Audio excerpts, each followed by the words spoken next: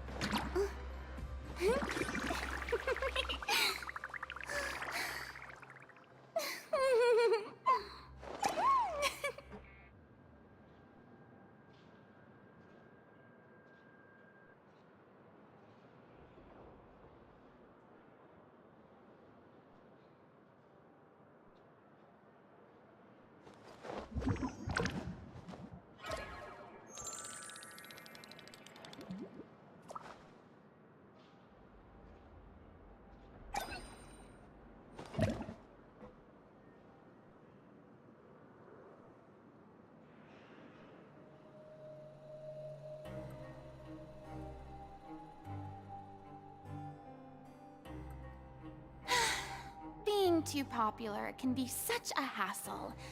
Who knew the people would adore me so much?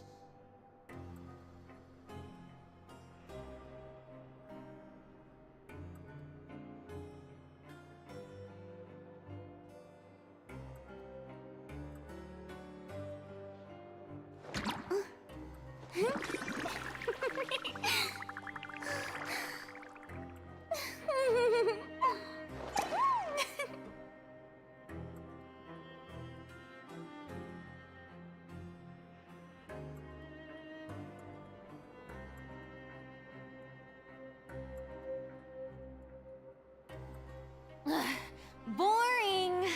Isn't there anything else more interesting to do?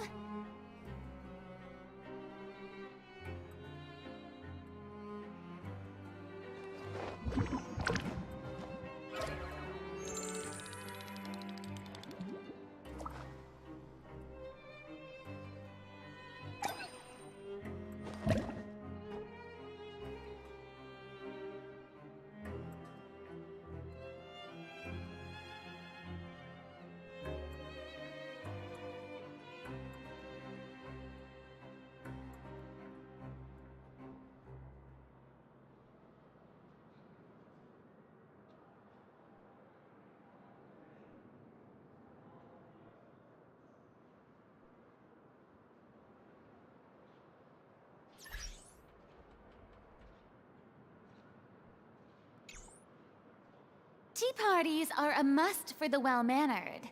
If you'd like to learn the proper etiquette, I'd be happy to teach you.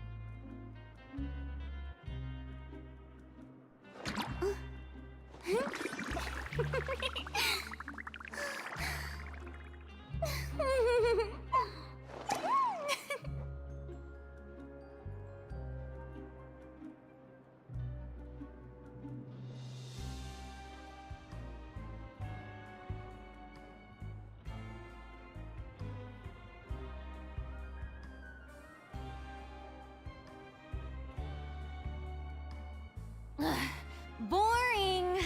Isn't there anything else more interesting to do?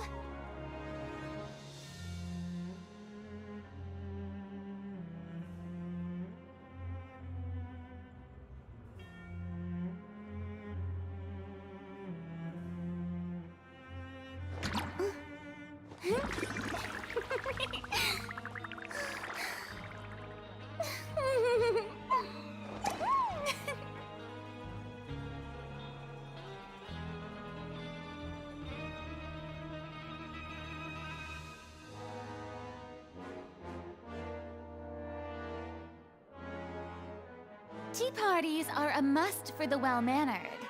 If you'd like to learn the proper etiquette, I'd be happy to teach you.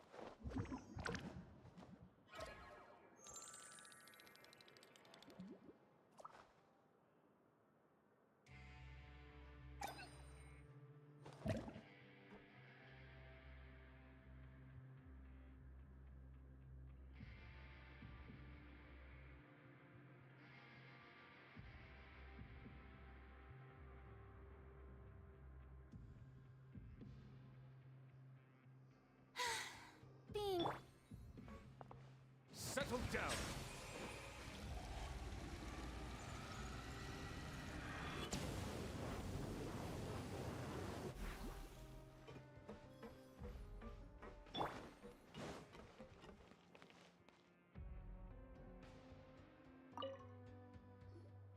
Please, sign here. This document will be effective immediately upon signing, and you two may exit the Fortress of Meripede via the regular channels. It's been so long since we've been to the surface. Let's hurry up and... What's happening?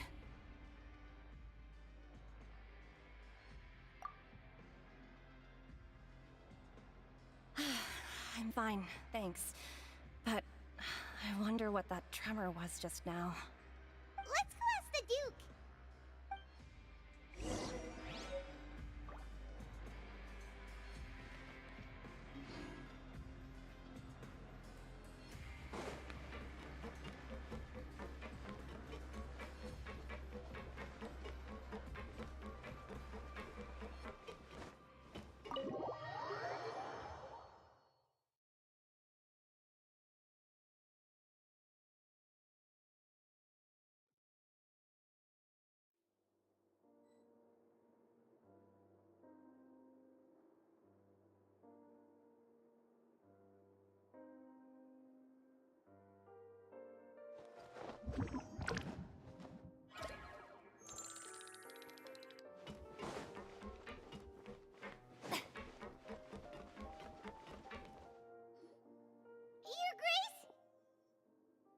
Ah, good to see you two.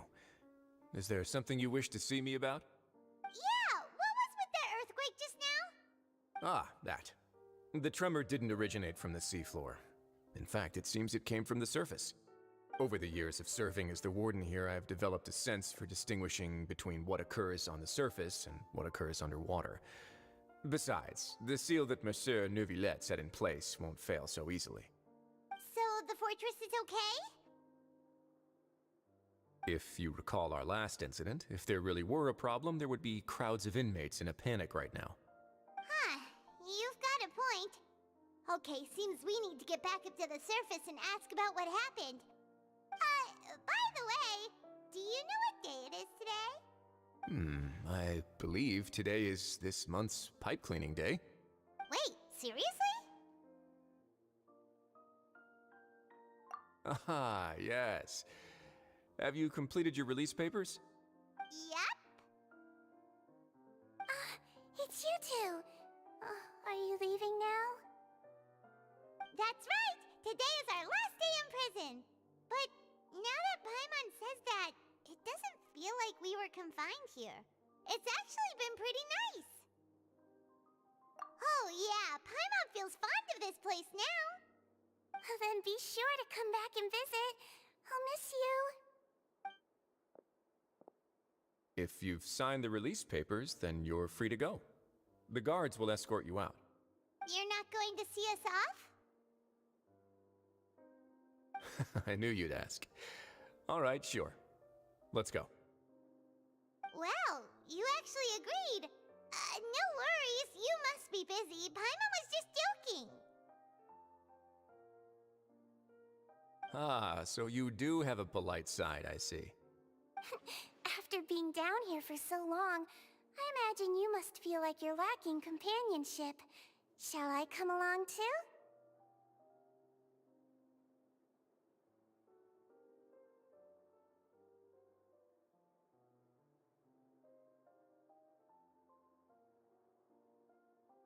Yeah, don't worry, we'll come back to see you. Paimon really likes the cafeteria here. The chefs sure do know how to make good grub.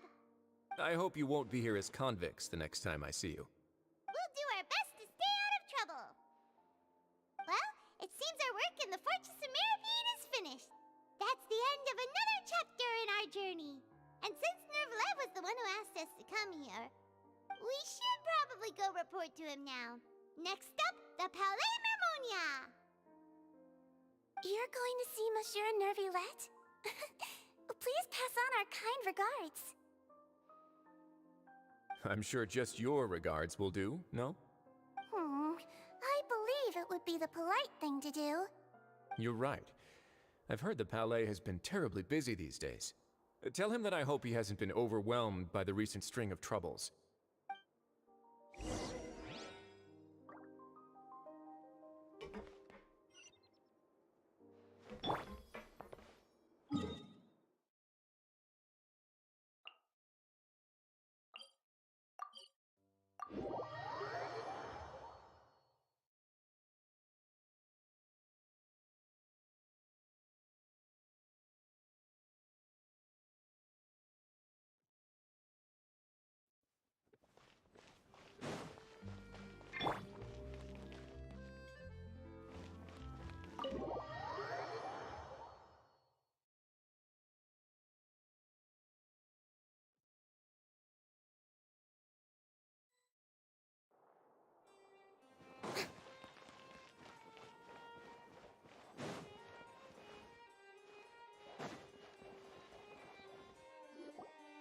The Palais Mermonia sure is buzzing with activity today. Halt! Huh? Oh, it's you two. Apologies. Monsieur Neuvillette did say you'd be welcome at any time. Excuse me, would you mind helping me take a look at this report? I'll be right there. Sorry, I've got my hands full here. You can see yourselves in. Everyone's so busy. Seems a lot has been happening.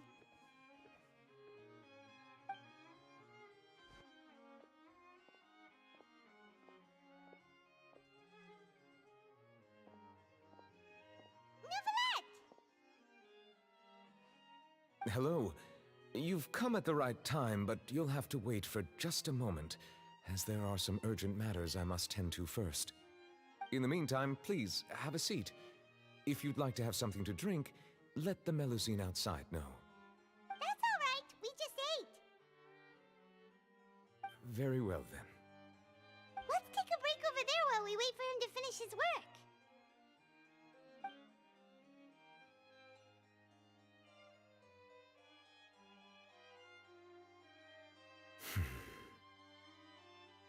All right. That should wrap things up for now.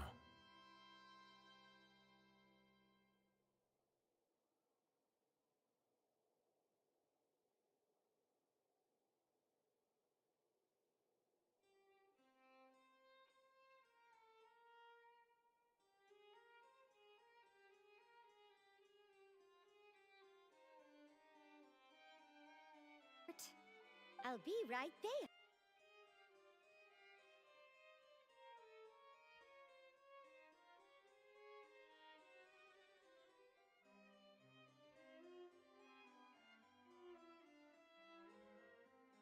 Are you done with your work? Yes, sorry to keep you waiting.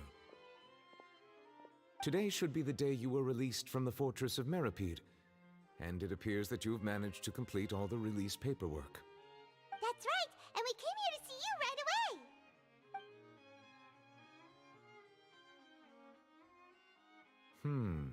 A massive whale.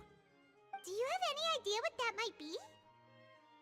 Judging from your description, that cannot have occurred in any ordinary waters, but rather something like the primordial sea. A whale of that size and shape cannot usually be found in the waters of Tevat. Therefore, we can only assume that Child is presently immersed in primordial seawater. Immersed in primordial seawater? But how? And is he okay?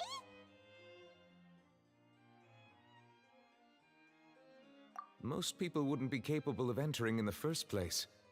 I'm not completely sure how he could have gotten there myself.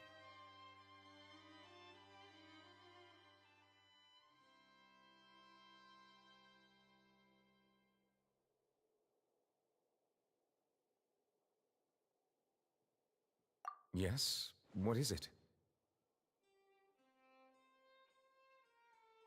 Ah, right! Paimon felt it too!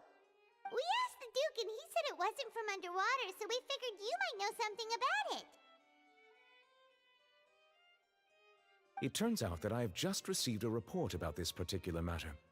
In fact, that's exactly what I was busy with a moment ago. The source of the tremor was here on the surface near Poisson. After the shaking stopped, the water levels in the Poisson area rose at an alarming rate. The water levels rose? Oh no! What about all the people there? Fortunately, the water levels only rose for a short period of time and have already returned to normal now. However, I still have a bad feeling about the whole phenomenon. If the change in water levels is connected with the leaking primordial seawater, then the situation in Poisson may be much worse than it appears. Navia should be in Poisson, right? We need to go check on her! I would also like to go there as soon as possible, but I'm afraid I can't leave just yet. We must immediately formulate disaster prevention plans for the surrounding coastal areas to avoid potential catastrophes. I'll have to ask you two to go to Poisson first. I'll meet you there to check on the situation once I've finished things here. There's no time to lose! Let's get going! Please be careful.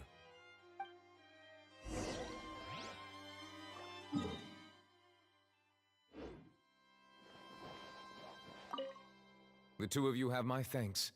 If you need any help, just let me know.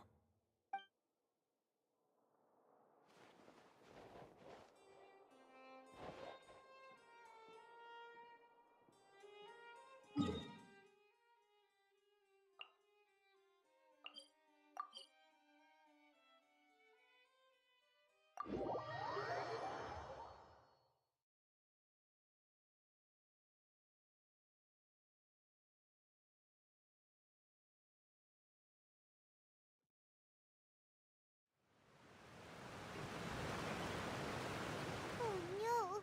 What happened here?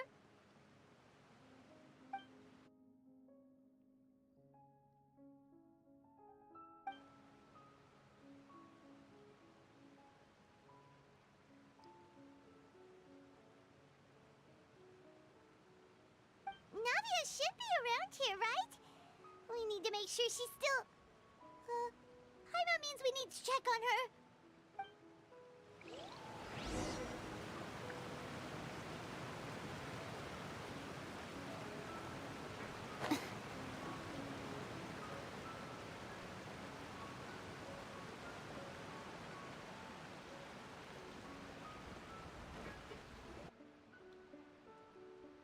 We haven't seen a single soul all the way here. Oh, this is getting scary. What will I ever do now? Look, there's someone on the roof over there. Just stay put. We're coming up. Watch your balance. All right, just hurry.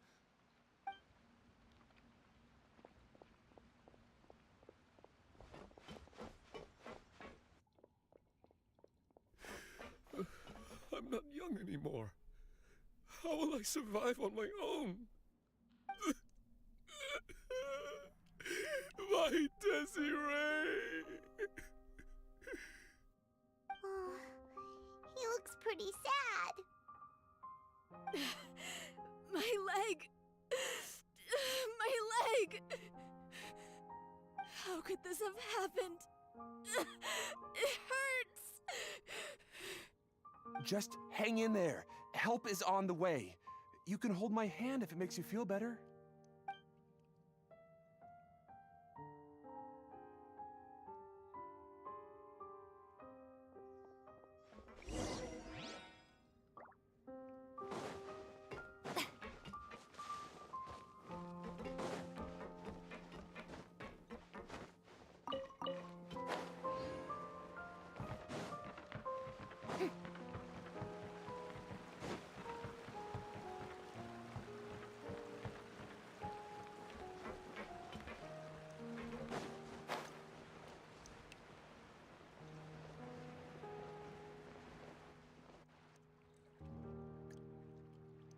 Oh, it's Navia. She's over there. Hey, Navia, are you okay?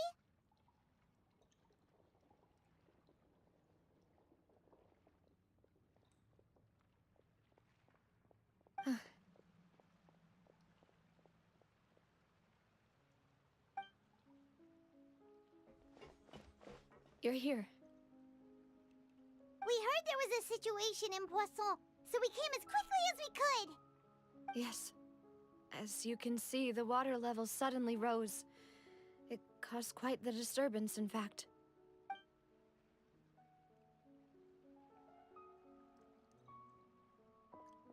Demoiselle! There was a wounded resident next to a building southeast of here. We've already transported him to safety, but we've run out of medical supplies. He's wounded? How badly? He fell, so it's probably a broken leg. He's pretty shaken up. When the water level rose, he desperately climbed up to the roof. Once the water receded and he saw the ground, he became terrified and eventually... He jumped down then. Find the leader of Squad 1 and tell him to take the wounded resident to see a doctor. He should know where to go. Understood. I'll take over his search and rescue mission in the meantime. All right. You'll be in charge.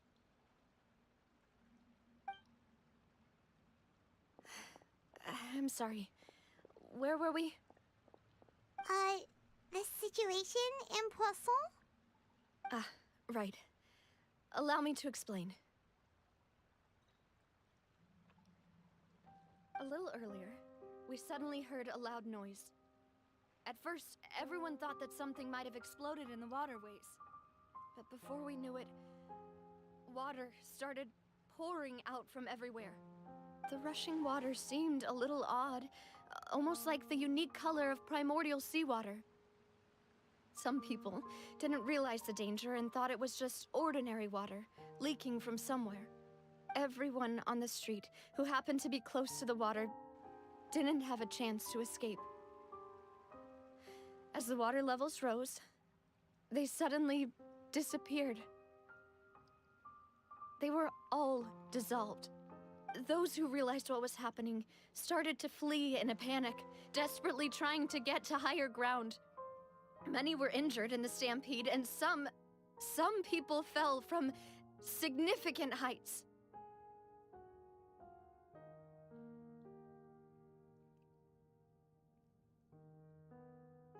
The Spina di Rosula initiated rescue operations as quickly as possible, but there have been a lot of casualties. Fortunately, the water began to recede after some time, and the chaos came to an end. The water that flooded the area contained primordial seawater, so the lower levels of Poisson are still hazardous. To ensure everyone's safety, I've asked the people there to leave as soon as possible. No one knows if this could happen again. All we can do for now is try our best to help evacuate the residents. We still haven't completed the head count, but we'll have some numbers soon. How awful. And all of this just came out of nowhere. It was quite frightening indeed. I only wish that everything that just happened was a bad dream. Is there any way we can help, Navia? Thank you for being so willing to help in a moment of crisis like this. You don't know how much it means to me. I really can't express how grateful I am.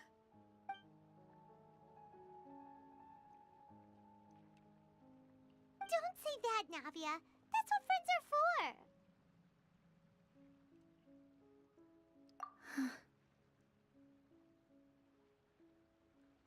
Demoiselle! We've got a situation here! I'll be right there. Sorry, I need to go for now. And off she goes. Seems it might be a while before she can take a break.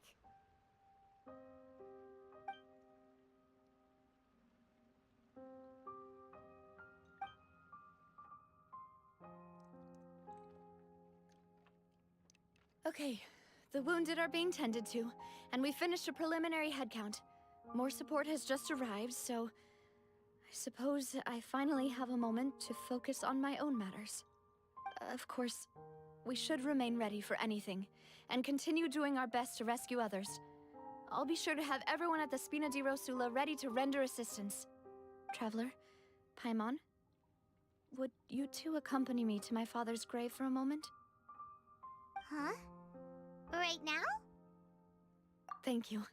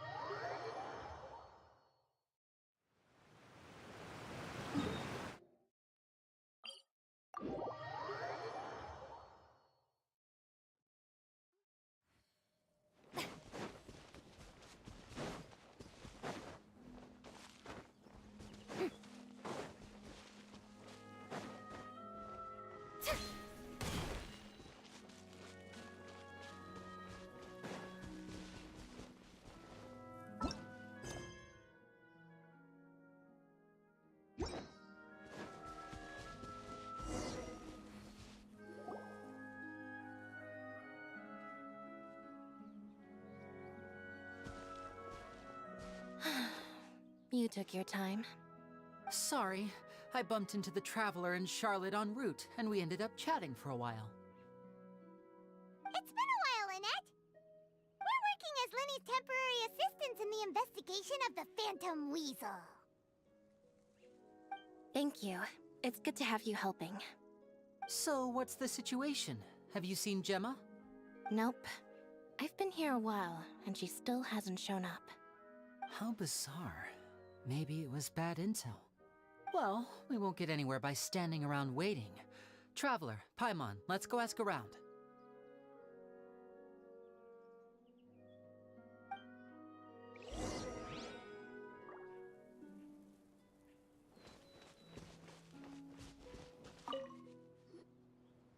Excuse me, good sir. Do you by any chance know a Gemma? Gemma? You mean Caesar's fiance? Sure I do. What's this about? I'm just trying to get a hold of her because I need her help with something. I heard she comes here a lot. Yeah, she does. Poor thing. It's no secret why either. She's heartsick. Ever since Caesar passed away, she's been coming here once every week to clean his grave. Often she just sits there in front of his headstone, lost in thought. Sometimes she talks to herself. I asked her what she was doing once. She said she wanted to speak to him again. She knows he's gone and can't hear her from the grave, but she just likes to spend time there, telling her fiancé all about how her life is going. And she's been doing this ever since Caesar passed away? Oh, so 10 years. Wow. Their love must have been really strong. I'll bet. Caesar's reputation fell apart after his identity was revealed, so no one else visits his grave. Gemma's the only one who still thinks about him after all these years. I don't know if the mind lives on in the waters after death, but if it does, I'm sure Caesar must be grateful to have someone who remembers him fondly. If I'm honest, I think this is all so unfair to poor Gemma. Her fiancé was a low-life crook. He doesn't deserve someone like her. Anyway, all of that said, she's running later than usual today. Normally, she'd be sitting in front of his grave by now. I wonder if she's okay. Well, that's everything I know, I'm afraid. You might have more luck asking some other people. All right, well, thanks for sharing all of this with us. We'll keep asking around. You're welcome. I just hope she'll be able to move on one day.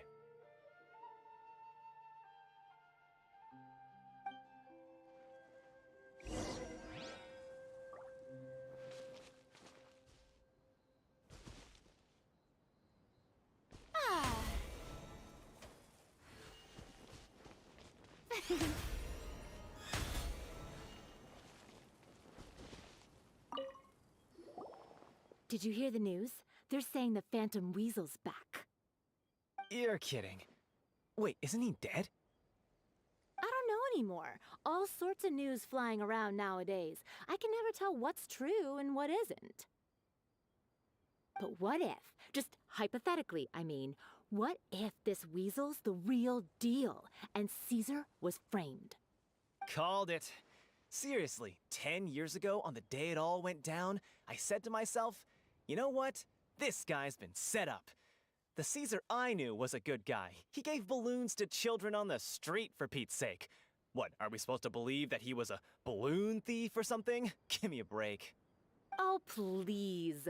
Weren't you the one cursing his name to high heaven when the police announced the news? You were all, oh, that gosh darn lousy son of a, oh, you think you know a guy, or words to that effect. Wait, did I say that? I don't seem to recall.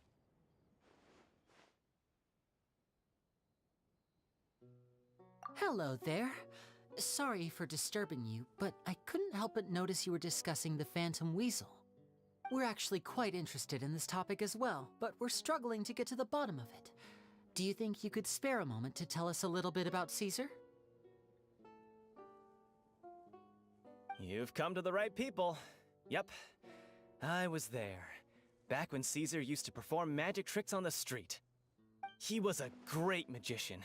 The best trick I ever saw him do was pop a transparent balloon, only for a whole bunch of doves to fly out from the inside. I was right up close and didn't blink or look away once. But for the life of me, I still don't have the faintest clue how he pulled it off. Really incredible stuff. I saw him perform too. He always used to bring some gifts along for the kids who came to watch his show, and he'd hand them out after he was done. Sometimes, he even got the kids to write their wishes down, and then he'd make the items on the wish list appear in his next show. Huh. He doesn't sound like such a bad guy. But after he died, there were also rumors that he used the wish list to find out what was precious to people, with the intent to steal it later. As I'm sure you know, the Phantom Weasel would steal just about anything from anyone. Whatever the case, now that the Weasel is back, Caesar's become a hot topic once more. I bet Gemma must be pleased. If Caesar's name gets cleared, maybe it'll finally give her some solace after all this time. No, speak of the devil. That's her over there. If you've got any more questions about Caesar, she's definitely the one to ask.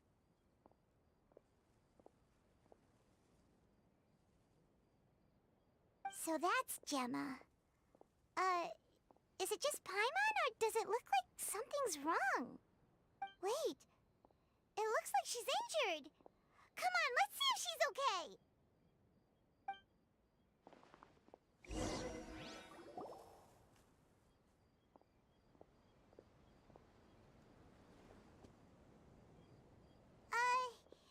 Hi there.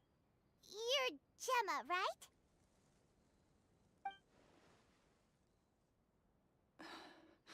Who's asking? Don't be afraid, we mean no harm. It looks like you're injured. How bad is it? Thanks for your concern, but you didn't answer my question. Who are you, and what do you want with me? My name is Linny, and this is my sister Lynette. My name's Paimon, and this here's the Traveler. We're investigating the Phantom Weasel. The Weasel posted a warning letter this morning. If he still lives, that means that Caesar was falsely accused. You knew Caesar better than anyone else. So if you're willing, we'd love to hear what you think about all this. I promise you can trust us. We won't hurt you. In fact, we'll do all we can to keep you safe. I never believed that he was the Weasel. Huh. I suspected as much. Okay, so going back 10 years, do you remember anything strange in the weeks leading up to the accident? Did Caesar have a falling out with anyone, for instance? No, not that I know of. Got it. All right, sorry for disturbing you. If you don't have any more questions, please leave. I want to be alone with him.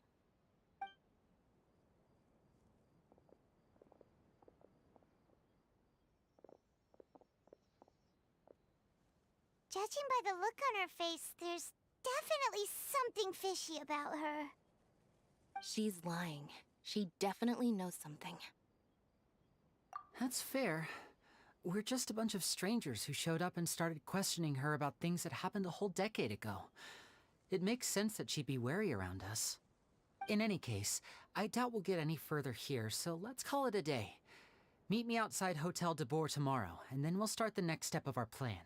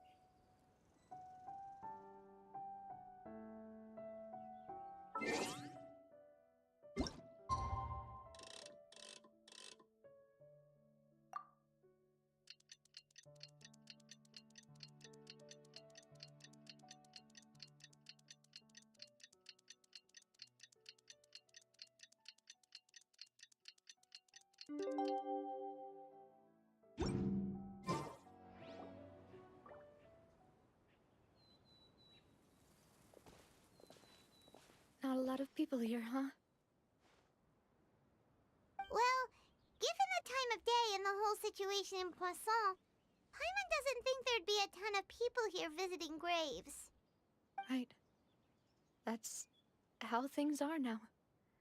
The living are so exhausted that they've no strength to spare any words for the dead. Navia?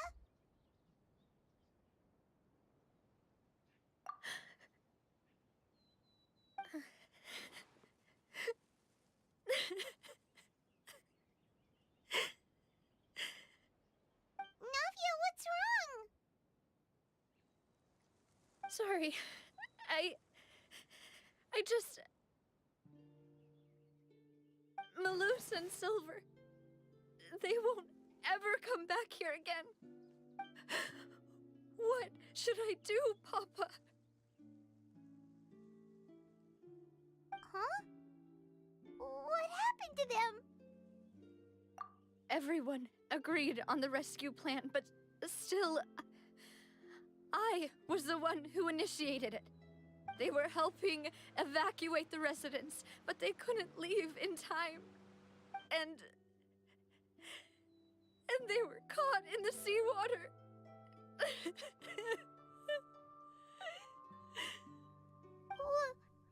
What should we do? I've known them for so long. And I know they weren't afraid. But I could at least hold a funeral for my father. And I know where he rests.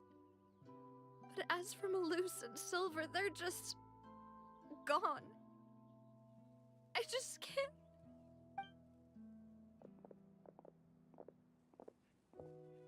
Everything looks so clean after it rains. Even the gravestones. I didn't expect that you'd enjoy a glass of red wine in front of Master Callus's grave. I can understand. Besides, the scenery here isn't half bad. See, it's not just me. I always want to bring something when I visit Papa. Perhaps we might even have a picnic. He wouldn't be angry, would he? How could Master ever be upset with you, demoiselle? Yet the cemetery is the home of those who have passed, is it not? Everyone ends up here sooner or later, no matter who you are. Buying yourself a plot in advance, are you? No need yet. But when I do, I hope you'll let me be buried beside Master Callus, demoiselle. Hey, stop joking around. I'm quite serious. That way, it'll save us both the trip to see each other whenever you visit your father's grave. That makes sense. In that case, could I be buried on his other side?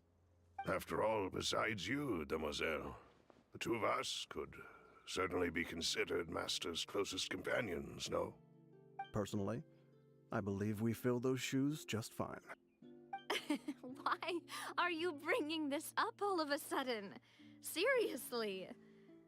All right. I'll remember your requests. But I'd really prefer not to talk about this stuff. And what do you mean by saving me a trip? I'd make the journey even if I had to visit you two somewhere else. I'd promised to let them rest in peace here. But here I am breaking that promise. I'm sorry for letting you see me in a mess like this. I don't usually cry, really. Paimon doesn't know how to help you feel better. But, well, she understands how you feel. I'd always thought I could make my wishes come true. But now that I think about it, that never solely relied on me. Many things can only be accomplished with someone else's help. Malus and Silver have helped me so much. But by contrast, I could do nothing for them. I'm so sorry. You can spend as much time as you need here, Navia. We'll stay with you. Thank you. Right now, you don't know how much that means.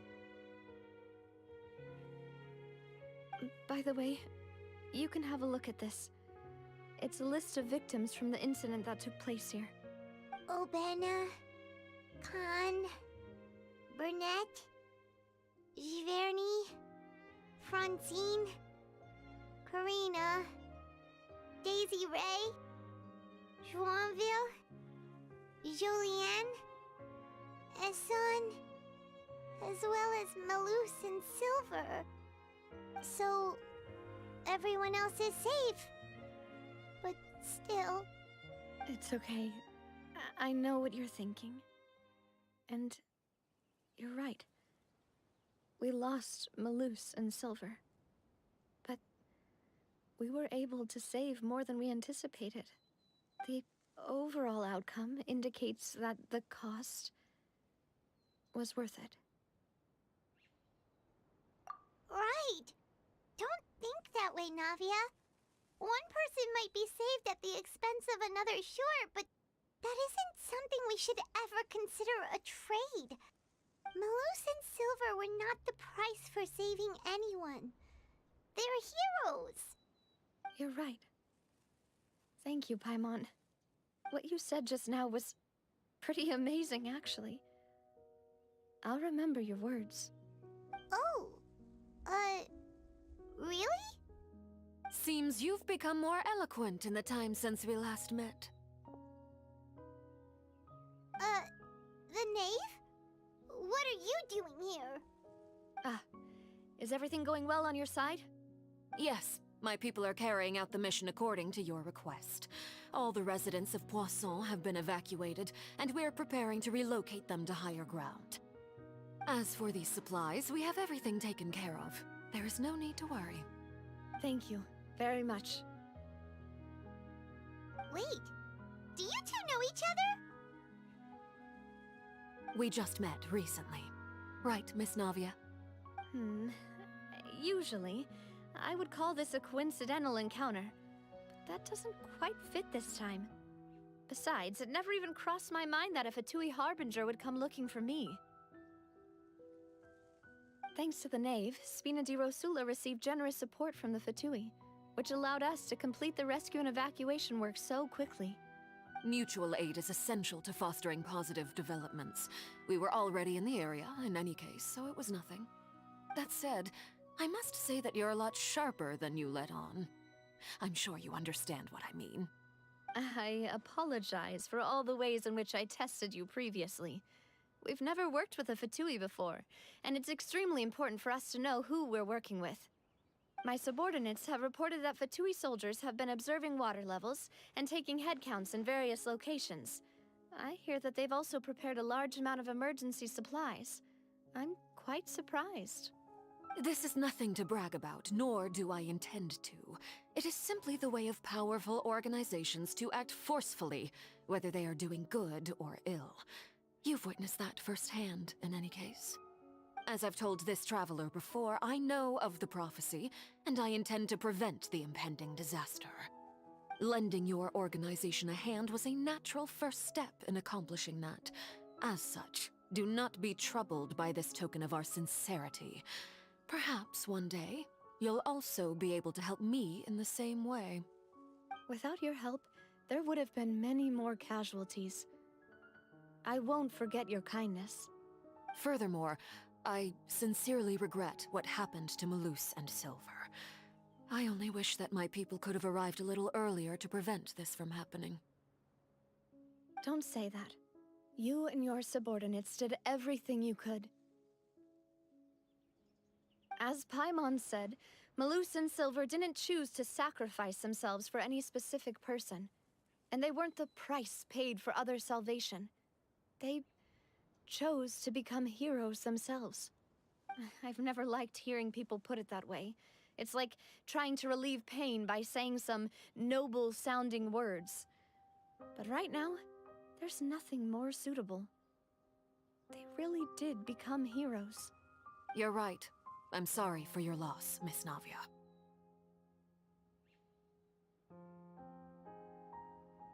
Water is life to Fontaine's people, and it also spells disaster. It's no wonder that people always say that prophecies represent fate. Fortunately, I've never been one for such opinions. So, you're one who will try to change fate, then? Of course. That is why I'm going to Hotel Bouffe de Thé. I still have some things to take care of, and the children need my attention. By the way, Traveler, Paimon, one more thing. Alright, then we'll just... Huh? This isn't right. Paimon thought you would ask us to walk with you for a moment so you could tell us something in private. That is a clever and useful conversation technique, which I do like to use when necessary. But there's no need today. It would not hurt to have Miss Navia listening in. Traveler, I'm sure you remember that I said we could work together when we had the chance. You and I both know that there may be issues with the Primordial Sea. Previously, it was the Fortress of Meripede's sluice gate, and this time it was the water levels in Poisson. These are both signals. Indeed. Allow me to share the latest intel I've received from the House of the Hearth's intelligence network with you. During some recent investigations, a child claimed to have discovered some ruins near Poisson. The ruins date back to ancient times, and seem to be worth investigating in many ways. Judging by the dating of the ruins, they may be related to the prophecy and the coming crisis.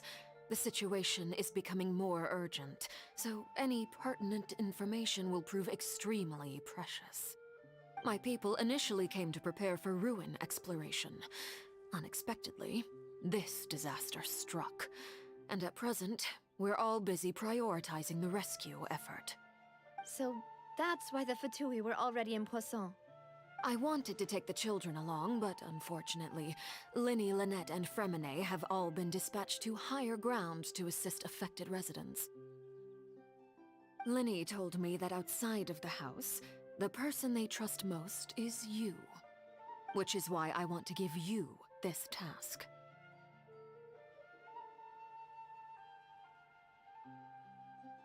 The House of the Hearth's members see each other as family, but Linny, Lynette, and Fremine said that they also see you as such, even though you are not from the house. I'm sure you already understand how earnest they consider their friendship with you to be. Oh, that somehow makes Paimon feel kinda happy. The intel I just shared about the ruins could fetch a high price. But since the children consider you family, it's only natural that I freely share it with you. Got it! So all we gotta do is go to some ruins, right? We can handle that. Excuse me, but may I tag along?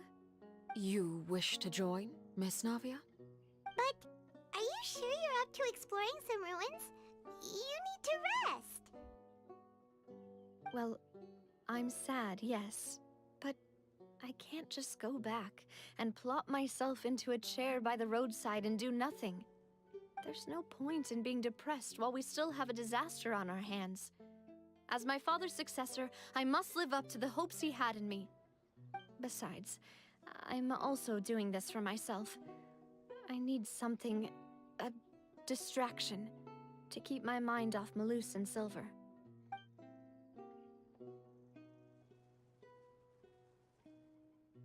Since you put it that way, I have no objections. What do you say, Traveler? All right. The ruins are to the south of Poisson. Here's the map. Okay, the three of us will handle it. Come on, let's pack up and get going.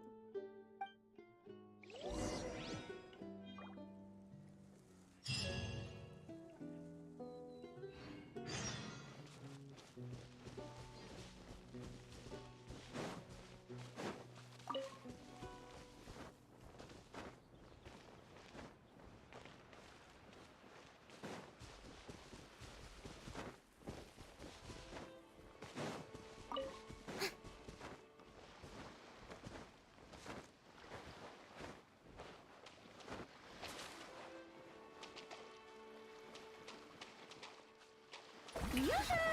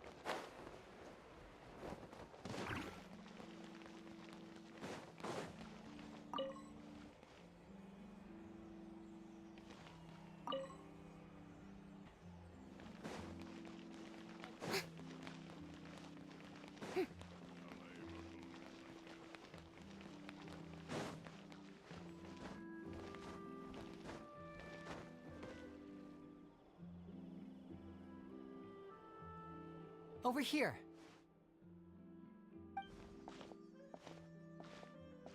Lynette's not joining us today? I've had her follow Gemma and see if we can make any inroads with her. They should be at a cafe right now. Still, I don't think that Gemma's likely to open up to us. So, we need a contingency plan. Today, we'll be looking into a guy named Lorenzo, Caesar's former pupil and assistant.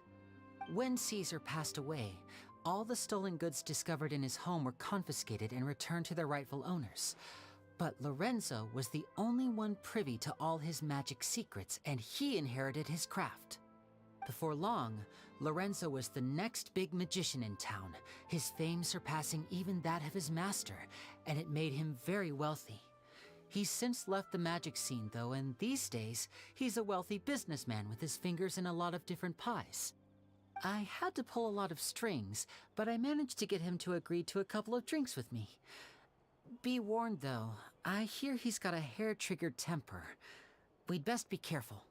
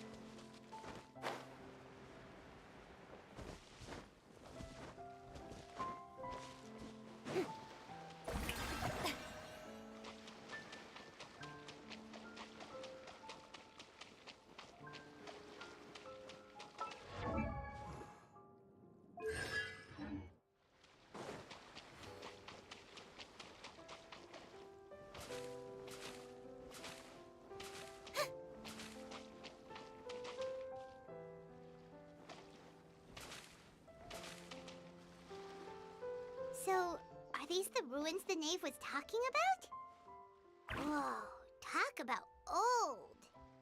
They seem to be pretty ancient, all right. Let's go in and have a look. Just be careful.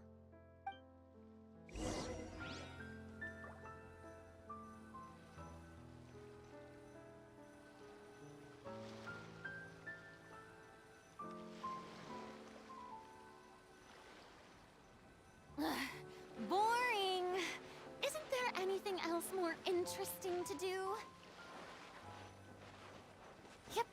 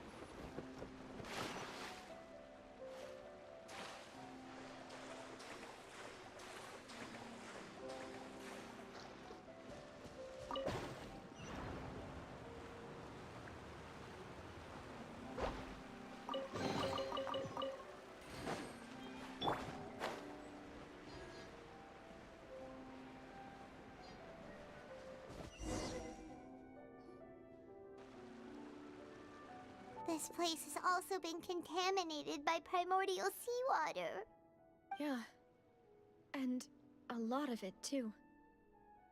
A Fontanian would most likely dissolve the moment they fell in. Right! You can't go down if there's primordial seawater. It's too dangerous, and it won't be any help for you to just stay here. Don't get Paimon wrong. We're not saying you're useless. It's just that... No, you're right. I can't do anything in this situation. I'll leave this to you.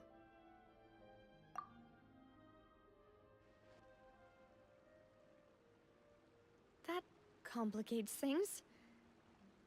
Maybe the only way left is forward. In that case, do you want to wait for us here? The water levels here are unstable, and there's a chance the water will rise. So, staying here wouldn't be safe either. I'll go together with you. Perhaps we'll find the exit just up ahead. All right. Come with us for now then, but please be careful.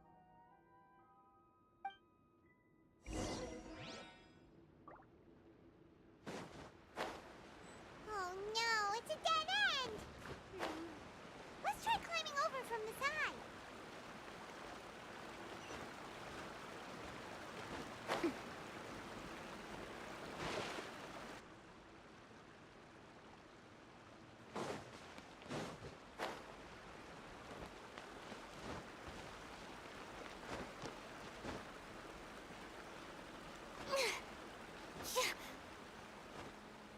Huh?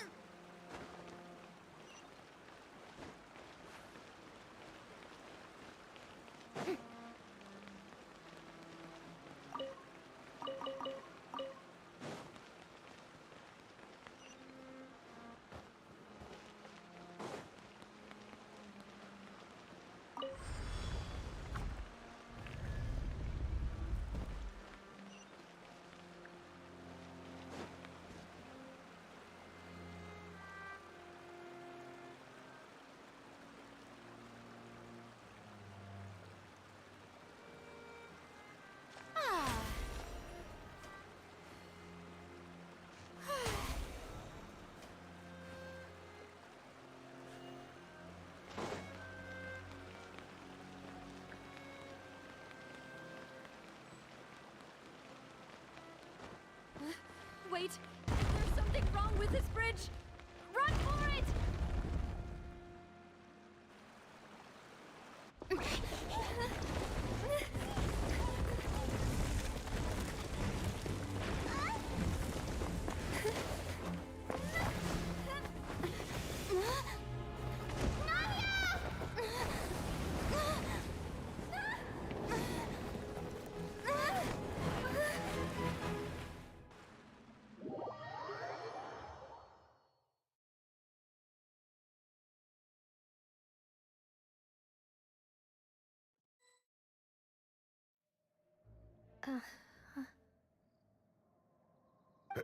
Demoiselle?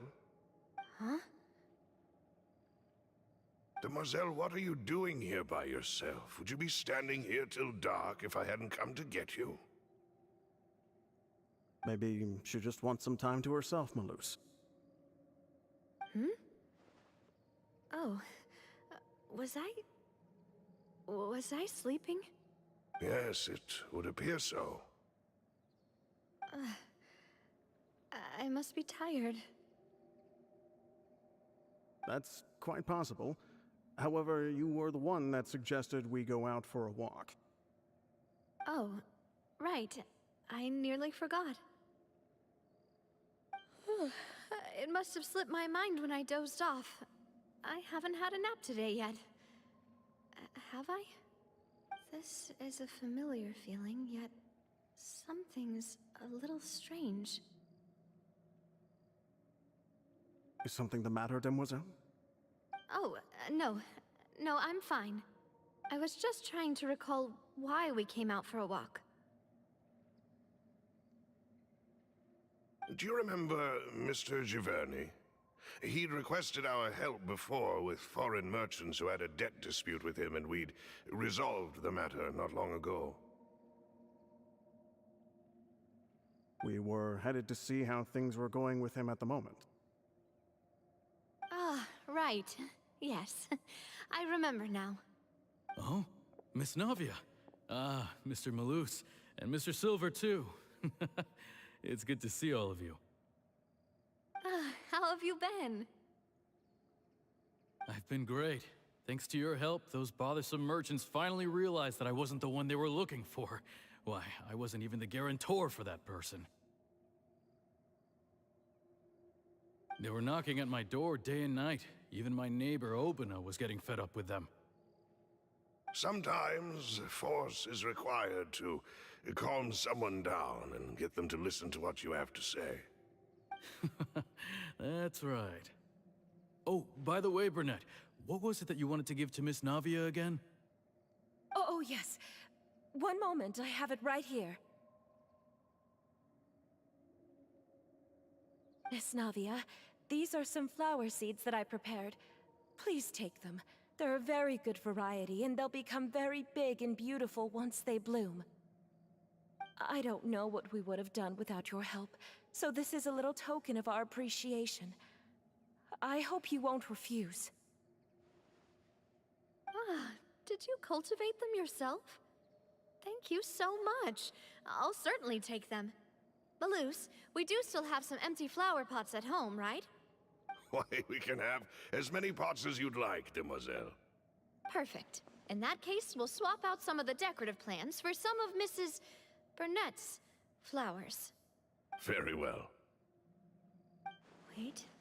Something seems to be off here. Excuse me, madam. If I'm not mistaken, your name is Burnett, correct? That's right. Is something wrong? No, it's nothing. This is the first time we've ever met, but your name seemed familiar to me. I must have heard it when I was discussing things with your husband previously. I've heard this name before. Sometime recently, I'm sure of it. And why are there so few people around here? Where did everyone go? We must mind the time, demoiselle. We still have important things to attend to today. Huh? We do? Like what?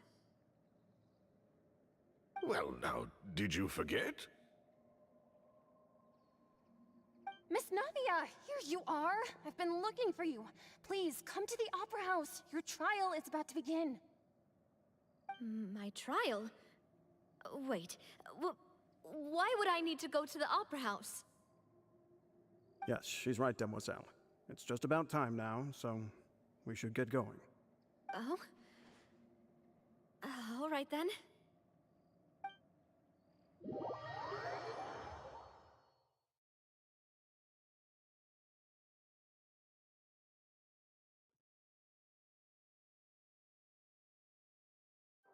Look, it's Navia! She's here! And her two attendants are with her! Goodness, everyone's finally here. There sure are a lot of people here to see the trial. And they all seem to be oddly excited about something. I even know some of these people. Karina, Desiree, Joyville, Jolien, Essen. Why are so many people here? And why do I have no recollection of this case? And as for the judge... huh? Where's Monsieur Neuvillette? Please sit in the defendant's seat. Don't worry, Silver and I shall accompany you. All right. But are you sure you can stand behind me? Typically, it wouldn't be allowed, but today is an exception.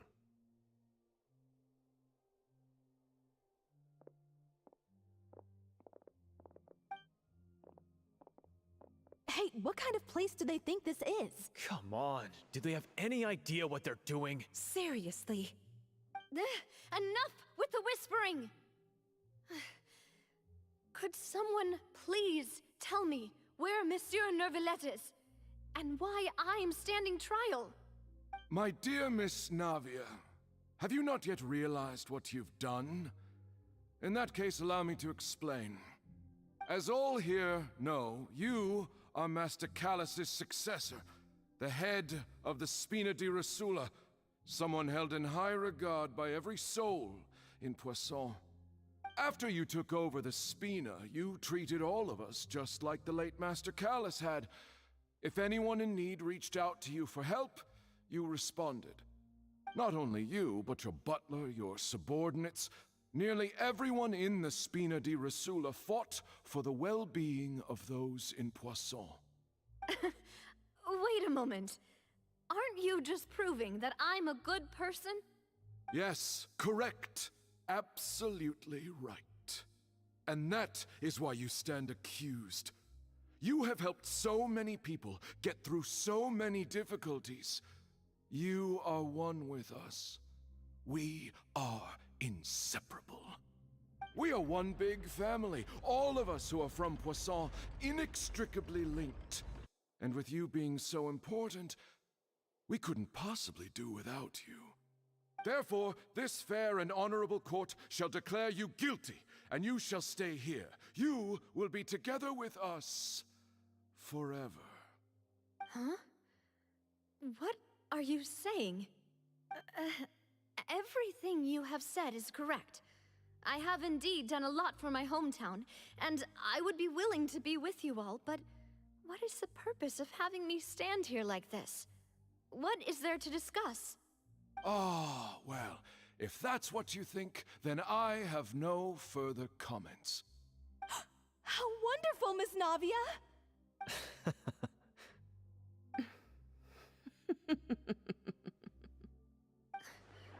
I know all these people. Why are they laughing? I seem to remember now.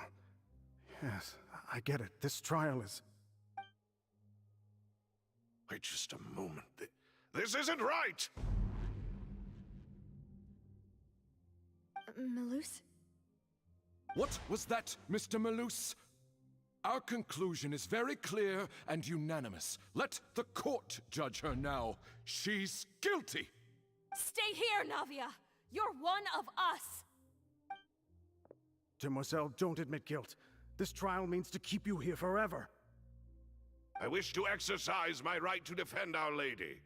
Mr. Joinville, you only know of Navia's goodness, but nothing of her utterly independent mind.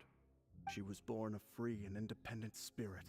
She has never been tied down by anything. Indeed, even the death of Master Callus couldn't stop her. Her actions cannot serve as proof that she identifies herself as part of any group. She merely acted as an individual, extending her hand to help others. Please do not mistake her actions as being otherwise. Really? As an individual, you say?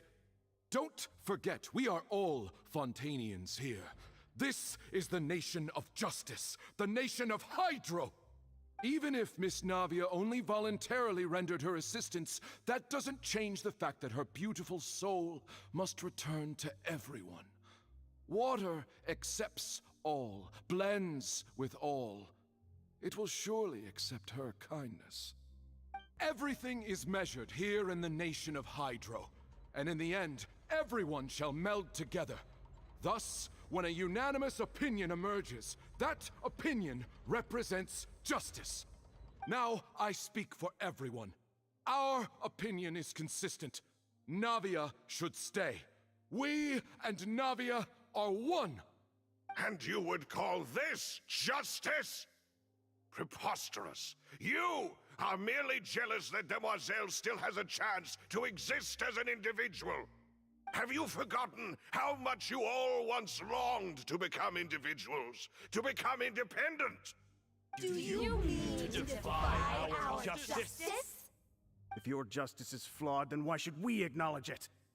As you said, we can also have our own justice. Silver and I shall defend Demoiselle. And that is how we will enforce justice. Ugh, my head... It hurts. Demoiselle, Silver, it hurts. My head is spinning. All I can see is stars swirling in front of me. I remember now. Everything that seemed odd from the very beginning.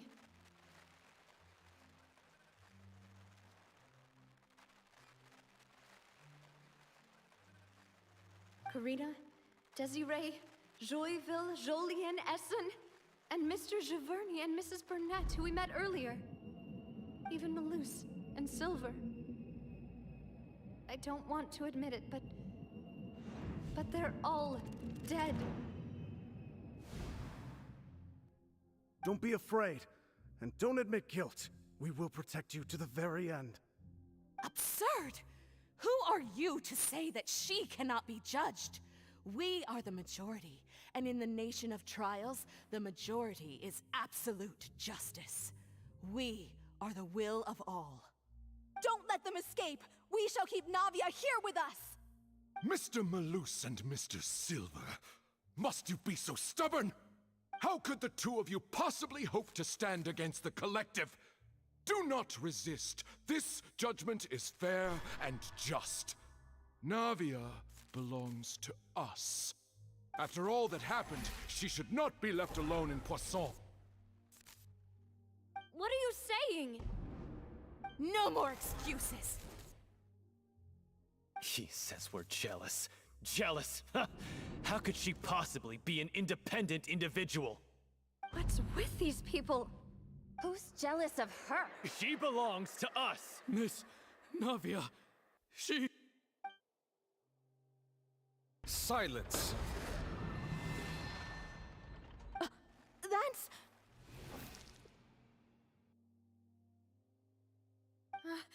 Monsieur Neuvillette! Such commotion is prohibited in the court. The accusations you just presented are nonsense and cannot constitute a proper trial. The court will adjourn for the rest of the day. In this, I shall hear no objections from any unauthorized party. Our thanks, Monsieur Neuvillette. Please leave with me, Miss Navia, while there is still time. But... Go on now, demoiselle. This is your only chance to leave this place.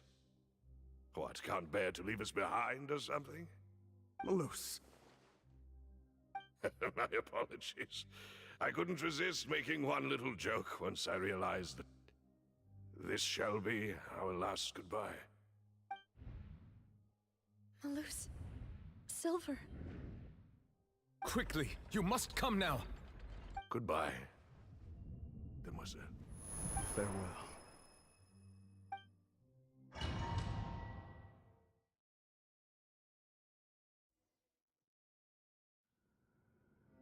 No, wait! Just a second! Navia? You're awake. Good.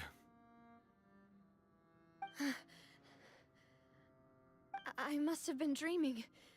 Malus and Silver were still alive, and they were defending me at some insane trial. It looks like you're all right. Did all the sad feelings cause you to have a nightmare? Paimon could give you a hug. The ruins you were exploring suffered a cave-in. When I arrived, I found you falling toward the water. You were just about to be dissolved within, but I...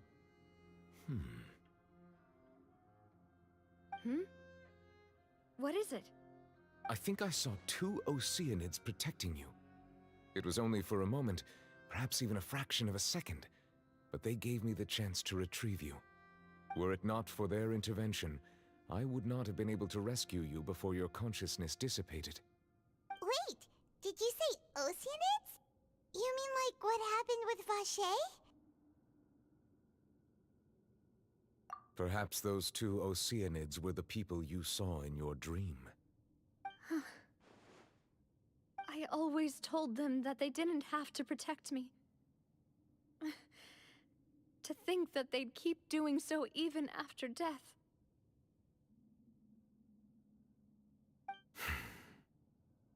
Please come with me.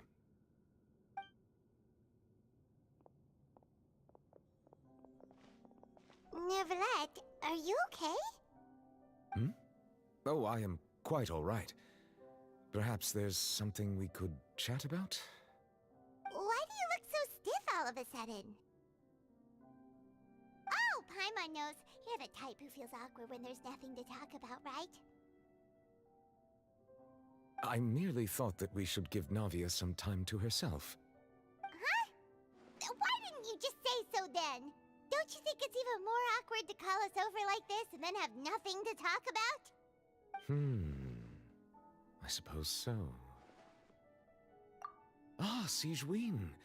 I hope all is well with her these days. Her work in the Fortress of Meropide has not been too much for her, has it? No way, don't worry. She's doing fine down there. She's an amazing head nurse. I see. Well, that is good. I have always worried that Sigewinne would need a lot of time to understand the world of humanity, just as I have.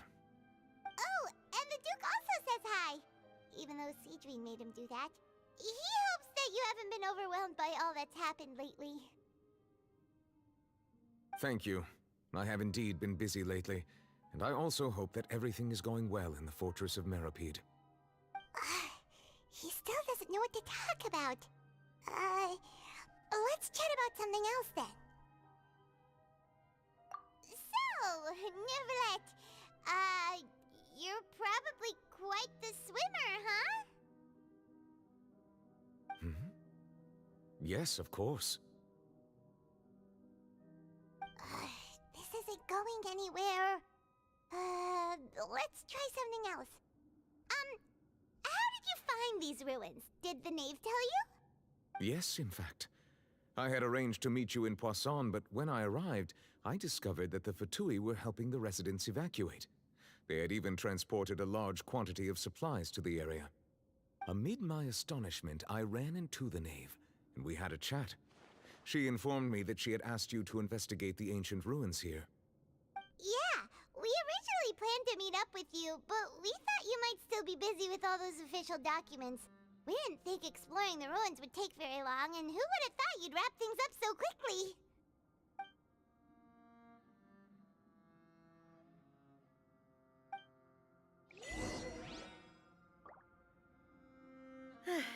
I'm sorry to have kept you all waiting like that.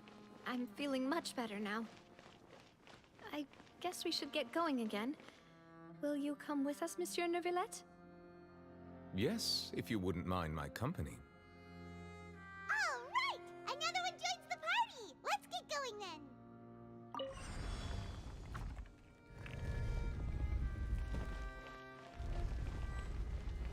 I see everything! Dissipate! Allow...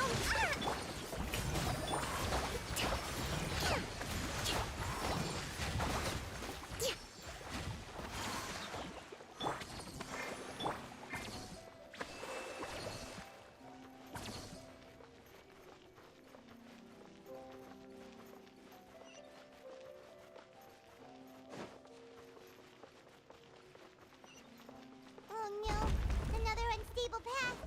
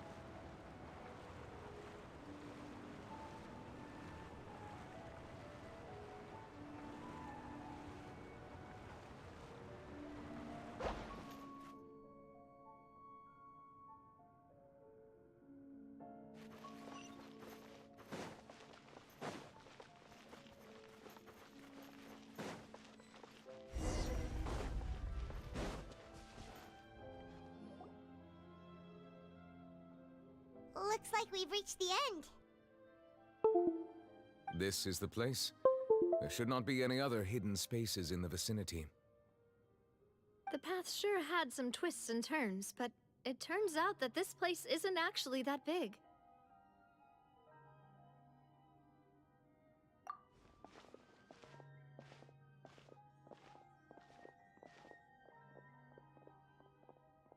Stone slates? It seems like they were put here as an offering. Could we take them down and have a look? Perhaps we should just leave them be for now.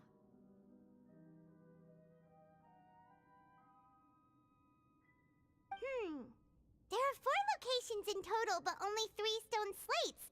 The slate that should be in the first empty spot is missing. The surrounding walls also show signs of damage. There's something written below. Let Paimon see. Reason dictates that this nation be destroyed. I shall record the history of its future here in its past. Say what? It feels like someone left these slates and these words here for a purpose.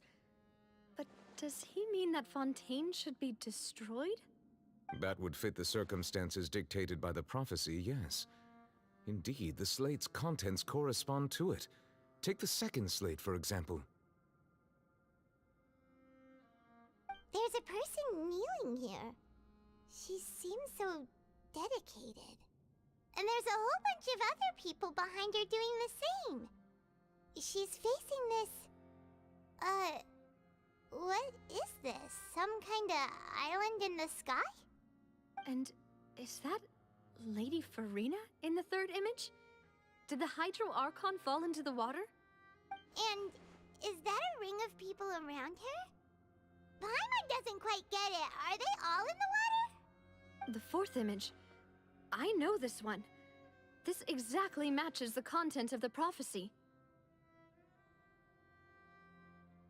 The people will all be dissolved into the waters, and only the Hydro Archon will remain, weeping on her throne.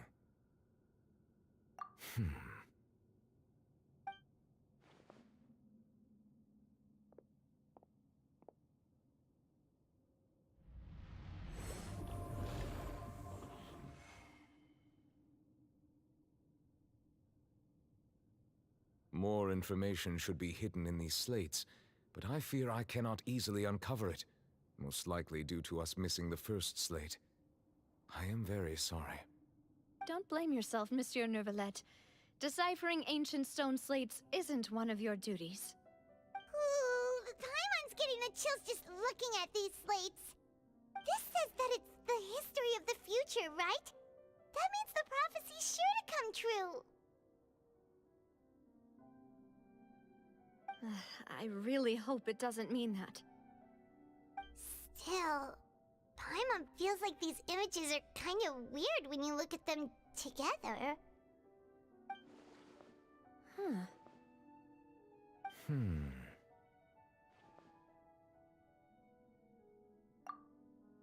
That's right! If the images are in chronological order, shouldn't the fourth, the waters drowning Fontaine, come before the third, where the Hydro Archon herself falls into the water? And yet the order is reversed here.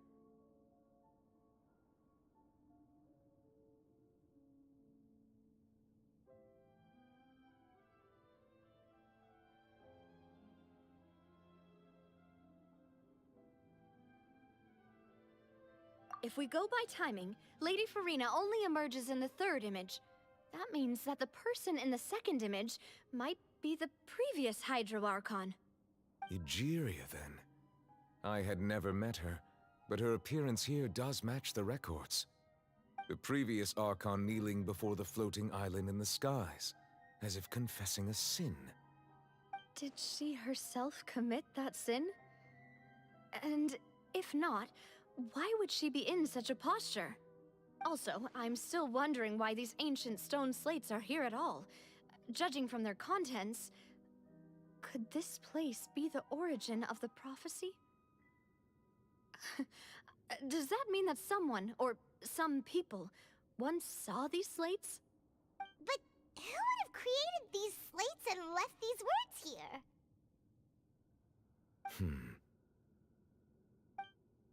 It seems that any further clues will have to come from Farina.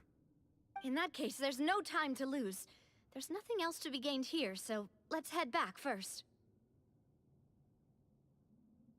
Yeah, we'd better get somewhere safe for now.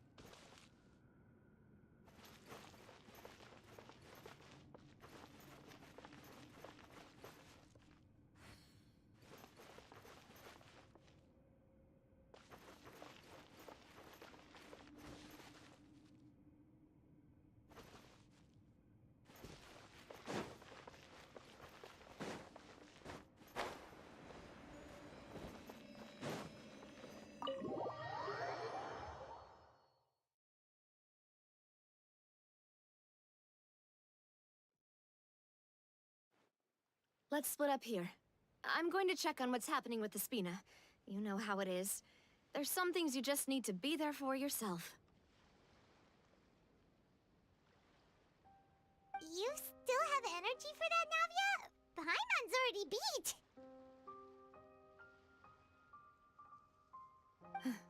Just head back to the Fleuve Cendre and have a rest then. Thanks for keeping me company all this time. I'll depart as well. Thanks for your hard work today. Rest well, everyone. Traveler, I will go talk to Farina tomorrow morning to ask about the stone slates. I'm sure that you're concerned about this matter as well. If you have time, drop by my office. I will share the results of our discussion with you.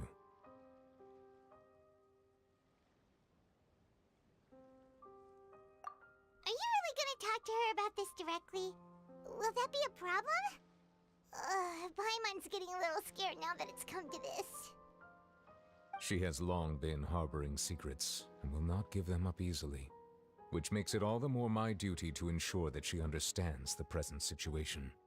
Alright, we'll leave it in your hands then. You're probably the best person to talk to her anyway. I will be carefully considering my words tonight. Traveler, Paimon, our safe house at the Fleuve Cendre is always open to you as ever, so please don't think you're an imposition. All right. I'll be on my way then.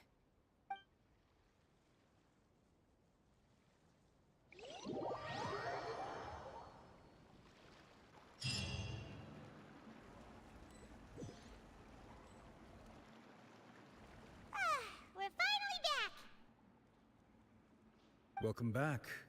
We've got a special menu prepared for you two tonight. Yay! And there's good food too! Navi, no, the boss is the best.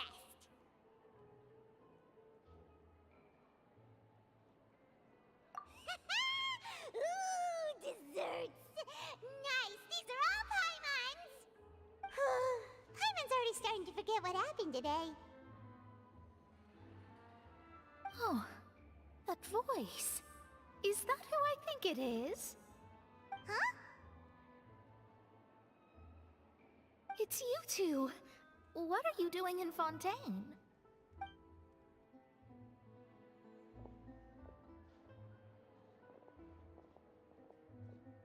Mona?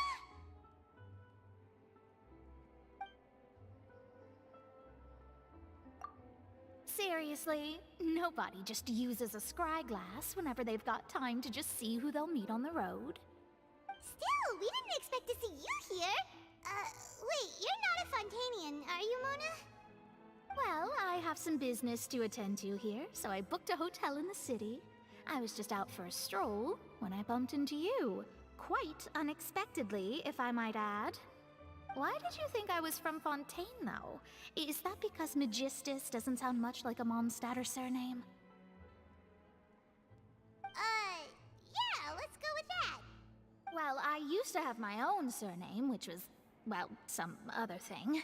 Either way, the old hag told me when she took me as her disciple that the first step to being a great astrologist's pupil was to change that name. There was nothing for it, really. She really is amazing at astrology, so I changed my name to what it is now according to her wishes.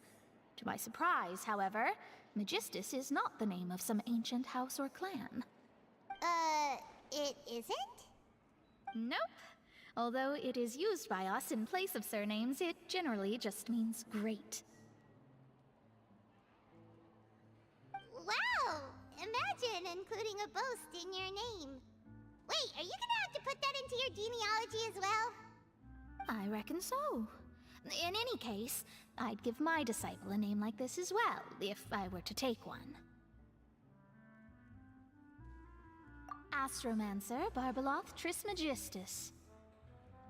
Whoa, that's a long one. Does it also mean great or something? My name means Mona the Great Astrologist. As for the old hag, hers is, in plain speech, the thrice-as-great Scholar of the Stars. Just take it as a title specific to astrologists. Thrice as great? That's so petty. I know, right? That's just how she is. She used to call herself Magistus, actually, but when she took me in, she changed her name to Trismegistus. Talk about excessive. Magistus is thus the calling card of our school, so to speak, which makes it about the same as a surname. It's all right if you don't get it. You can look into it further should you need to study astrology more deeply. That sounds terrible! But anyway, you're not Fontanian, are you, Mona? You're from Mondstadt, right? Well, I was born in Mondstadt, yes. My parents migrated to Dornman Port, and I traveled with the old hag for a while, after which I settled down in Mondstadt City. Oh, that's a good thing then. At least we know you won't be dissolved by Fontaine's waters. Speaking of that, I'm sure you're aware that a bunch of things have happened here in Fontaine, right? I know you're not a local, but I'd avoid getting too close to any water that looks strange all the same. There's something ominous about it. Well, the water, I mean.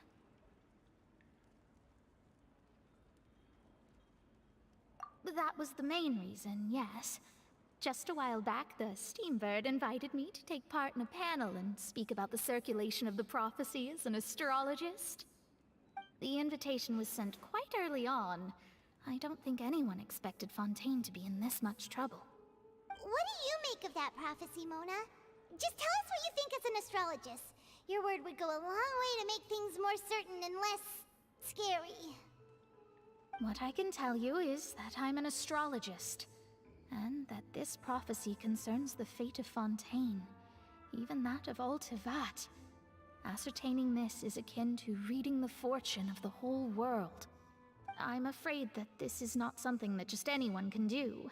If I could do it, you would no longer call me an astrologist, but a visionary. But on the flip side, the prophecy is so huge and powerful that it must surely come from a powerful visionary. Its contents involve the fate of the world. Disregarding it would be a mistake. A visionary? Sounds really powerful and all, but does such a person really exist? Of course. The old hag could do it, and I'd bet there are others amongst those Hexenzirkel colleagues of hers who could do something similar.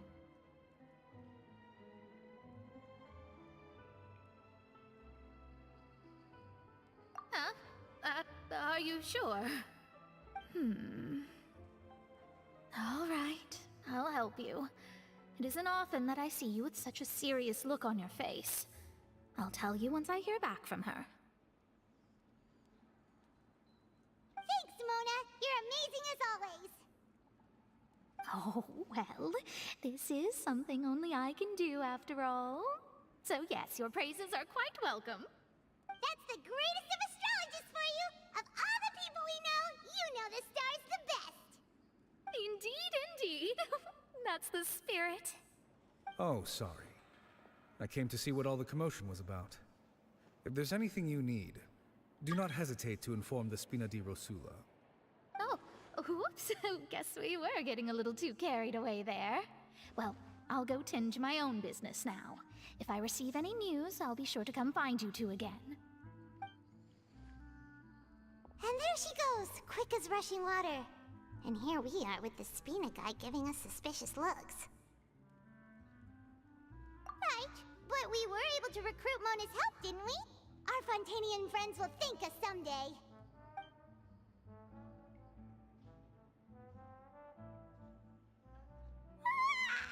Good morning. To be honest, I'm still feeling kind of sleepy. But it's time to get up, Traveler. We agreed to go see Neuvillette, so let's pack it up and get going.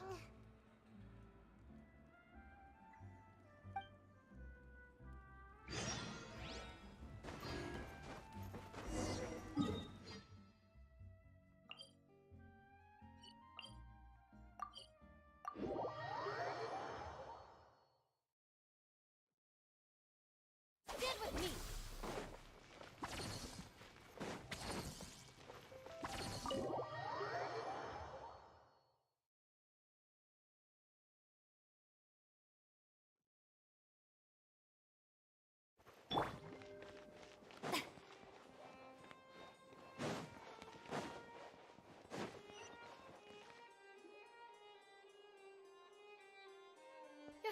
You're here!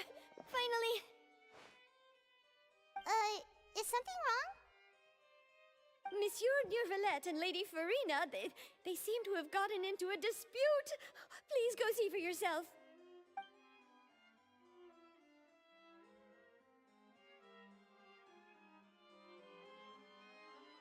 Like I said, I've already explained everything.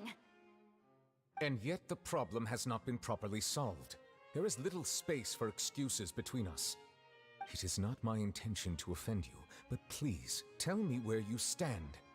You are the Hydro Archon Focalor, are you not? Look at this. This is a list of the victims from the recent Poisson incident.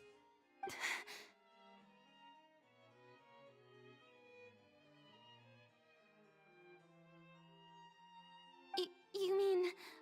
they're all...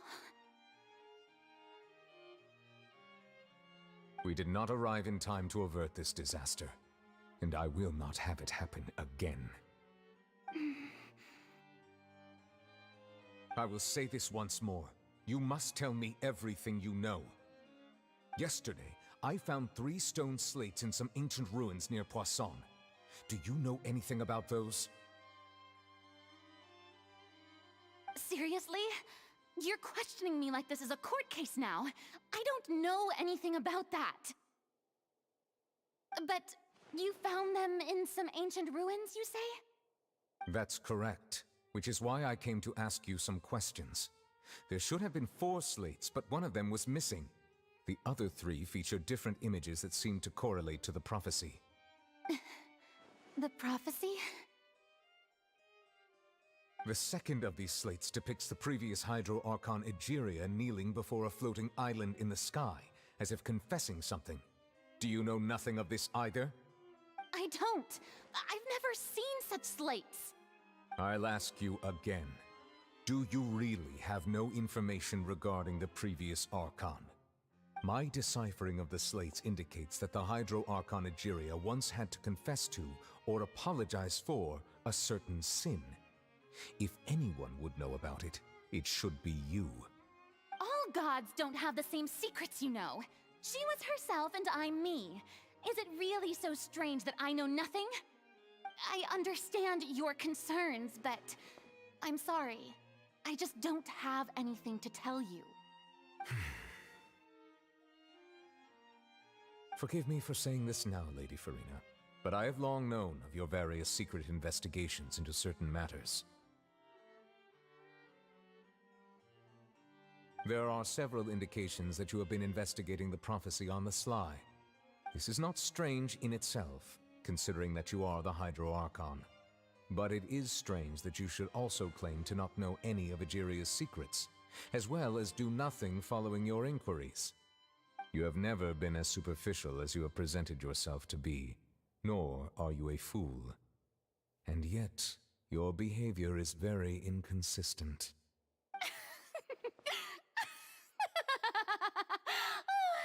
So you've been watching me all this time, have you? I didn't think you were that type. You...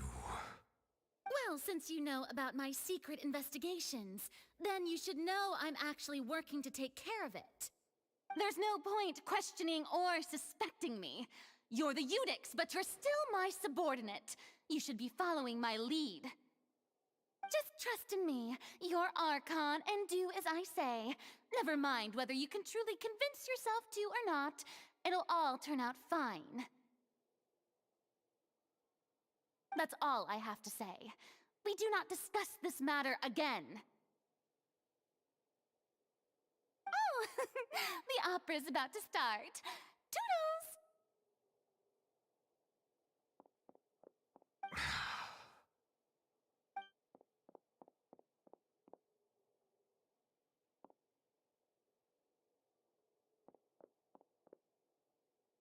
Did Farina not notice us standing by the door? Wonder what's up with her. She was smiling. Huh. She didn't seem in the mood to care if we were listening in or not. I assume you've been outside for a while now? Oh! You noticed!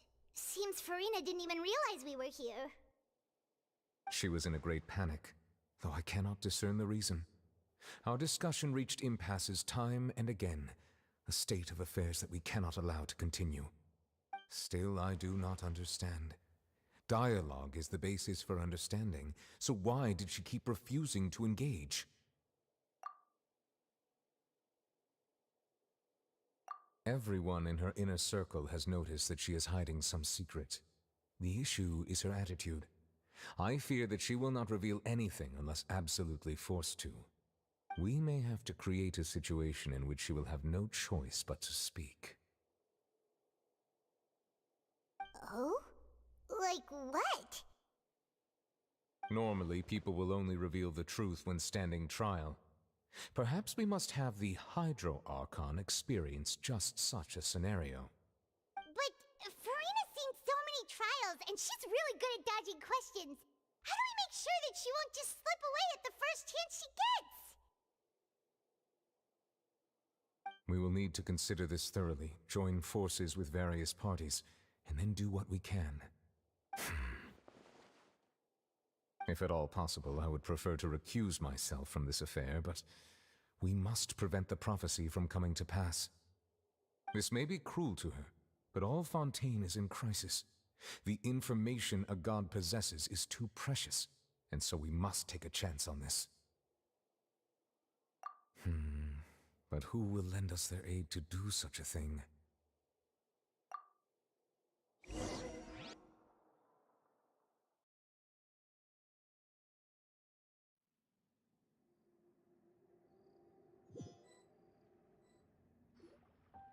Well, that's everyone, huh? Speaking of which, it was pretty smart of you to think of hiding here. Poisson was just involved in a disaster, so it's presently devoid of people. That naturally makes it the best choice. And here you are drinking tea like it's the most natural thing in the world, huh? That's what families should do. Sit and enjoy a leisurely time together. It's nice to enjoy tea here, you know? Care for a cup? Lend me your ears, everyone. Or perhaps one of you might like to start us off. How about you, friend? Me? No, I don't think I can. Then, how about you, good sir? I fear that I will cause the mood on this boat to become as somber as it is in court. Well then, I guess we're lucky we've got a local like me to organize things. Wonderful, the spotlight at last. I guess I'll be facilitating things from here. That was a little long-winded, don't you think? Oh, you might be right. Anyway, to cut to the chase, our friend here, the Traveler, has brought us together to discuss something. As for what that is, well, let's start by saying that we'll be pooling our efforts together to create a series of traps. Oh, how intriguing. Well, it's just an expression, really. One that I just learned from Chlorand, and used on the spot. So, let's invite her to explain in detail. A round of applause, please.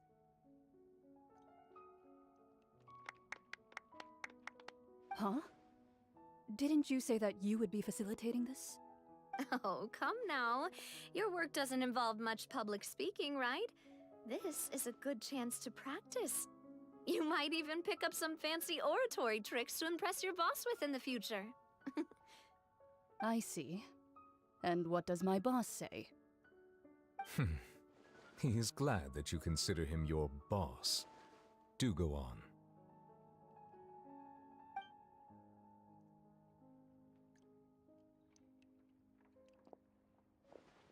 In that case, do any of you have experience hunting? Not that I recall. Fremine and I once used a wooden stick in a basket to catch wild rabbits when we were younger. As for Lynette, oh, right. You were sick that day, weren't you? I've also gone diving to catch some fish before. Does that count? I'm afraid not.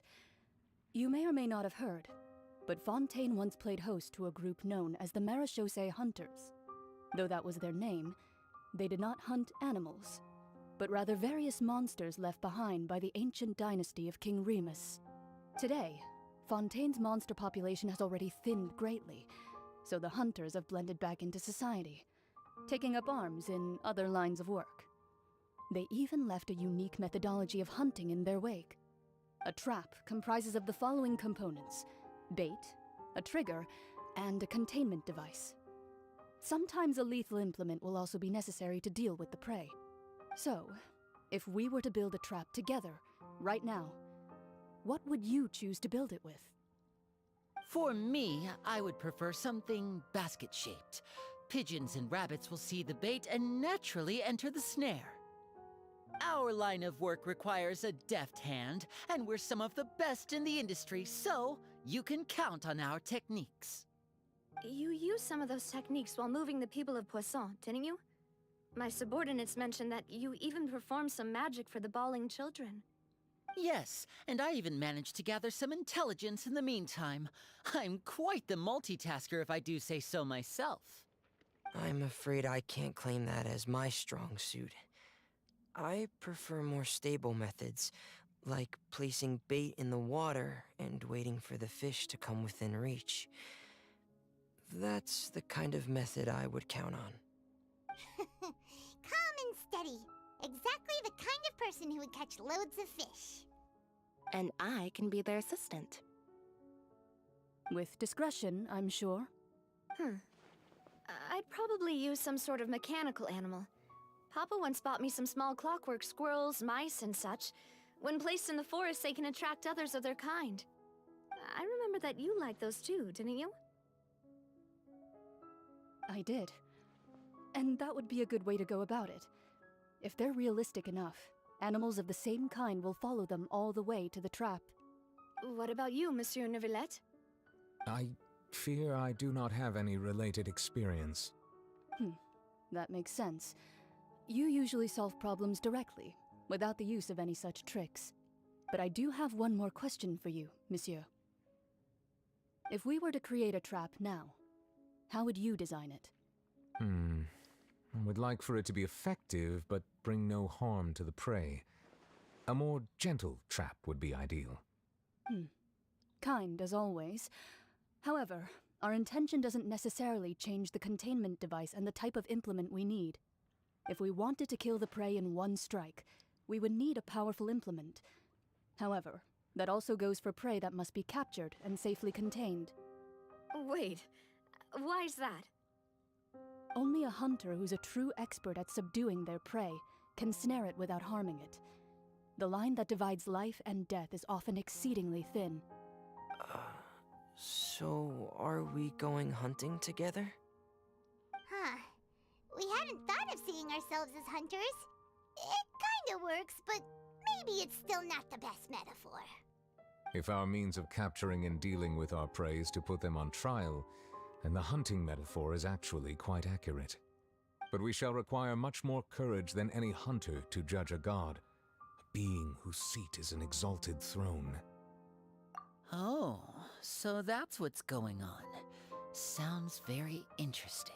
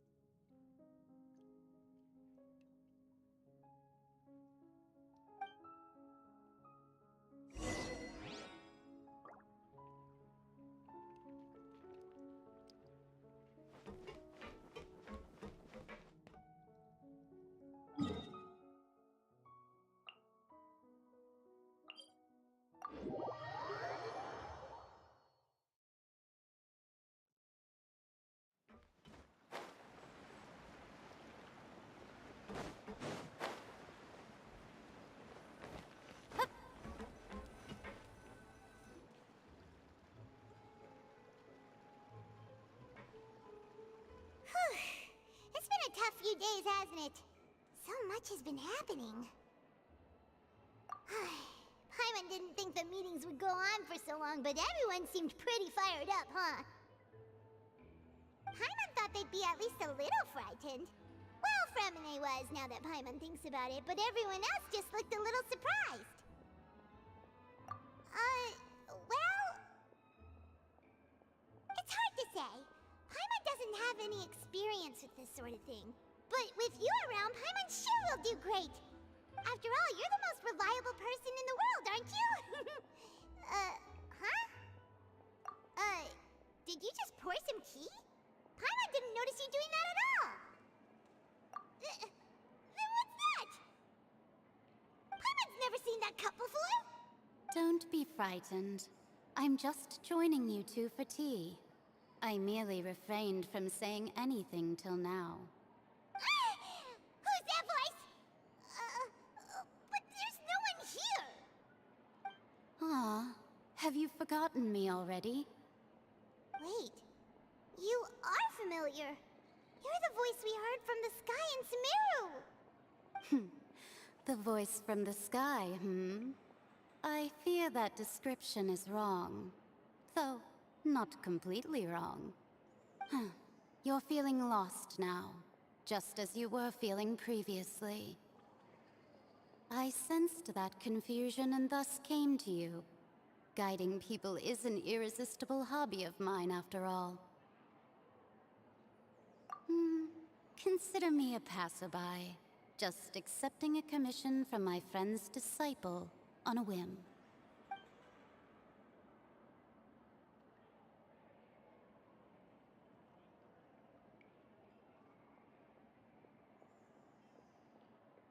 The prophecy.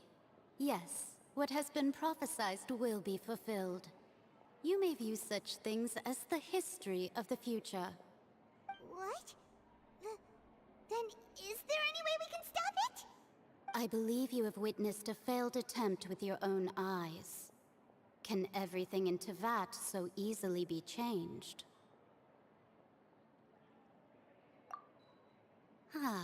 So you've caught on. Just as prophecies are usually only the future as seen from the perspectives of the gods, could things be happening in hidden corners where the gods' gaze does not fall? Are the things that you shall see different from the fate that the gods perceive?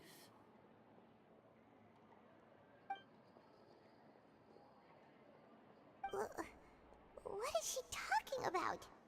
It all sounds really impressive and important and stuff, but it also sounds kinda scary.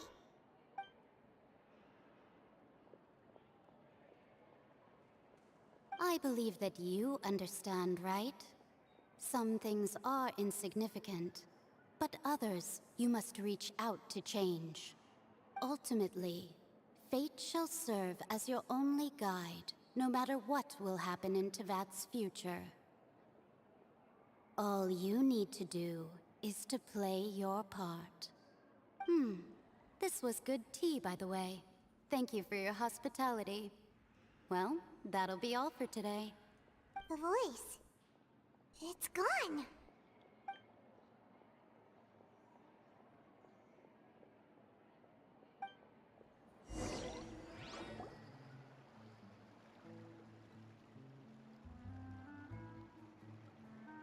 What?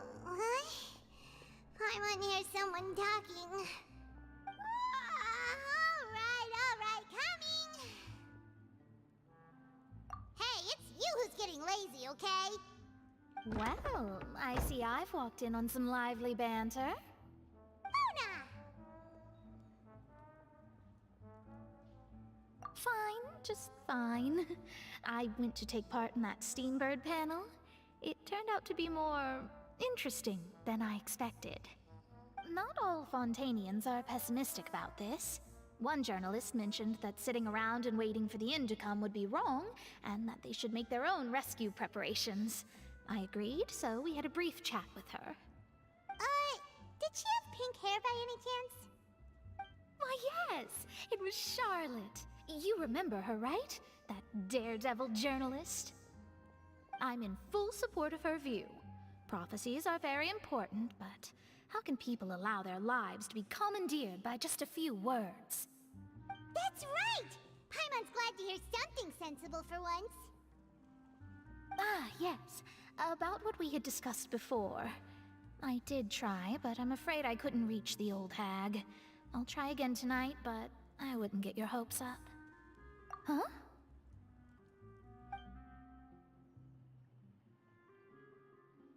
Goodness gracious. Are you serious?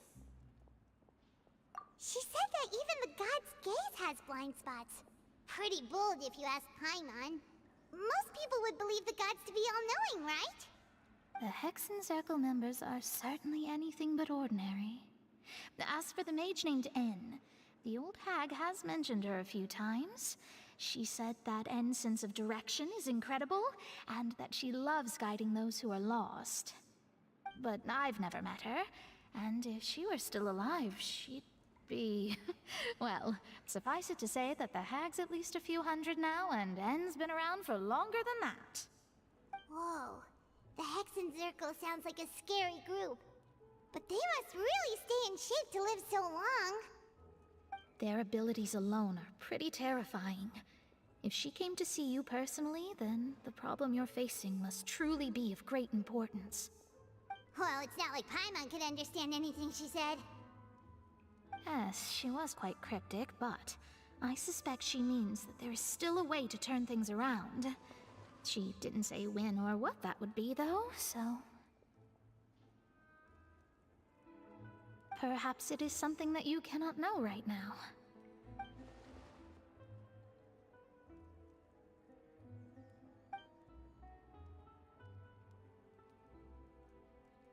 Traveler, Paimon, are you two all right? Oh, we're fine. We're just a little down right now. It kind of feels like the end is coming, you know? I see. I feel that same sense of desperation, too. I guess you could consider me someone who has often witnessed fate. So far as I have seen, it cannot be swayed. But even so, I still hope for, and believe in, miracles. Astrology is eternal and rational, but fate may not be. It is cruel, but it can also be beautiful. Perhaps that's what En was trying to tell you. Not to lose heart, and to believe that what you are seeing playing out before you is not yet set in stone. I did originally think of steering clear of all this, but I couldn't. Even if this is all futile, I still wish to help everyone. If we don't struggle to the last, then how can we face the end when it comes? Huh. You do have a point. There I go, talking about astrological principles again. Sorry about that. The moment I start talking about work-related stuff. I need to get going. It was worth trying to comfort you, even if only a little. I believe that you'll help those who are struggling in the same way I did. I suppose that might be why we always seem to meet by coincidence. Paimon feels kinda moved by what Mona said, but also kinda sad too. Hey, Traveler, Paimon suddenly feels like going outside for a walk. Let's go. Let's walk around the city, shall we? There's a few spots we always like to walk by.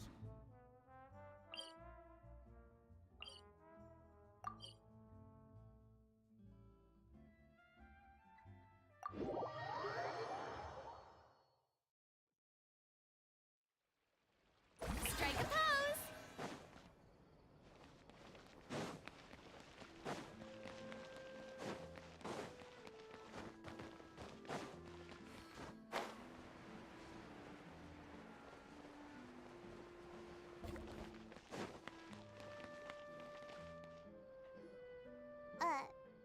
Huh? Our names are written in this newspaper. What's going on? Let Paimon see! The underwater stronghold, the Fortress of Meripede, has continued in its noble autonomy, but that does not mean that others cannot interact with it. My recent attempts to enter the fortress bore little fruit. Huh. Guess Charlotte still hasn't given up on that. Thus, did an Outlander friend become the focus of this report? A blonde adventurer with their white fairy, legends trailing in their wake. It is said that this mysterious traveler once visited the underwater fortress. So while the fortress's interior remains a mystery behind closed doors, do not fear, for the tales of the traveler contain surprises in spades. Journalist Charlotte's biggest scoop yet, the Traveler's Trail, World Walker. Huh. Charlotte took so many awesome photos of us and we never even noticed her! She hasn't been able to get a hold of anything at the fortress, so since we're easier to find, she's using us as the subject matter instead? Ugh, seriously? Well, fine. Those headlines and photos do look cool, so Paimon will forgive her this time.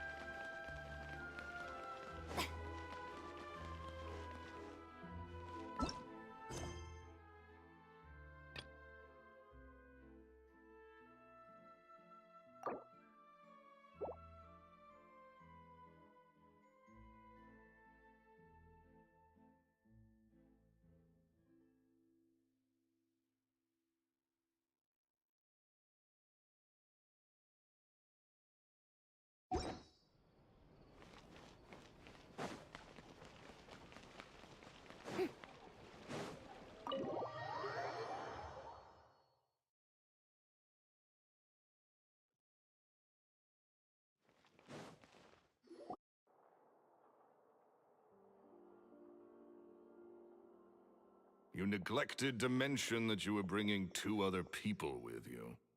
My apologies. These 2 are my assistants. When they heard that I was meeting with the former Magic Maestro himself, they begged and pleaded with me to bring them along. And if it's no trouble, a couple of autographs would really make their day. Oh, forget the pleasantries, just sit.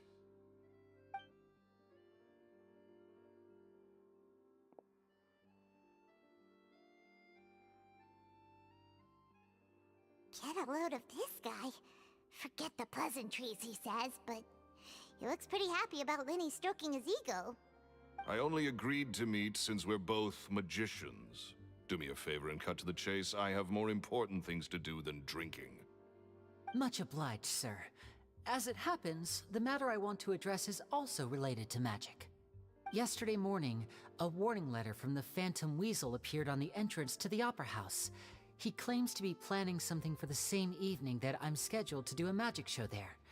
As such, I believe that I may well be his target. I have to get to the bottom of this to ensure that my show can go ahead as planned. Naturally, any investigation into the Weasel starts with a few questions about Caesar, who... What is there to investigate? Caesar was the Weasel and he's been dead for 10 years. So what if some sick creep thought it'd be funny to write a warning letter? It changes nothing. Are you trying to tell me you actually bought it? Please, sir, no need to get so worked up. I do concede that a copycat is but one possibility. Possibility? It's a fact, Linny. Look, my patience is limited, so listen carefully while I'm still willing to put up with you. The Weasel is dead. Period. Everyone knows that, so do yourself a favor and quit this investigation. It'll lead you nowhere. Look, if this affects your magic show in any way, I will personally compensate you for any losses. Oh, sir, I'm honored, really. But this isn't about finances for me. My pride as a magician is what's at stake here, Lorenzo. Copycat or not, this person has thrown me the gauntlet, and I must meet their challenge head-on. Your pride? Don't mince words with me, boy. Just tell me, what exactly are you seeking to do? I want to find out the Phantom Weasel's true identity. I have to know for myself what really happened 10 years ago. What would that accomplish? And what do the events of 10 years ago have to do with you, anyway? Look, you of all people should know that a magician never reveals their secrets. And in any case, dead men don't talk. So if you really care about your magician's pride, then you'll forget about Caesar and move on. Uh-oh. This is getting awkward. Lorenzo? Is that? Oh, it is you! I know that big, booming voice anywhere. What's up, my man? Wanna grab a drink with me? Another day, I'm busy. Oh, come on! You can't be all business all the time. You know what they say? Live fast, die young. You gotta learn how to kick back and relax once in a while. If I wanted your life advice, I'd ask for it. Now get out of my face and go be drunk somewhere else. Sorry, my good sir. I don't believe I've had the pleasure. Oh, hey! Edmondo. He and I are business pals. We worked together a bunch of times. This is your first time meeting him? Oh, he's always like this. Foul-mouthed and hard-nosed. Never heard a kind word out of this guy the whole time I've known him. And he wonders why he can't get a girlfriend, despite being, what, pushing 40, 30, something? Anyway, point is, a lot older than when he first got rejected by the girl he was into. And he's still into, from what I hear. Shut up and get out of my face. Another word out of you and you can forget about doing business with me ever again. Do I make myself clear? Sorry, I may have had a little too much to drink. All right, I'm gonna leave. Don't work too hard.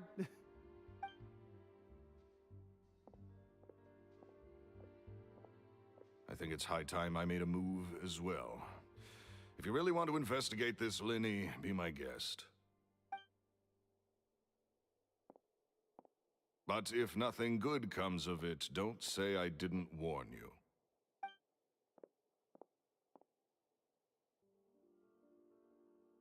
Well, that fell to pieces in a rather spectacular fashion. Any thoughts? Totally. And what was all that about compensating you for your losses? Why would someone you just met make an offer like that? He's gotta be hiding something. And not like Gemma. She was a little suspicious, but this guy's definitely covering something up. I think so too. We need to look into Lorenzo more closely.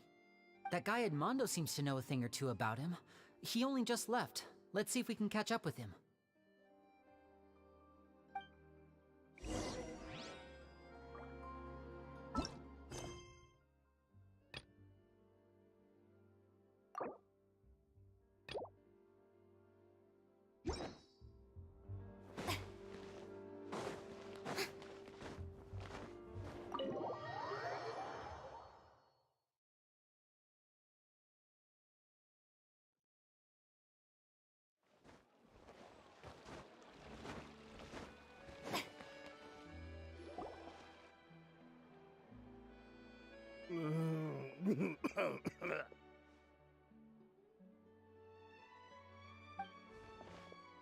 You okay there? Who are you? Oh, it's you guys. Don't worry about me. I must have had one too many. I just need to ride it out. I said way too much back there, didn't I? Yeah, I nearly talked myself into complete financial ruin. Note to self, no more drunken chats when Lorenzo's around. So, he was serious about threatening to cut you off? Ugh, Paimon knew he was a bad egg! Hey! Keep your voice down. Don't go prying into Lorenzo's personal affairs. Bad things happen to people who ask too many questions, or make an enemy out of him. What kind of bad things? Don't even ask. I'm sorry, I'm gonna have to cut this conversation short. I'm not crossing that line again. And take it from me, trouble with Lorenzo is one thing you don't need in your life. You saw him flare up back there. I don't know what you said to him, but clearly it touched a nerve. That's not a good sign.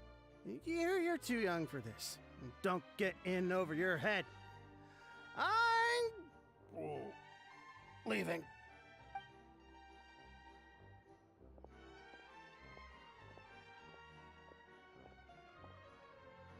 And there he goes. What do we do now, Lenny? Shh! I think we're being watched. Someone was listening in to our whole conversation.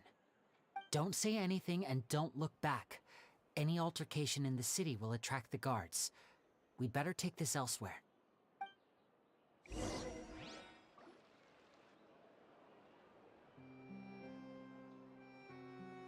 here! Paimon's hungry. Should we go in and get something to eat?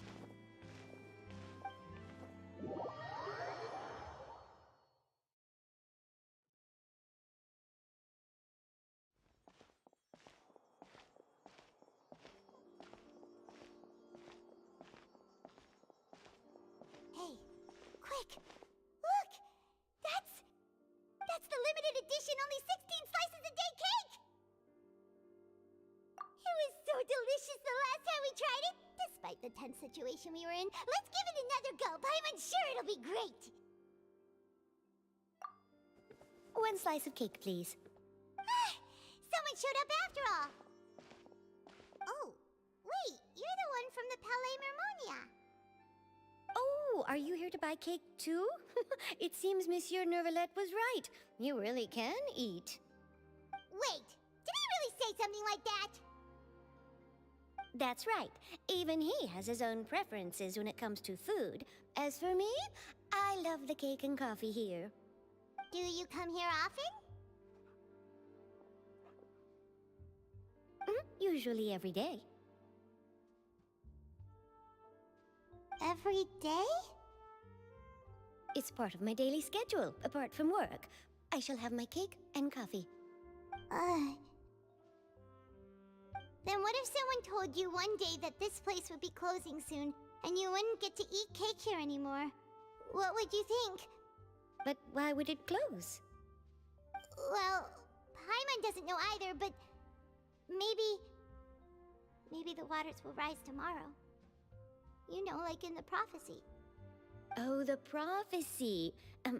To be honest, I haven't paid much attention to that. No, still, even if there'd be no more cake tomorrow, that wouldn't keep me from having some today. No, it's the same for eating in general. You might not be able to eat tomorrow, but if you can do so today, then you should carry on. That's what people call living, you know. Huh. Don't be sad. Excuse me, could I have 2 more slices of cake to go? These 2 slices are for you. Sijuin said that this kind of expression you're making is what humans call being sad. Oh, you know Sijuin? I sure do. She was born before me, and she sometimes comes to the surface to teach us things about humans. She said that humans are creatures that are saddened easily, yes, and you can only lift their spirits by feeding them delicious food. So please try the cakes here. I've got something else to do, so I'll be going now. You two try to stay in a good mood after eating, all right? Bye!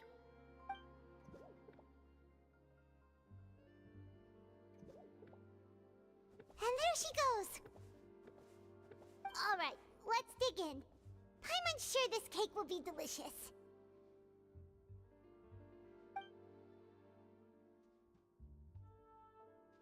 It's more delicious than last time! And the flavor gets even better with a sip of tea. It sure would be nice if we could come again tomorrow. Sure would be nice if we could always eat delicious food here.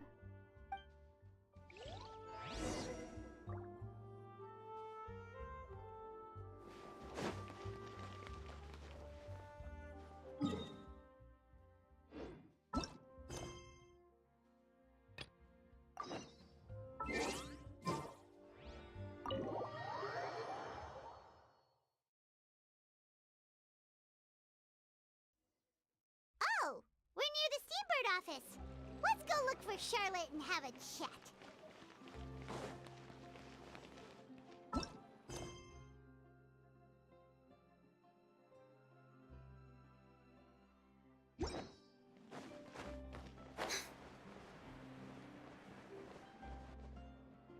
Wow! If it isn't the Traveler and Paimon! Oh, have you seen the article I wrote about you? Ha! You've got some nerve! You just used us to make some quick mora! Oh, you needn't worry about that. I heard that you were in Poisson some time back, so I sent you a letter to discuss just that. It appears you didn't receive it, though. It's all right, though. I've set aside the amount intended for you. I've even set the table with some food. Really? Oh, you're the best! You're almost a little too easy to win over, Paimon. If I were a journalist with ulterior motives, you'd be in trouble now, you know. Oh, Paimon knows you're not like that. Still, what brings you here all of a sudden? Were you looking for me? When Mona mentioned you, we thought of coming to see you at work. I see! It seems you've already bumped into Mona here in Fontaine. So, she mentioned me? What did she say? She said that you're a real daredevil of a journalist. Nice. In which case, can this daredevil journalist dare to request an exclusive interview with the legendary Traveler and Paimon? Huh? So your article in the paper today doesn't count? Oh, of course it doesn't. That was more like live photography. What I'd like to do is dive deeper and ask you to talk about the things you've seen and experienced. Yeah, are we even qualified enough? Why not? If I say you're worth an interview, then you're worth it. But not right now, of course. I'll need a few days to prepare. Oh, in that case, we'll just chat when you have the time then? Oh, so that's a yes? Ooh, splendid! I'll tell the editor-in-chief immediately. I'll have to apply for lighting, a venue, some props, and... Whew, so much to get done now. Talk to you later. Wait, Charlotte, Paimon's still got a question for you. And what's that? If, just for example, Fontaine were to be flooded tomorrow, what would you do today? Huh. That's the prophecy you're talking about, isn't it? I mean, I do hear about it often, but I've never once thought that the day could be tomorrow. If you're seriously asking, then I might try and think of a way to leave Fontaine. Oh, but I'm still a journalist first and foremost. That means I have a duty to be reporting from the scene. And secondly, I wouldn't forsake my homeland that easily. From what I've seen, most people don't know what they'd do should the worst come to pass. In truth, it might be better just to behave like normal rather than worry over such an end. So in all likelihood, I'd probably still be prepping at the office for that interview of ours. I know what you're thinking. That sounds a bit sad, but I've always believed that it's best to do what you enjoy. Just think about it. If this nation really were to be suddenly destroyed tomorrow, but I still successfully finish an exclusive interview with a truly unique person, then the story I would wind up writing would truly be timeless.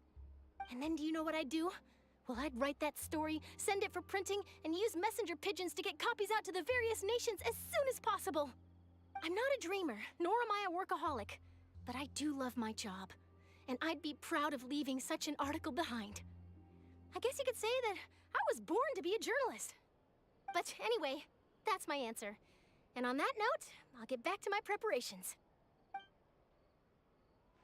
That's so nice. All of a sudden, Paimon actually kinda envies her. Anyway, let's go and take a look at the sea, shall we?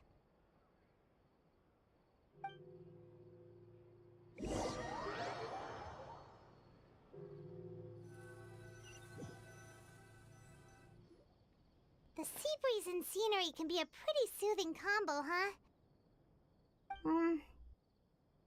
Paimon's been thinking.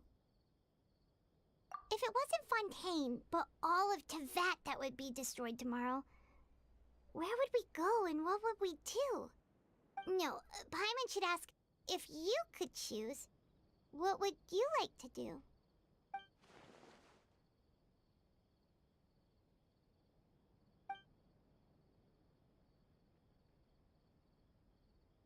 We've always been moving to the next destination, so we haven't spent much time thinking about these kinds of things. We didn't have to either, with us always being on the road and whatnot.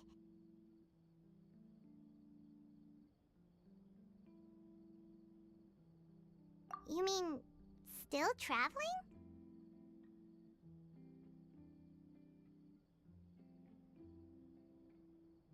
Huh. Wait, isn't that what we've always been doing?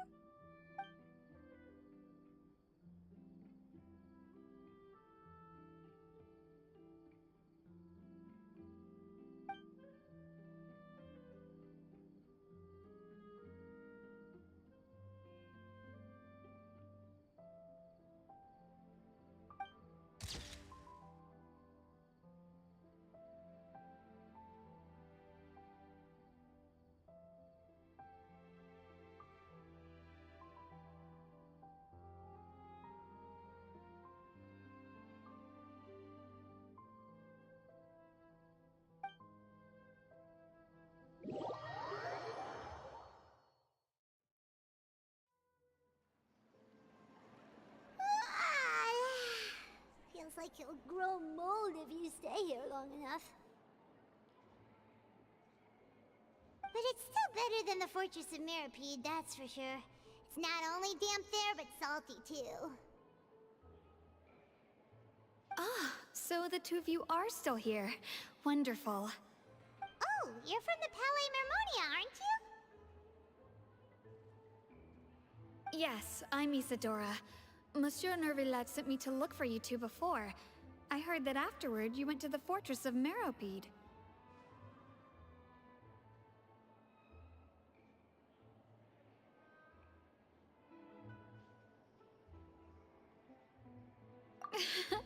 Not at all. I'm well aware that you're friends of his. Actually, I'm here to pass along a message from him. Yes, inside the Opera House. The Maréchaussée Phantom has declared the incident a small-scale riot. A riot? Well, that said, I don't personally think it was that serious. Lady Farina was watching a performance at the Opera House, and audience members suddenly started harassing her, loudly accusing her of doing nothing about the prophecy crisis. And before she could respond, others started to join in.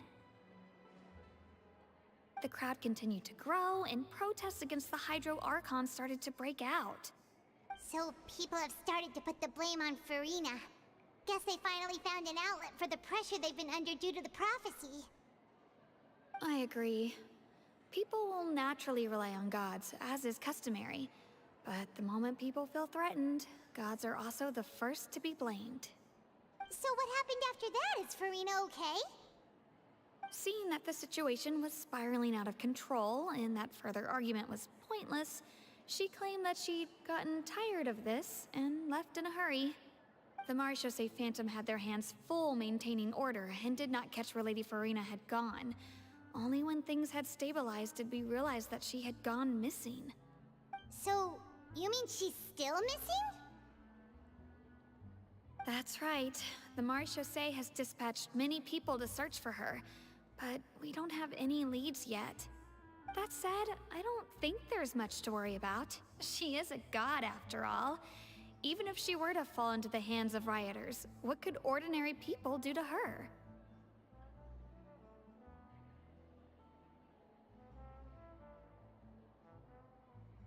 Good. Monsieur Nervillet sent me to tell you about the situation, but he didn't say anything else. Don't worry, this is more than enough to go on. Thanks for keeping us informed. Ah, is that so? Well, alright then. In that case, you two take care. I'll be heading back to the Palais now.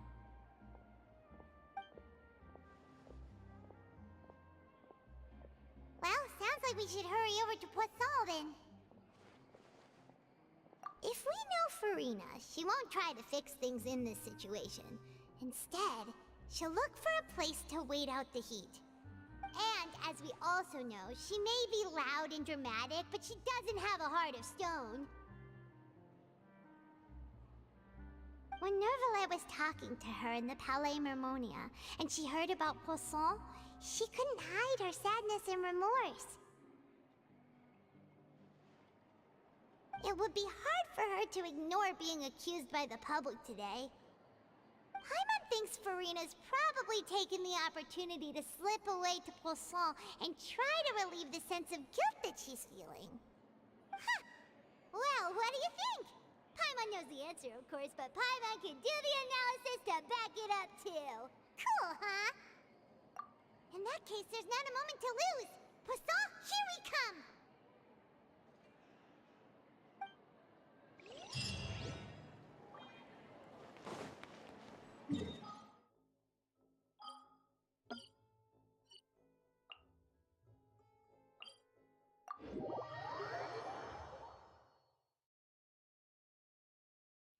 This place looks deserted. Guess all the survivors must have evacuated already. All that's left here are signs of devastation. Could Farina really be here? Let's try to find her as soon as possible.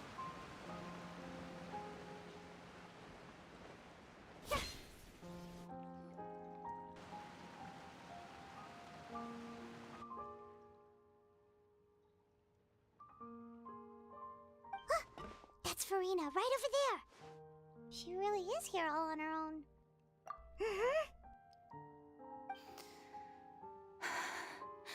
Should I just give up? This is all meaningless. What was meant to happen did happen after all. Everyone's dead. I'm sorry. I'm so sorry. Give up, Farina. There's no point in holding out. I'm sorry. But what can I even do other than to repeat meaningless apologies over and over? Who's that? Don't worry, Farina. It's just us.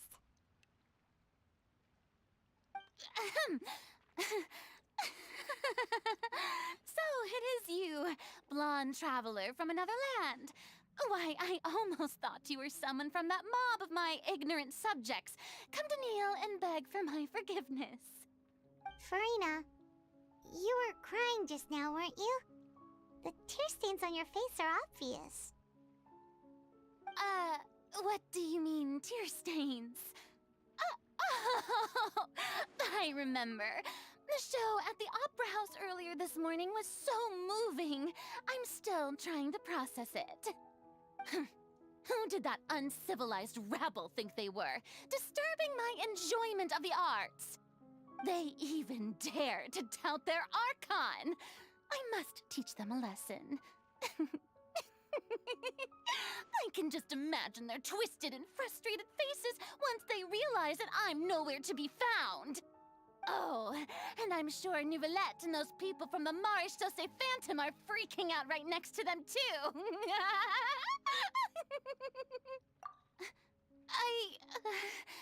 Of course not. Hey, there she is! The Hydro Archon's over there! Quick, after her!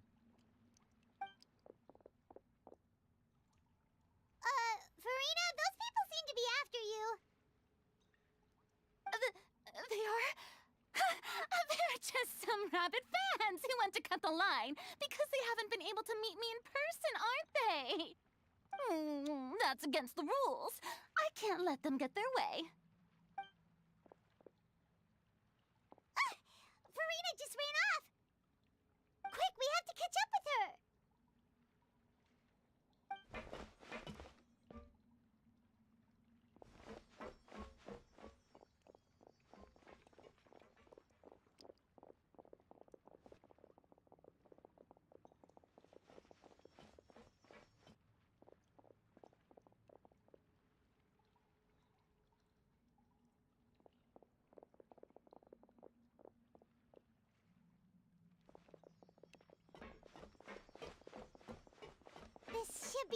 right?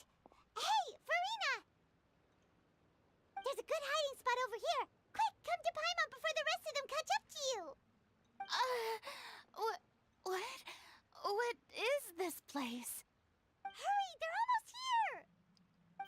Fine. I suppose haste is warranted. Lead the way.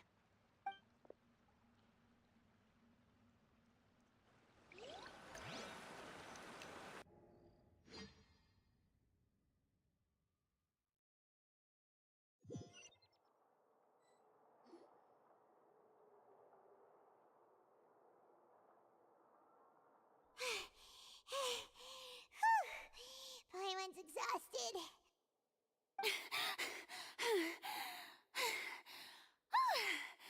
I'm so tired. I totally thought they had caught me.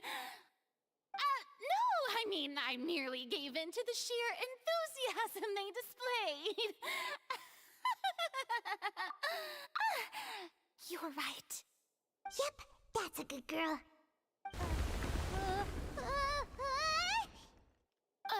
What's happening? The ground's shaking. Is it an earthquake? Yeah, a quake of this kind preceded the flooding in Poisson, didn't it? It can't be. It's happening again. Well, there's no need to worry too much about that.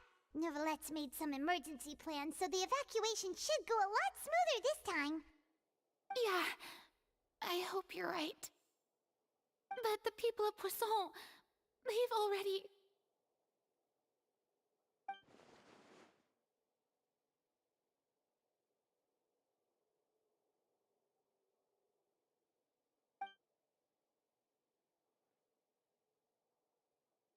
It's true.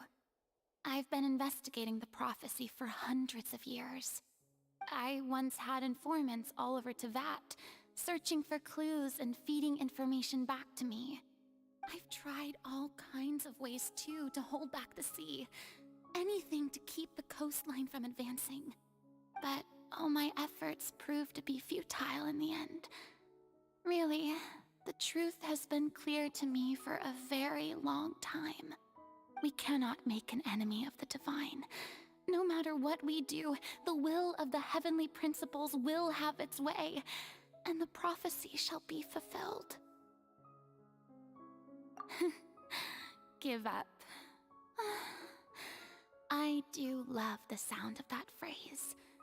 It would mean finally coming to terms with fate, but also for me to finally be free.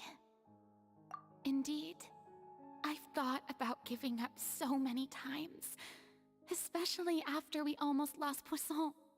Fate is really unreasonable, isn't it?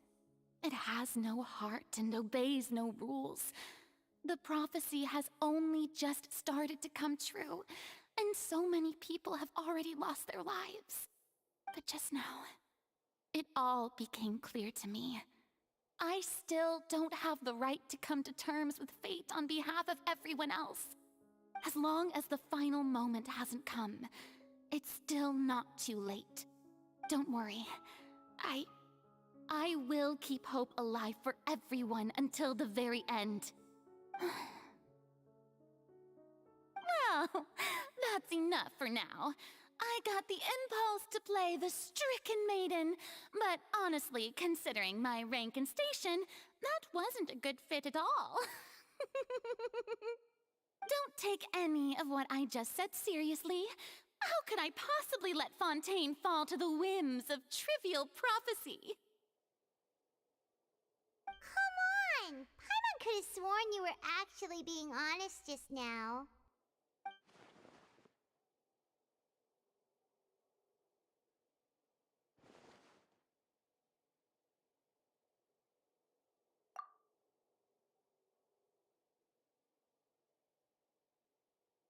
Share my burden.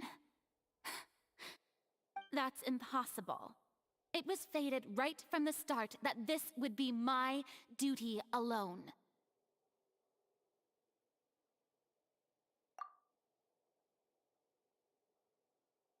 A witness. Yes, I've heard that that you came to Tevat from beyond the stars, yes? In other words, you never belonged here. And if Tevat is, in its entirety, a show on a stage, then you're just a spectator, aren't you? If that's the case...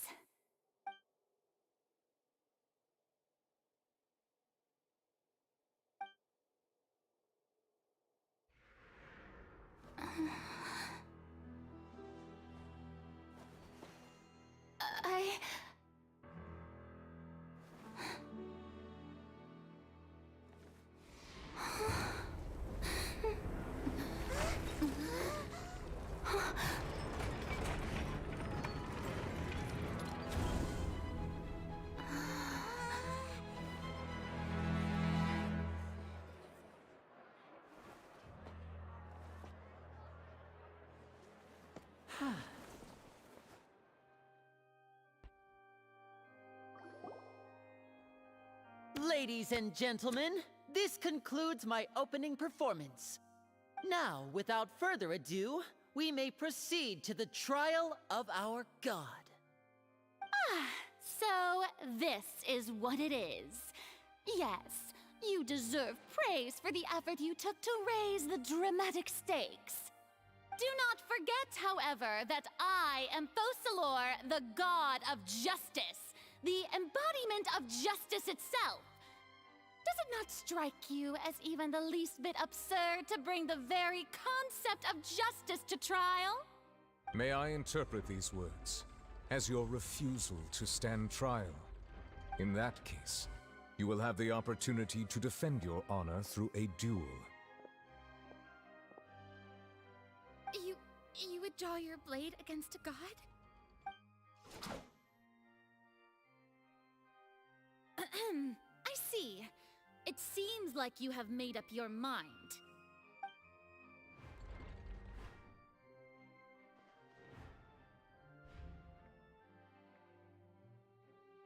Paimon can't believe it. She just surrendered. What the heck is going on? Did I just see an Archon surrender to a human? Wow, how utterly humiliating. Lady Farina, what is the meaning of this? It would seem that there has been a misunderstanding. To be clear, the raising of both hands is not always an indication of surrender. Looking for excuses again, huh? I raised my hands just now to indicate my acceptance of the trial. No duel shall be necessary. I will admit that I've been running away for a long time. I'm sorry, everyone. I was unable to protect the people of Poisson.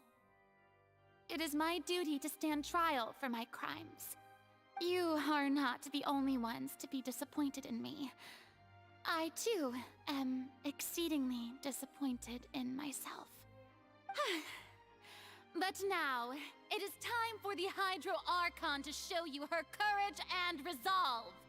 I, Farina, will use this trial to show the world the true meaning of justice!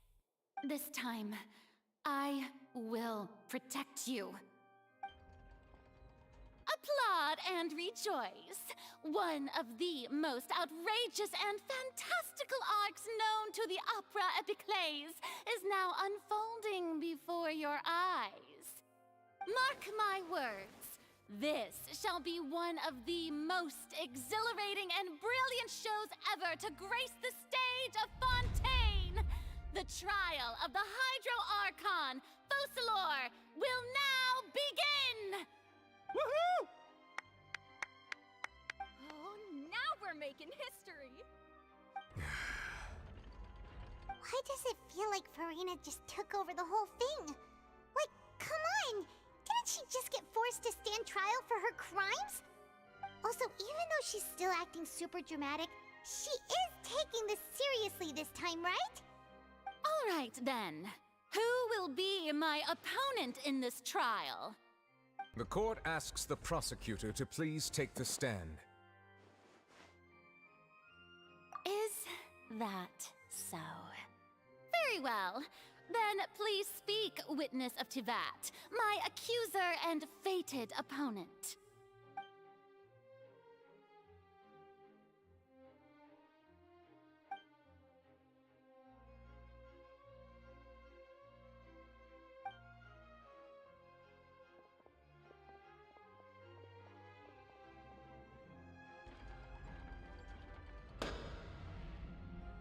Also, please allow me to ask, as a final question before the trial begins.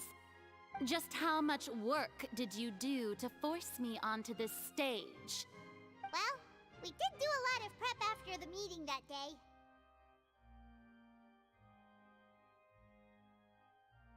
I can go over the tasks assigned to the Spina di Rosula, since they were rather straightforward and easy. Navia, the president of the Spina di Rosula. Most of the people who participated in the disturbance this morning were my subordinates. They changed into plain clothes and came to the Opera House as regular audience members, waiting for the perfect opportunity to incite insurrection against you. The people's resentment against their Archon has been building as more and more of the prophecy is fulfilled. A spark was all we needed to turn smoldering anger into a flame. Moreover, according to our understanding and analysis of you, when something like that occurred, you would likely flee the scene and head to Poisson by yourself. So, we arranged for a second group to lie in wait there. So, you mean, the ones who scoured the settlement for me were also from the Spina? And their goal was to force you to step into the giant magic box so you may personally participate in the greatest magic performance in all of Fontanian history. That's right. That house was a magic box, rather than someone's residence. As the super ultimate version of the setup that I used when I first performed at the Opera Epiclese, the volume of the box was increased by a whole order of magnitude, and the distance it traversed was the entire gap between Poisson and Areneas. Its cargo, of course, was an Archon instead of a human. My thanks, Farina. Without your help, we could never have pulled off such an extraordinary performance. You're welcome? Of course, this performance was only made possible with Father's support. The House of the Hearth spent a massive amount of labor in Mora to pull this off. We had to select a location, construct the giant magic box, dig a tunnel, and open up a path through the water. It was a lot of work for all of us. So, in other words, the earthquake that we felt within the giant magic box was just a normal tremor from the transportation of the whole house? That's right. It wasn't a sign of another disaster to come. Then, I can guess Nervilette and Cloran's parts. You gathered a crowd, prepared a stage, and made sure that the champion duelist would be immediately ready for a fight. Also that as soon as I appeared on the stage, the trial may commence without a hitch. Am I right? Yes, that is correct. Well, Clorand, I must commend you for your courage. Only the most outstanding champion duelist in all of Fontaine would accept a duel with an Archon without flinching. Thank you. As for you, Traveler, I suppose your role was to keep me distracted with conversation once you found me in Poisson. You'd make sure that I didn't notice anything amiss before revealing yourself as my prosecutor once we'd arrived onto the stage. Oh?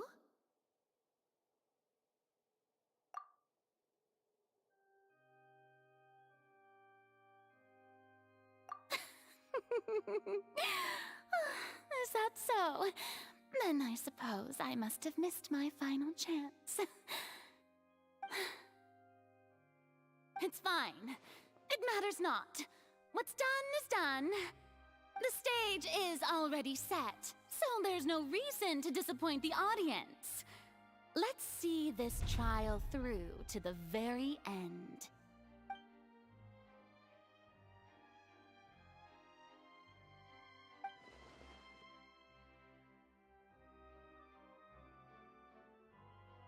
Madam Prosecutor, please allow me to pass this along. This is a document that Miss Charlotte applied for and received permission to share with you during the trial. According to her, it should speed up the proceedings. Huh? Charlotte wanted to give us something? Oh, so she's here too! Hey, Charlotte! Oh, let Paimon see. Isn't this the exclusive interview that she did with us before? So she's already finished it, huh? Wait, then that means this document is a perfect timeline of everything that's happened ever since we stepped foot in Fontaine! So in other words, we can refer to this anthology of evidence every time we want to use something from our journey as evidence for an argument! Let's quickly confirm the information in it. Just think of it as a refresher, alright? You defeated the Hydro Archon in the very first duels you took part in at the Opera House. That's one for the history books, all right. I didn't think that you'd wind up getting to the bottom of the case I'd been following all this time. I guess you could also see this as a happy coincidence.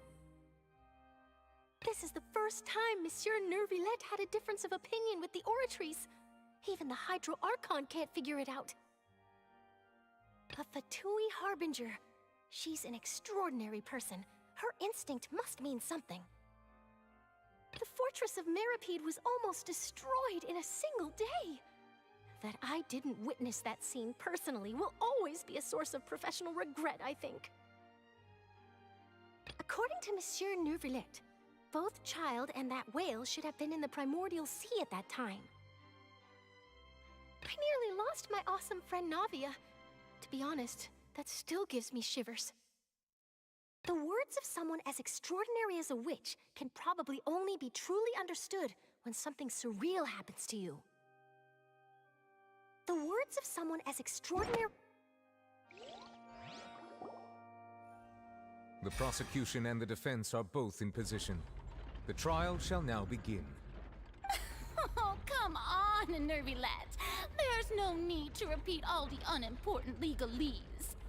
Just fast forward to the part where the prosecution lays out my offenses. As the defendant and the lead actress of this performance, I still haven't even been informed of my supposed guilt in all of this. Of course, it is only natural for humans to struggle to understand the actions of a god. However, you will need more than that to convict me of a crime. That's true, but my charge here is unrelated to your conduct as an Archon.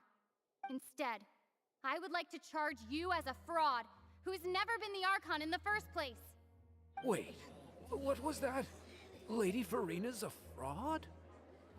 Hey, I came here thinking that we were going to try the Hydro Archon for forsaking her duty, but did I hear that right? She's not our Archon at all? Charge accepted. Lady Farina, do you plead guilty to the charge?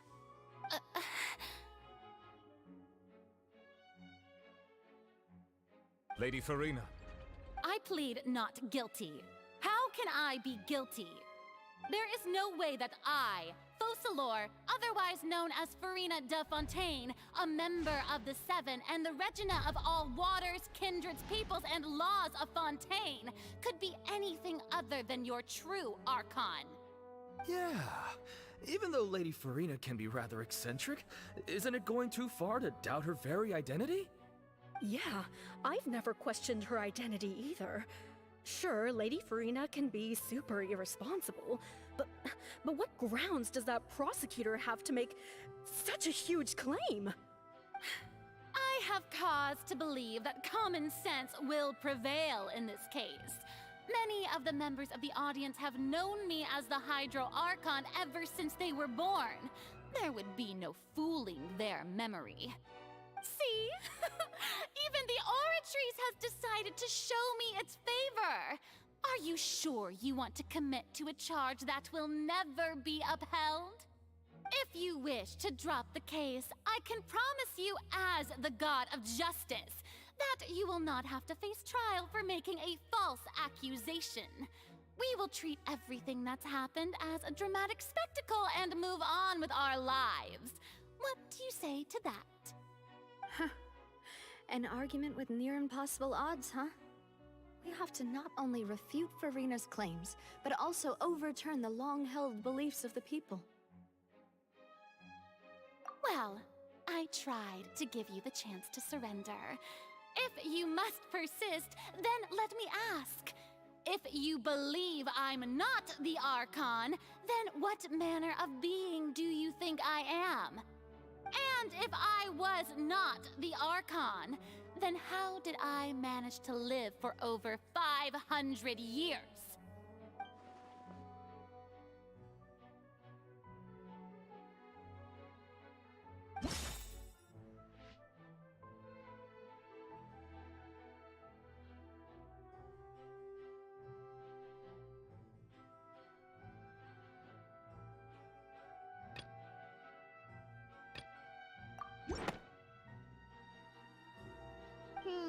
That doesn't sound right.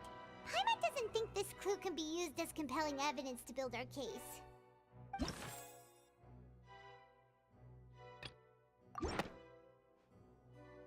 First of all, you may be a member of another long-lived race, which would allow you to naturally possess an extended lifespan. And second of all, even if that wasn't the case, there could be other ways to extend your life. Who gave you that idea? Was it the knave? You'd sink so low as to use a harbinger's words against me. A curse? I once thought it possible that the aura of an Archon might naturally resemble a type of curse. But in light of this claim, perhaps what I sensed was not your divinity, but a curse after all. You sensed it too, huh, Nervalet?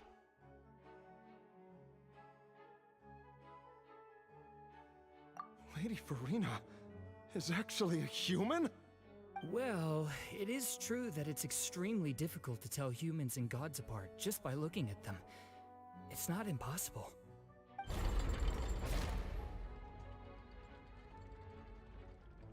Well, don't start celebrating too early now. Even if I have been carrying a curse like you said, how does that prove that I am merely a human being? Besides, everyone knows that the main difference between a human and a god is the possession of authority. Gods can do what humans cannot. That's why they're worshipped as gods. For centuries, manifestations of my authority have served the nation of Fontaine. One need only to turn their eyes towards the Oratrice Mécanique d'Analyse Cardinal in this very opera house, or consider the endemnitium that is used in every aspect of life.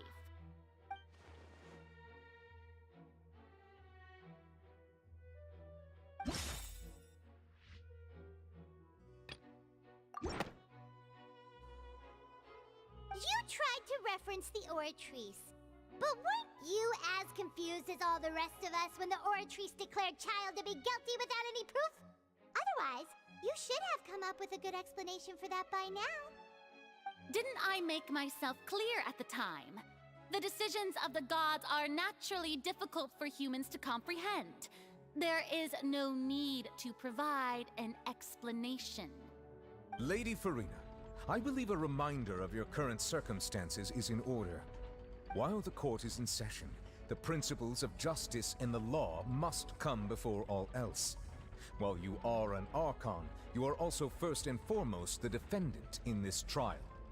You will prove yourself unable to defend against the prosecution's charges if you continue to withhold vital information against the rules of the court. I never thought you'd use that kind of rhetoric against me. That was no trick of rhetoric, Lady Farina. I've merely reiterated the rules of the court.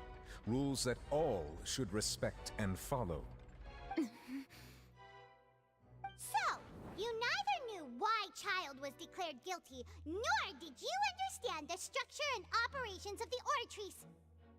Instead of having been created by you, the manifestations of authority you mentioned have been made by the real Hydro Archon, haven't they? The real Hydro Archon? Well, now you're really losing me. It is true that I did not know why the Oratrice gave out a guilty verdict that day. But the Oratories handed out that verdict unilaterally, and it has been operating independently ever since it was first created. You can't argue that just because a divine creation is flawed, that the god behind it must also be no god at all.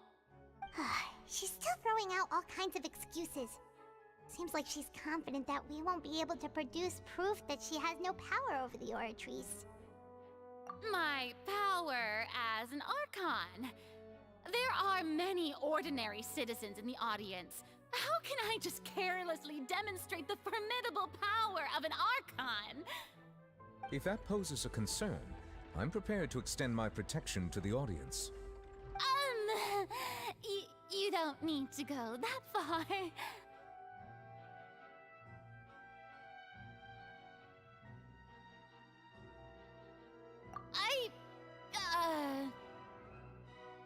Aren't you the Hydro Archon? Or is it that you can't even wield the power of Hydro, much less the authority of a god? Indemnitium! Yes! It's all because of Indemnitium! All Archons derive their power from the faith of the people, and I've converted the people's faith in justice into Indemnitium! Thus did I give up all of my divine power to provide everyone with energy for their daily lives. Have you ever seen a more magnanimous god? Isn't that a huge stretch? Yeah, no matter how generous an Archon can be, how could they give up all their power? Can a god with no power even still be called a god? It seems like nobody's buying Furina's excuse. Hey, come now, everyone! Please don't stare at me as if I was a liar! I'm still the same Furina you knew, right? The one that you loved! Shouldn't you want to believe in me? Please? You've got to believe me!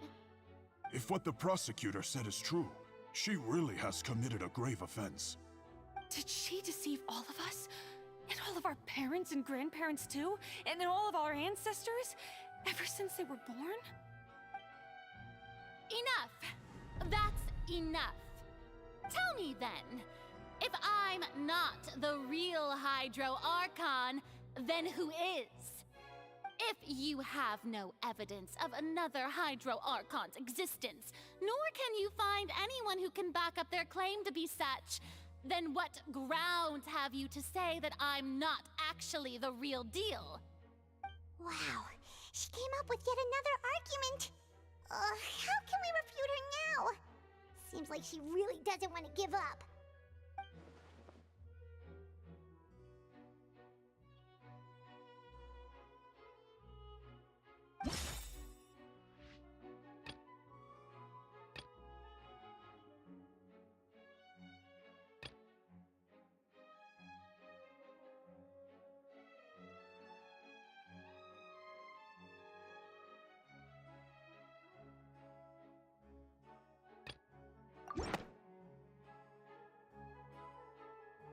It has been established that all Fontanians can dissolve in water from the primordial sea. And that means... Since you insist on claiming to be a god and not a human, then there's a method that you can use right here and now to eliminate all suspicions of you being the latter. Miss Navia, please apply to serve as a temporary attorney for the prosecution before addressing the court. Though you act in partnership with the prosecutor, you must still adhere to proper procedure. Super sorry, Monsieur Chief Justice. I swear this really will be the last time that I'll speak out of turn. Now, I've brought some seawater from Poisson. As everyone knows, a massive flood struck the area not long ago, taking many lives, including those of some of my closest friends. So, Miss Furina, would you dare to touch some of this seawater? If we are to believe that you are indeed the real Hydro Archon, touching this seawater would have no effect on you. All it should do is strengthen your case. But if you don't dare to touch it, then we would have basically proved the reverse. Oh, and I must remind you that after the disaster at Poisson, nobody wants to see any more people dissolve. I do hope you'll act prudently and choose the simpler path of admitting guilt. Navia from the Spina di Rasula. The Spina has governed Poisson for many years. I guess her suggestion is valid. If Lady Farina is indeed just a human, she's probably Fontanian like all the rest of us. Would she really dare to try?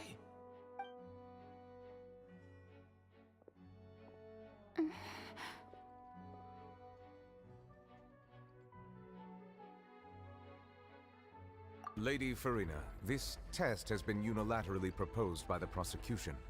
As it falls outside the realm of standard court proceedings, you possess the right to decline participation. Well, of course he had to tell her that. But refusing to participate is basically the same as a confession of guilt. She's just staring at the water without saying a single word. It really does seem like she's quite terrified of it. That could only mean... What's going on? Is she really planning to... that's not what we thought she would... Due to the inherent risk of the test, Lady Farina, you may...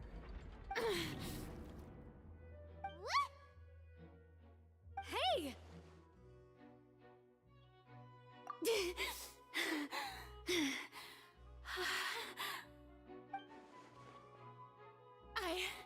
I'm fine! Look at me, everyone! My hand is still here! I haven't been dissolved! Will you believe me now? I really am your Archon! I'm nothing like a normal human who would fall apart as soon as they touch this water! Really? Was this not the most obvious thing in the world? Miss Siegewin? If you're present, Miss Siegewin, please come forward and attend to the defendant. Siegewin? Don't be nervous. It'll just take a few seconds. Let me see. That should be enough. Please announce the results of your evaluation to the court, Miss Siegewin. As everyone doubtlessly saw, Miss Farina was displaying symptoms of hyperventilation and flushed skin. These indicate that she was experiencing the adverse effects of exposure to primordial seawater. The extent to which she was affected is the same as other humans when exposed to primordial seawater of a similar concentration. Thank you, Miss Siegewin. Lady Farina, you may return to the defendant's stand. Oh wait, what did she just say? I didn't get dissolved! Shouldn't that be enough to prove my innocence? Well, considering your tendency to run from your problems, we did originally prepare a direct sample of the seawater around Poisson. However, after extensive discussion, we exchanged it for a sample that is not concentrated enough to dissolve an actual human. After all, on the off chance that something entirely unexpected might occur, we don't want anyone else to lose their life to the sea. Yeah, so out of regard for Farina's life, you secured a low-concentration sample and asked the head nurse to serve as an expert witness. It's a great thing that the direct sample wasn't actually used. Farina could have... I can't believe... You...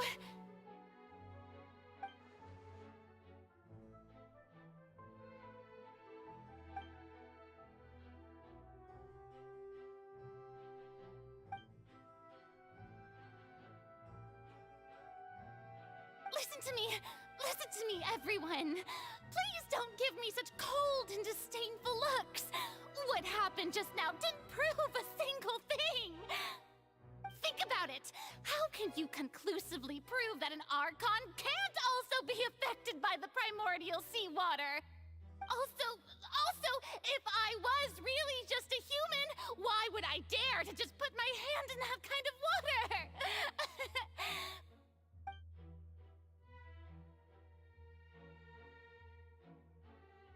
Please, anyone, just listen to me! I swear, I really am your Archon!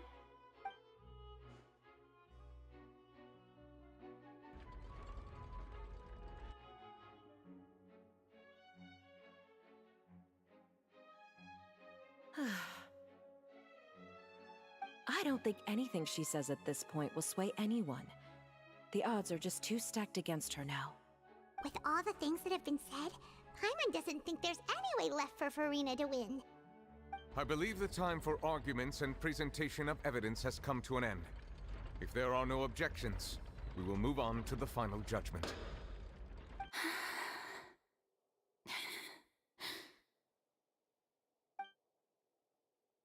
I don't think anything she says at this point will sway anyone. She's too stacked against her now.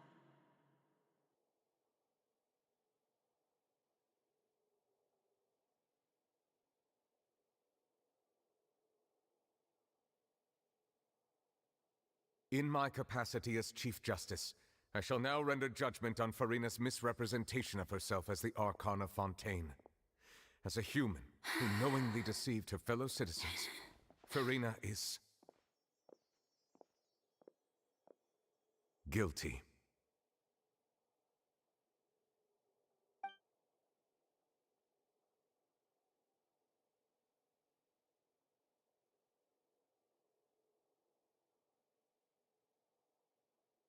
We shall now turn to the Oratrice Mécanique d'Analyse Cardinale to render the final verdict on the charges.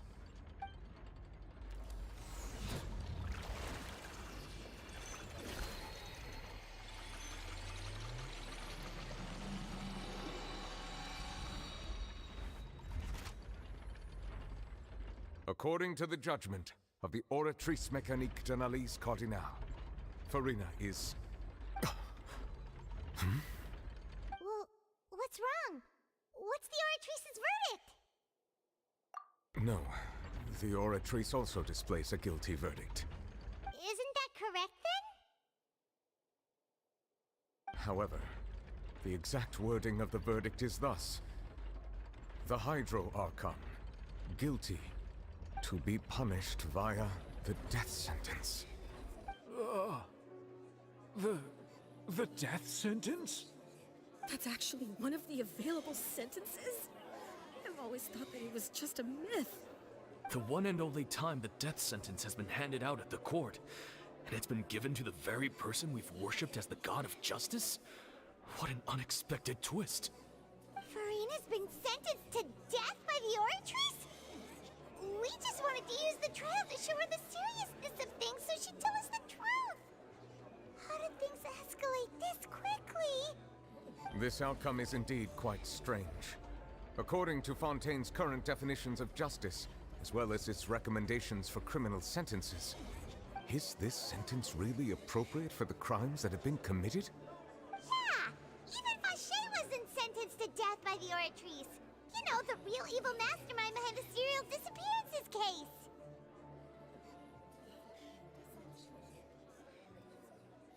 Indeed. Not only is Farina's sentence overly excessive, the very point of our trial today was also to prove that Farina has never been the Hydro Archon in the first place. But now, the Oratrice seems to have deliberately invoked the title of the Hydro Archon. What does this mean?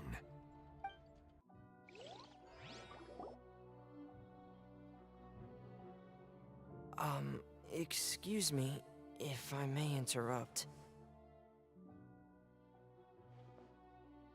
Is the trial still going? Fremine! You finally made it. I assume this means you've completed your mission? Mm-hmm.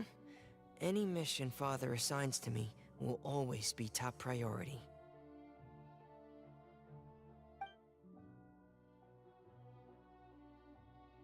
Is that the first prophecy slate? Huh. So the knave privately arranged for Fremine to try and find the missing slate.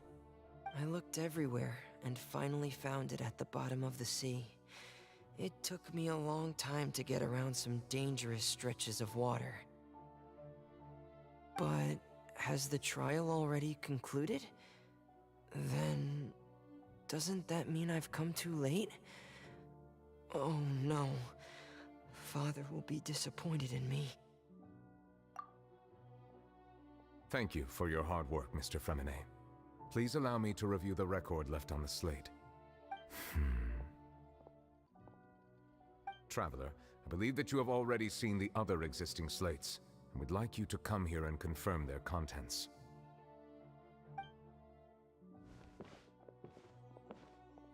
Huh? So what do you see? What is it?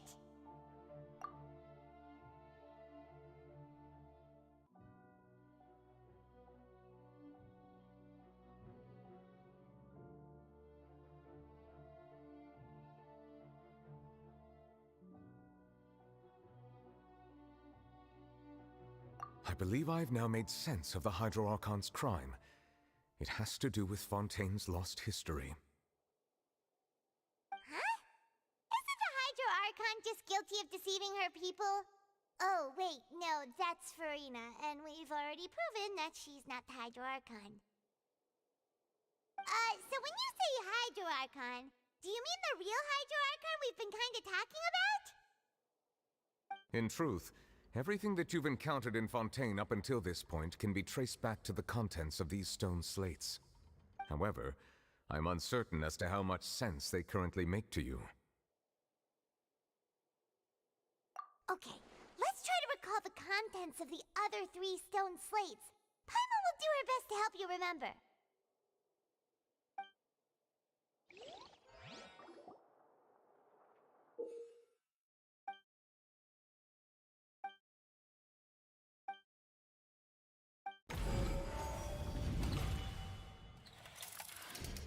The first stone slate describes what you just said.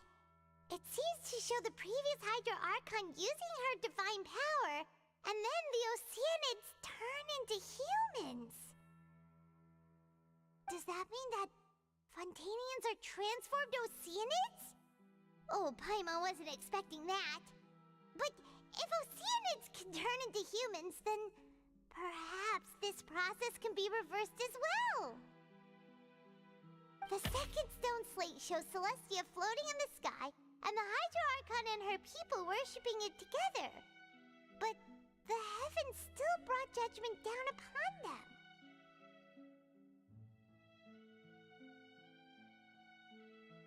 This must be the point when the Hydro Archon and the Fontainians were branded with their original sin. Does this mean that the original sin and the Hydro Archon sin are the same thing? The third slate shows the Hydro Archon sinking into the sea surrounded by many people. That reminds Paimon, didn't we also watch that happen to someone else? Well, the fourth slate is the prophecy the Fontainians have been talking about. People dissolving into the sea, the Hydro Archon crying on her throne, and so on. We didn't believe that such a crazy disaster could happen at first, did we? But after that incident, it was just a question of when and not if.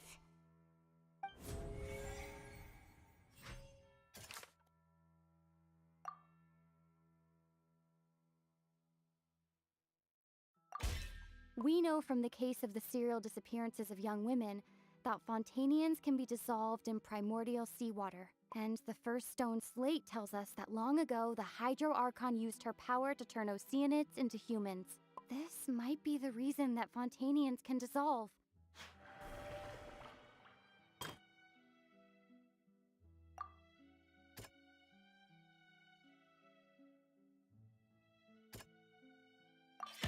Perhaps what is about to take place has all happened before. The true sin of the Hydro Archon that Nervilette mentioned, and the original sin cast down on the people of Fontaine by Celestia, as recorded on the stone slates.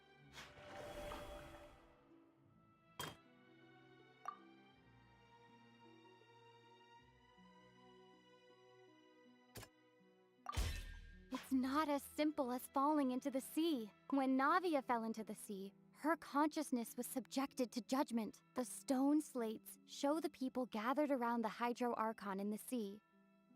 Could that be alluding to the same thing?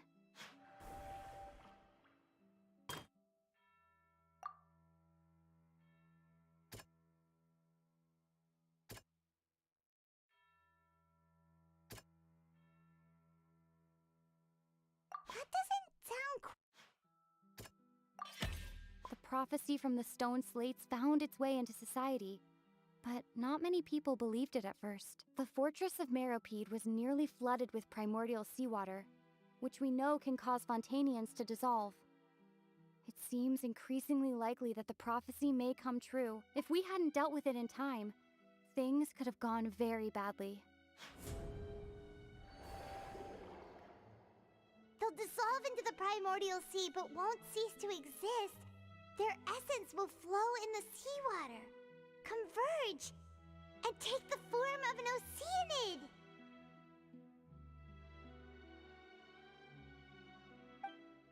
The Hydro Archon was sentenced to death in court, shocking everyone present. Perhaps this means that her sin was actually Fontaine's original sin. Navia fell into the water inside those ruins, and she nearly dissolved. She was surrounded by the people of Poisson in a court within her consciousness, and was forced to take part in a trial meant to make her stay. The eruption of the primordial sea at the fortress of Meripede was the surest sign that the prophecy was about to come to pass no matter what. The prophecy's contents can all be verified by recent events. If we combine what we know together, loads of truths should come to light.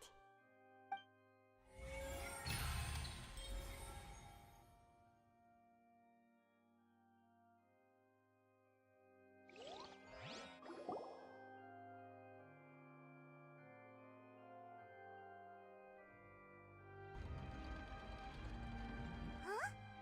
Oh, Paimon gets it now! So that's how you can make sense of it.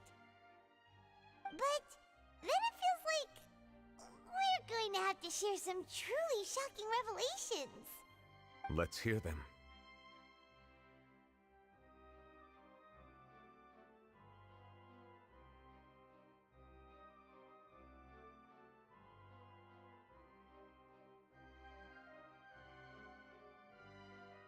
Incredible! Linny, did you hear that? We're not real humans. All Fontanians were originally created by the late previous Hydro Archon, with Oceanids as their basis. The evidence for that can be found in how only Fontanians could dissolve in primordial seawater, and how all the girls Vacher dissolved were also turned into Oceanids. Oh, and according to Navia, when she was about to get dissolved, she also saw everyone gathered around for a trial, all of them in the shape of Oceanids. Indeed.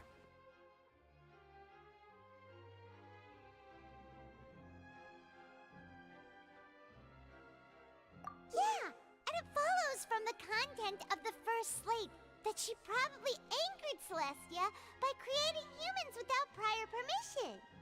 That could also explain why the Oratrice judged the Hydro Archon to be guilty. It's to account for that ancient sin.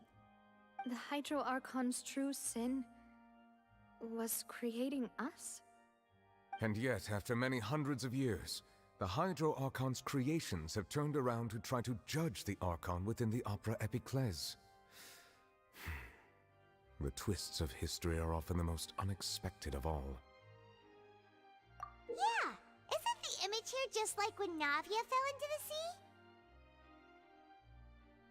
So wouldn't it be trying to show the image of the Hydro Archon also falling into the sea once the prophecy has been fulfilled in the fourth slate?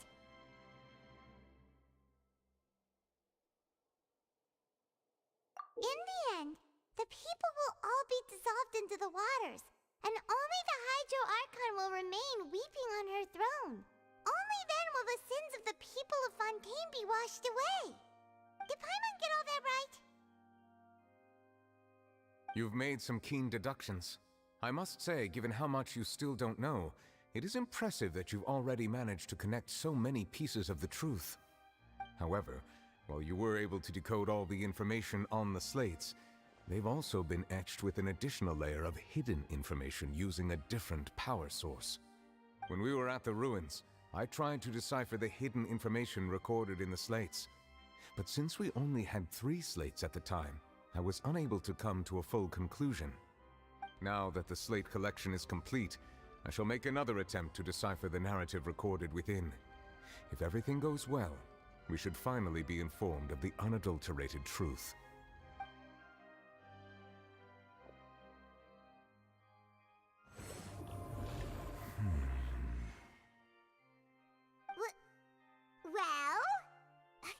Did you get it? I believe I should share this truth not only with you, but with all the people of Fontaine as well. I will try to briefly summarize it for you.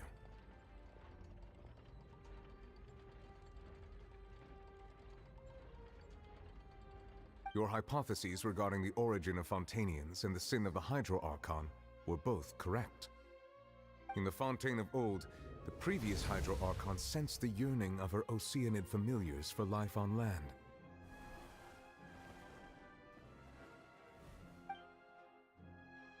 The Oceanids were enamored with the beauty and romanticism of human beings, and wishing to have those experiences for themselves, expressed to the Hydro-Archon their desire to become of a similar kind. However, even though water as an element is intricately linked with the power of life, the Hydro-Archon, as one of the seven, did not possess the authority to create a new form of human life. Not one to give in, she eventually found a way to create permanent humanoid bodies for her familiars by appropriating the power of this planet's primordial sea. She poured primordial seawater into the Oceanid's blood vessels, creating humanoid mimics in the process. But if Fontainians were to ever come into direct contact with water from the primordial sea, the power within their bodies would escape these artificial restraints and return to the sea. As a result, their forms would collapse, and they would be reverted to their original forms as Oceanids. Of course, the Hydro-Archon never received permission from the heavenly principles to create a new human race. And thus, the Hydro-Archon and all of her creations came to shoulder the original sin of appropriating the power of the primordial sea. That is the true history of how the people of Fontaine first came into being. So we were all Oceanids before we turned into human beings? That's way too much information for me. I think I'm just going to pretend that I never heard a single thing. Wait, but if that's the truth, we can't let the Hydro-Archon be sentenced to death. After all, her only sin was creating us. This really might be too much information for your regular Fontainian, but it does answer a lot of our questions. Alas, your hypothesis regarding the third and fourth stone slates was inaccurate. The slates' respective positions are, in fact, correct. A key point of the visual on the third slate is how all the individuals depicted in the water are humans rather than Oceanids. They have not been dissolved, which implies that the water depicted in this slate is not water from the primordial sea.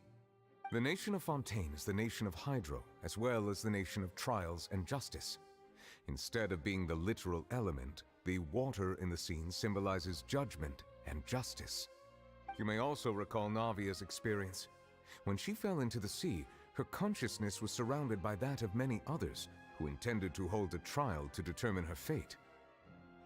Therefore, the meaning of the third slate is that the people of Fontaine shall try the Hydro-Archon at the court of justice.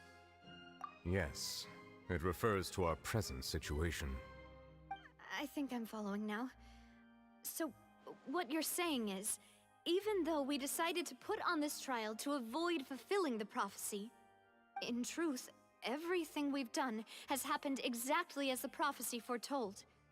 So now, it seems, we're the ones making sure it comes true. What should we do? Huh. No matter what, the prophecy will be fulfilled. Is this what it feels like to be a prisoner of fate? If that's the case, does that mean the scene in the fourth slate will also be fulfilled soon? Traveler, I would like to point out another small fallacy in your deductions. About the fourth slate, you probably thought that the eruption of primordial seawater beneath the fortress of Meripede served as the surest sign that the prophecy was about to come to pass, yes? However, I believe that rather than being a sure sign, that eruption could in fact only be a small warning of something far worse to come. As for the root cause of the catastrophe, I believe you've already encountered it once before.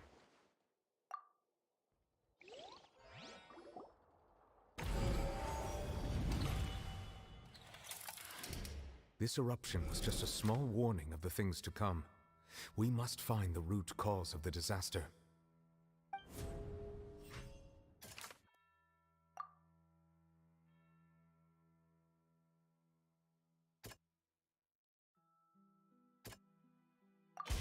It was both dream and reality. If we're talking about a true culprit, that could only be that thing inside the primordial sea, right?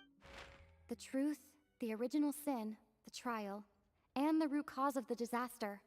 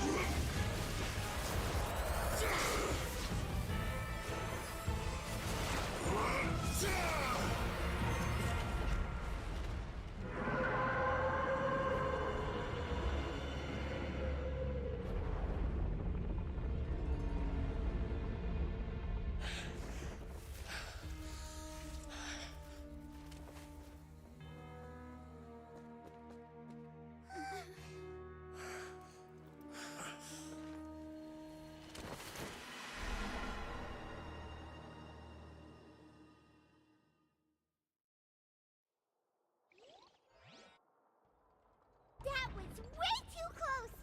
How did that thing just burst into the opera house? Wait, was that the huge whale you saw in your dream? So we've met it at last. I understand very well why it has chosen to make an appearance here. That whale does not belong to Tevat. It is a monster that has traversed the stars, weeping all the while. It has been greedily consuming the energy from the planet's primordial sea, using it to grow. That is the main cause for the rising sea levels.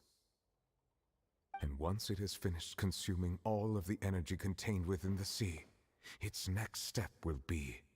You said that when the Hydro Archon first created Fontanians out of Oceanids, she filled their blood vessels with primordial seawater. Precisely. That whale finds the blood of Fontanians nigh impossible to resist. Therefore, when it left the primordial sea, it decided to make its next stop a packed opera house full of food. Food in the form of Fontanians. We just barely managed to push it back, right? In that case, won't it come back to target the people again once it's managed to recover its strength? That is correct. Indeed, it is more accurate to say that we should thank that Harbinger for buying us some time. Without him, the whale would have likely come onto land far sooner. From the way he looked, he must have been fighting the creature for quite a long time. That battle maniac. We've always known that he had a special connection with that whale, but we definitely didn't expect it to help us out like this. Anyway, now that we know that this whale is the actual cause of the disaster recorded in the prophecy, all we need to do to stop the prophecy would be to find a way to beat it up, right? It is too late.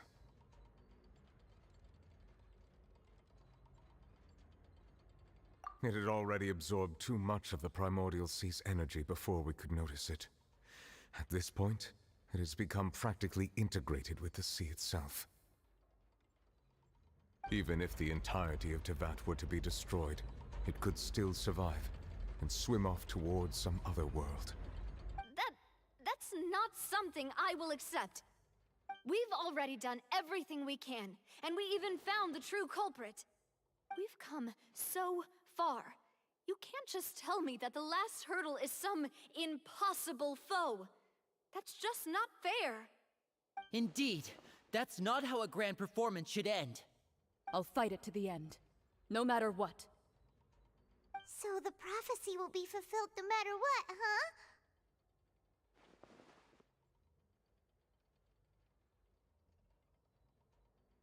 The prophecy. Yes, what has been prophesied will be fulfilled. You may view such things as the history of the future.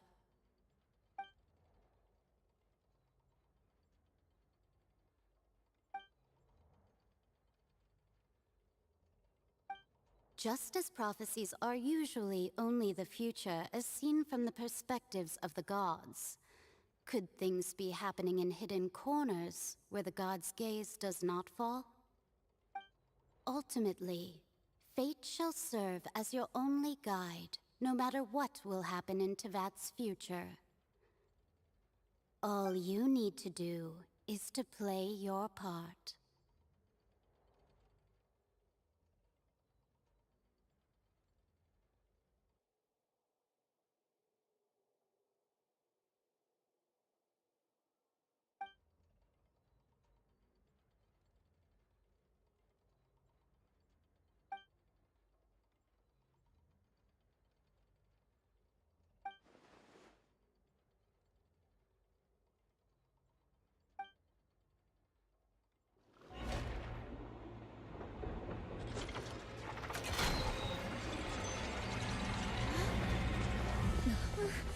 What's happening with the Oratrice? I believe it is preparing to carry out the death sentence.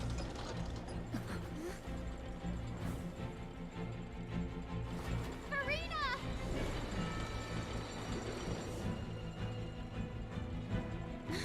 No, I still need answers.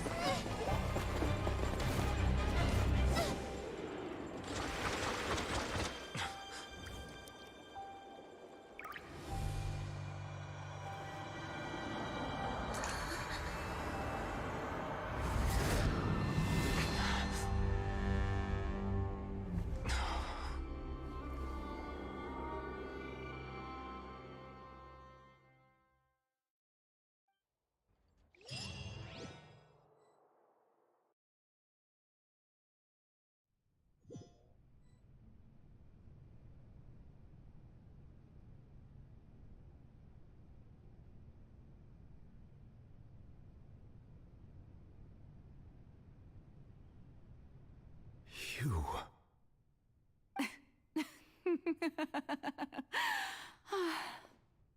Sorry. That shocked expression on your face is just too amusing. I couldn't help myself. You are not Farina. Who are you? Ah, the sweet sound of bewilderment. Marvelous. A sure sign that my attempt to deceive everyone was a resounding success. But to answer your question, I am Focalor. You know, the god. Focalor. Why did you deceive us? Oh, that wasn't my goal, of course. Goodness, no. But I had to fool everyone else too, if I was to stand any chance of deceiving the heavenly principles. Deceiving the heavenly principles? It's all because of that pernicious prophecy. Dreadful, wasn't it? Everyone doomed to dissolve. Fontaine condemned to be flooded. One was not amused. In fact, one was positively bemused when that problem was thrust upon me by my dearest predecessor. That's the former Hydro Archon Egeria, for the uninitiated. It hardly gets more disastrous than a preordained national catastrophe, now does it? She knew full well that the prophecy would surely come to pass. And as one of the seven, she also knew full well that one defies the heavenly principles at one's peril. So yes, as you have no doubt surmised, it was a rather impossible situation that I found myself in. I spent a terribly long time mulling it over, alone on the ocean floor. And I was almost growing barnacles by the time I finally realized there was only one possible solution to this confounding conundrum. I had to outwit the heavenly principles, allow the prophecy to be fulfilled, ostensibly at least, while saving everyone at the same time. I'm a genius, I know. I can only assume that's why Egeria chose me as her successor. Although, looking back now, it was hardly the inheritance one dreams of. Between the task of saving the nation, the quotidian duties of the Archon, and not to mention the original sin of creating a new race of humans, I dare say she left me quite a colossal mess to clean up. But one can only play the hand one is dealt. I did not choose this, any more than I chose to be one of her Oceanid familiars. So you were also once one of the Oceanids, transformed into a human by Egeria's hand? Yes, I was. I always dreamed of becoming human. And I still do, even now. In my eyes, to be human is to be part of the greatest opera ever known. After becoming a god, I separated my divinity from my body and spirit, leaving behind only a self that was as naive and bewildered as my past self on her first day as a human being. The me you see before you now is that divinity. And the human counterpart I left behind, I named Farina. She could feel joy, sorrow, and everything in between. She could be as vain and conceited, or as meek and vulnerable as she wished.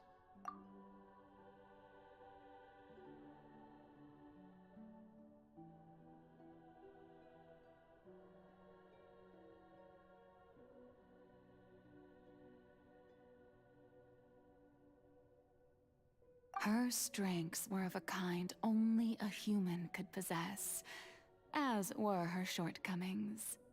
But in my eyes, Farina's humanity was what made her perfect.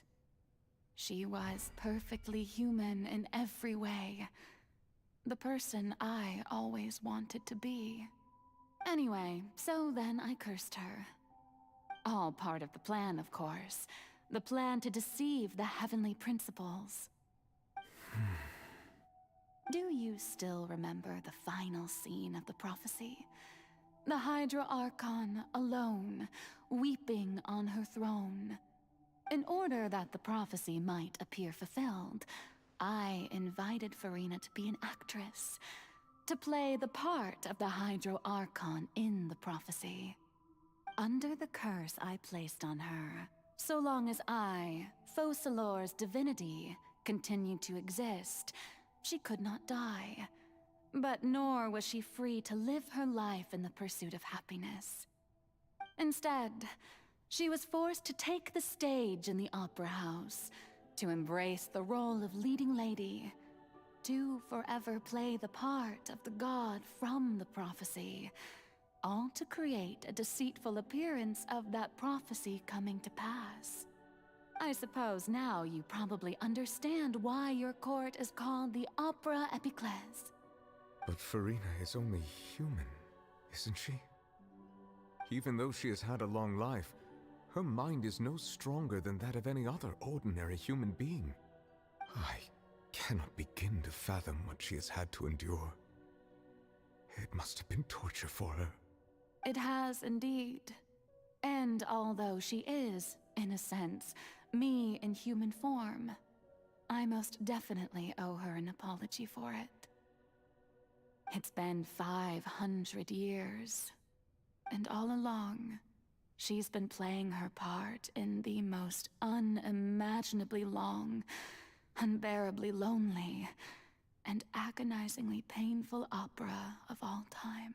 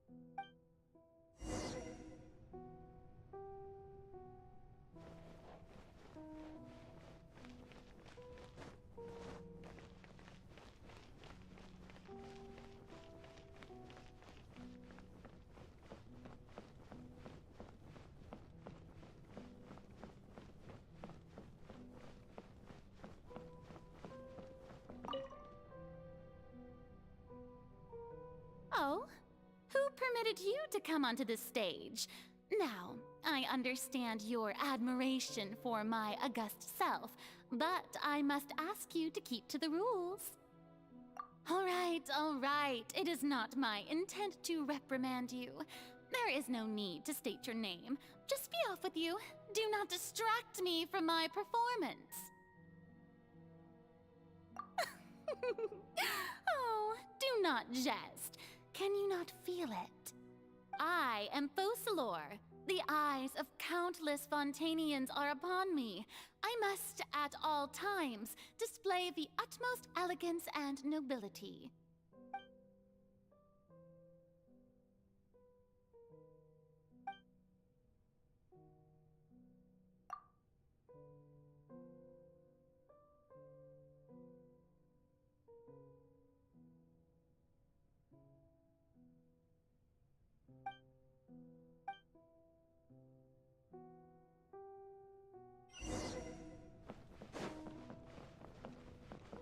Dear audience, the performance is experiencing a technical difficulty, but worry not.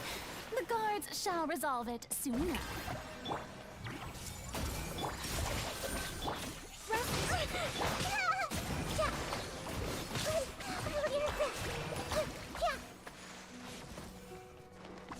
Hey, what gives? The audience is still watching me, you know. Guards! Wait, where are the guards? Guards!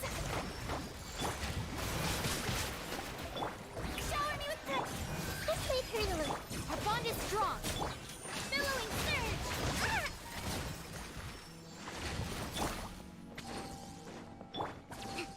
Let's move out.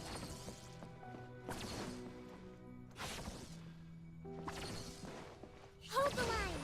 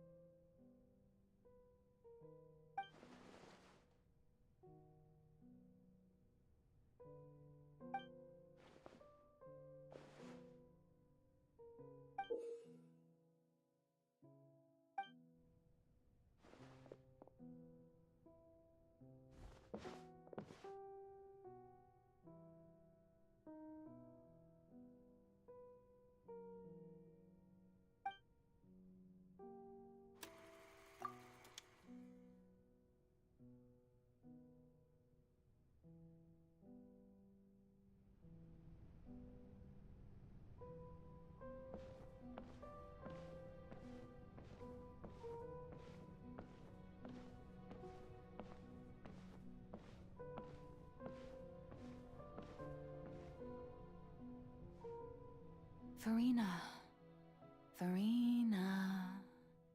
Huh? Who's that? Who's calling me? Where are you? Be not nervous. Be not afraid. I am before you. Wait a moment. You're mirror me? How can this be?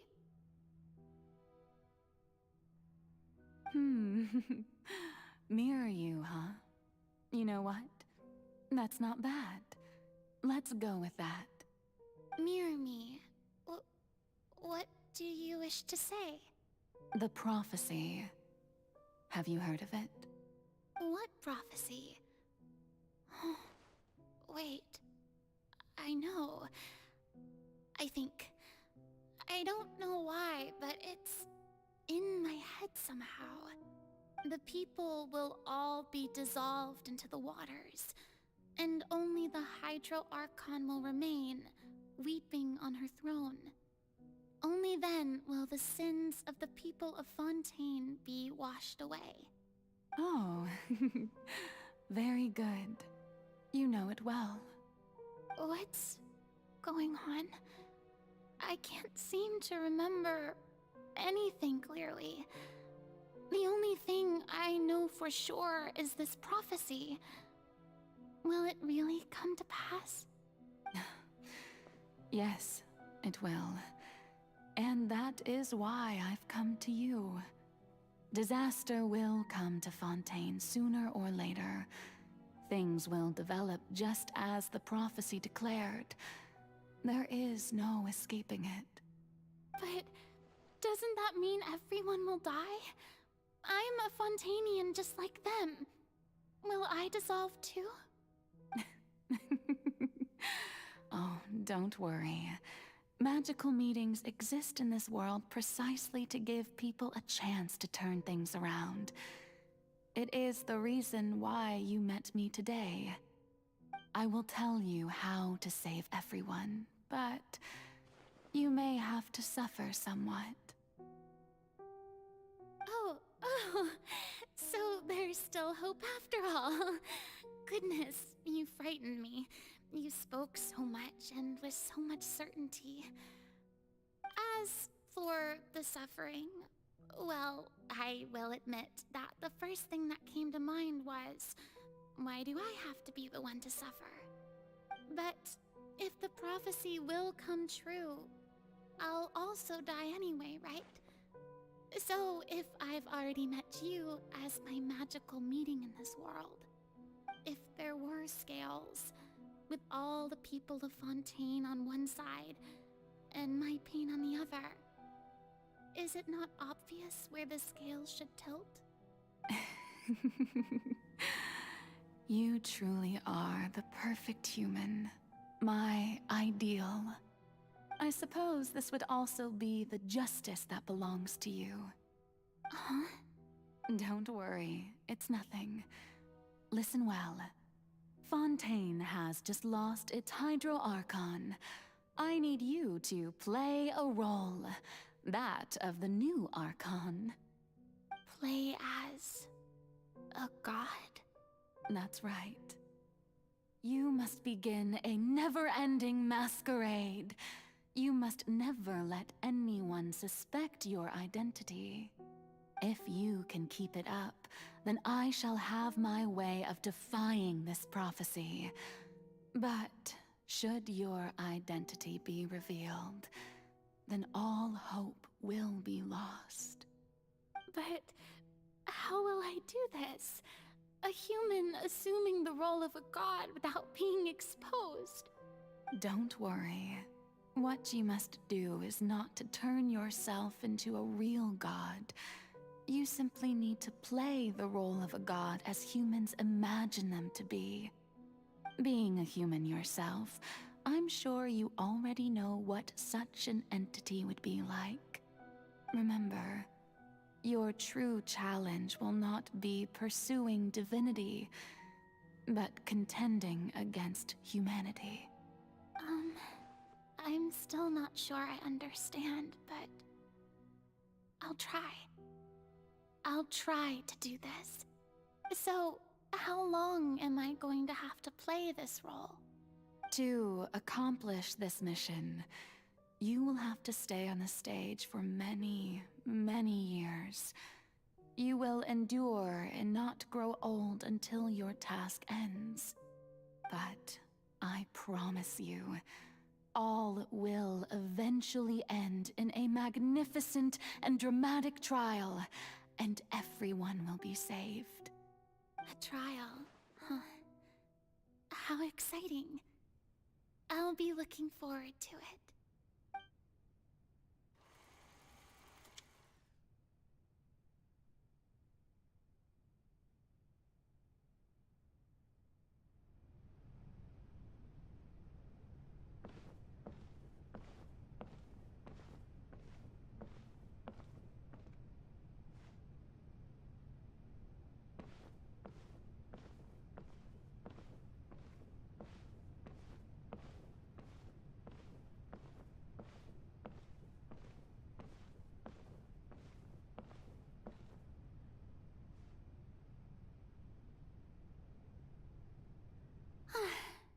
The Maison Cardinalise has announced my accession, but this is my first time facing the people. What should I say to most appear like a god? To be honest, I still don't know. Perhaps I should first try to act natural. Ladies and gentlemen, good evening, and welcome to the Opera Epiclese. I'm sure you've all heard about how I have taken on the role of Hydro-Archon. Indeed, I am Verena de Fontaine, your new Archon. In truth, I know little about becoming a nation's new god, but it will be my honor to guide you all. As the god Focalor, the god of justice, I shall do all within my power to lead you into an age of fairness and justice. Once again, thank you all for coming. If you should have any questions or suggestions, please send them to the Maison Cardinalise. The future of Fontaine will require us to work together, after all. This should do it. I thought I might stammer, but thankfully, I was able to convey my thoughts just fine. Okay, and next. That's the new Hydro-Archon. Is this some kind of joke by the Maison? I would have thought that a being that surpasses humanity would be a bit more assertive. Hey, did you hear that? She even told us to send her suggestions there at the end. Shouldn't gods be all-powerful? She's being so modest. What's the difference between her and an ordinary person, then? If you ask me, perhaps the succession didn't actually happen. She might just be a Maison-backed puppet. Wait, what's going on? Why is everyone suspecting me of being a fake? Oh, this is bad. If I get exposed here, there'll be no saving the people from the prophecy. Right. Mirmi said that I just need to play the role of a god as humans imagine them to be. Calm down, Verena. Think. What do the people want? How would they imagine a god to speak and act? Assertive, with a strong sense of presence. One who can dispel all doubt. That is the character I'm fated to play.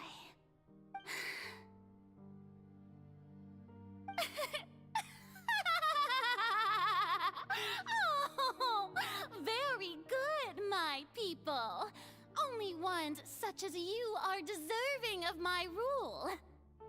Now, I was wondering if some weak puppet were to one day come onto the stage and claim ownership of this opera house, would the children of Fontaine follow them? Well, it seems that you would all see right through them. Having passed my test, you are qualified to witness wondrous trials alongside my august self, here in this opera house. You may consider my previous act a door gift of sorts. I thought it was a debut that suited the atmosphere. Now then, let us be reintroduced. Ah, so that was just a performance. How could I have forgotten that we were inside an opera house? Her personality. It's quite shocking, to be honest, but I suppose it's a better look than before. Such a fascinating and bold deity. How wonderful!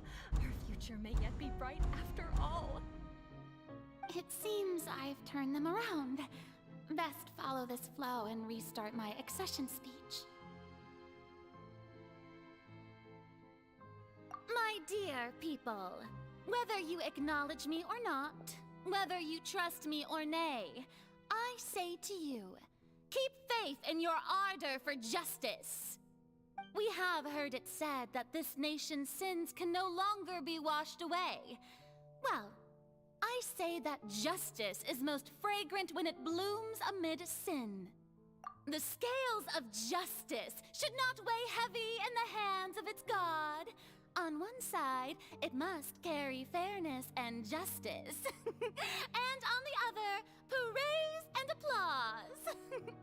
May law be the prayer on our lips. May judgment be our worship. Let us light the fires and drink to the future of Fontaine. There is no trouble in this world that justice cannot solve. All that is needed is for you, my people, to believe in it, heart and soul. So long as I, the Archon Focalor, stand within the Opera Epiclese, so long as I stand before the Oratrice, I shall even judge the gods of this world!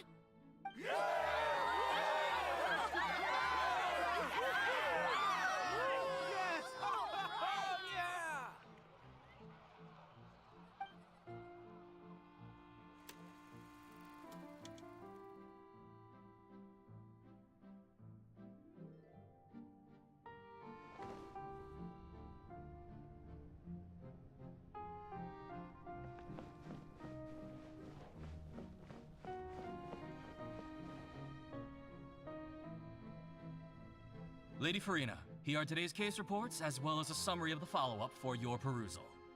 Come now, was I not just at the Opera House in person? Leave these kinds of things to Neuvillette. Besides, none of these trials were the one that I'm looking forward to the most.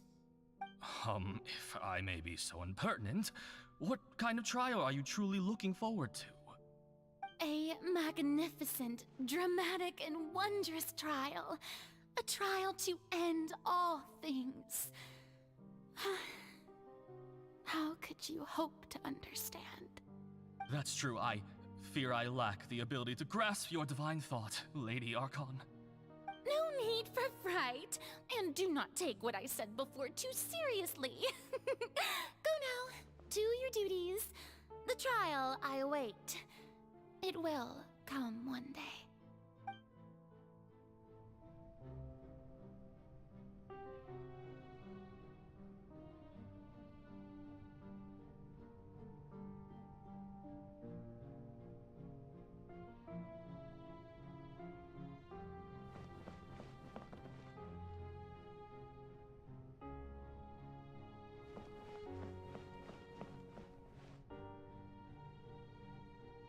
Lady Farina, I don't know what to say.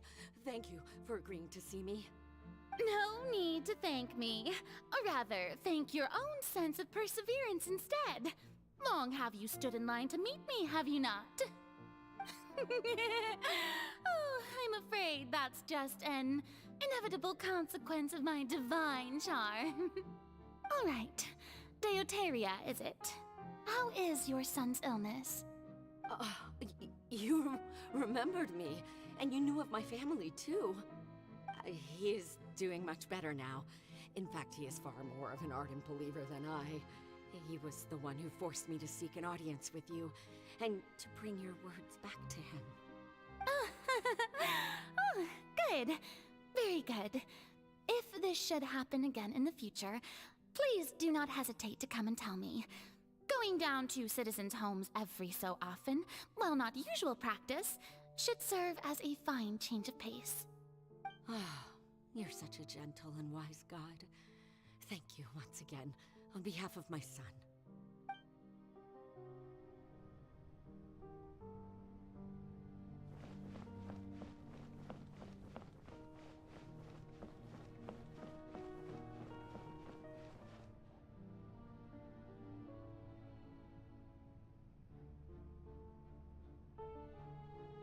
Lady Farina, here are the latest hydrological reports. As for the specific parameters you asked to take note of, I'm afraid things still don't look good. I see. It's as I thought, then.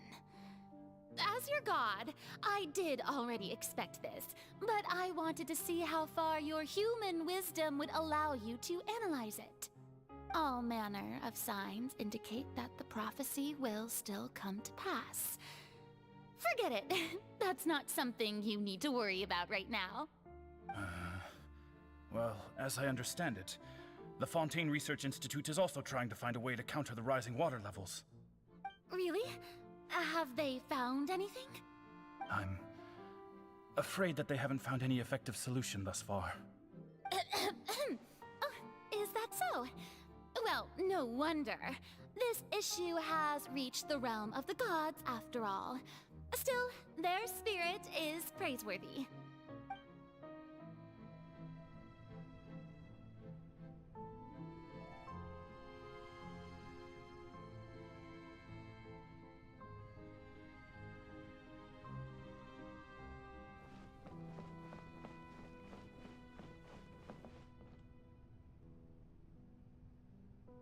is finally over.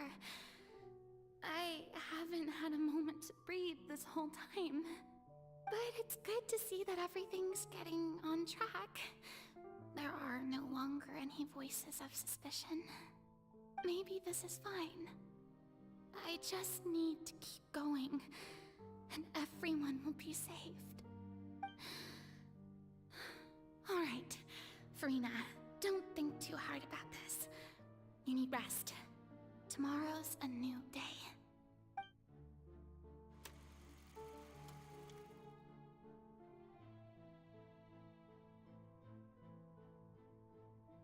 Lady Farina, here are the new trial reports for the latest cases, as well as a summary of the follow-up.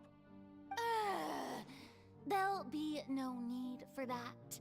I've seen them already. There's no need to go back over scenes I've witnessed in person before. Lady Farina, I've waited so long for this chance to see you in this manner. Indeed, my dear, loyal citizen. This joyous moment is an honor for us both.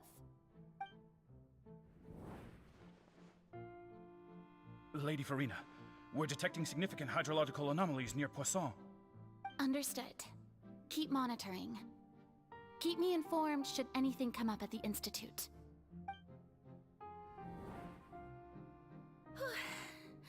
I don't think I let anything slip today.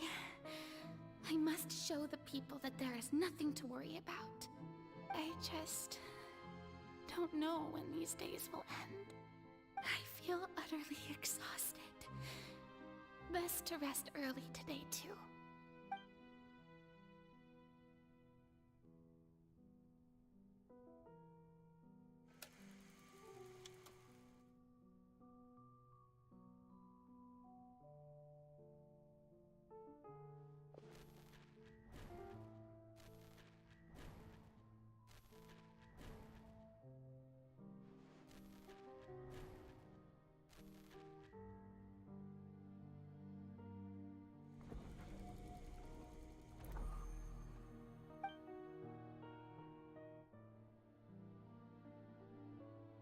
Lady Farina, it's like a dream being able to speak with you up close like this. I've heard that the first member of our family who was honored to receive an audience with you was Madame Dioteria, almost 20 generations ago. And what a fine family yours is indeed. It brings me great joy to meet such a faithful believer. A descendant of a line most ardent. Surely you exaggerate, Lady Farina. My lady? What is it, good citizen? Oh, are you crying? Oh, really now? I didn't even notice. This must be the overflow of hydro from my person. Well, can't quite help being the god whose dominion is the waters, can I? No wonder. No wonder. A manifestation of your power, then. Oh, Archon, I am honored to have witnessed it. Honored indeed.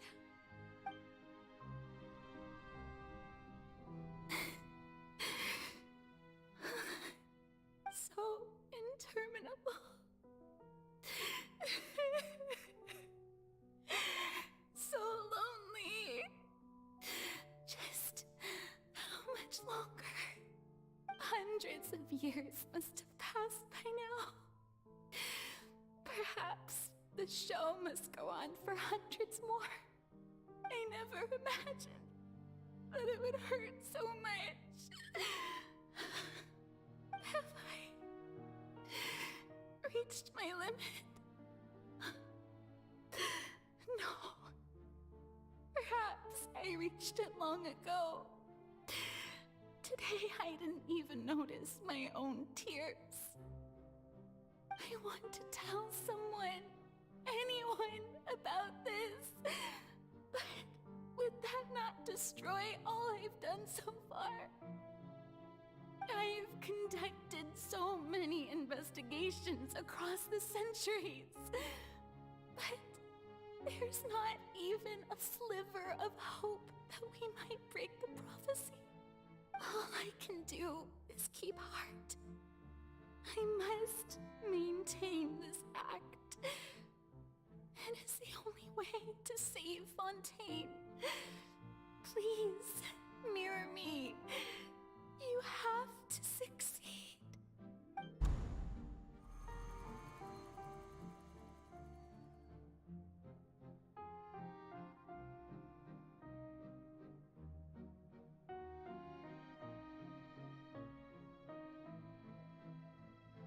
Farina, you don't have to shoulder this burden alone. Although I don't know what you might be keeping from everyone, your people are more than willing to share your burden with you.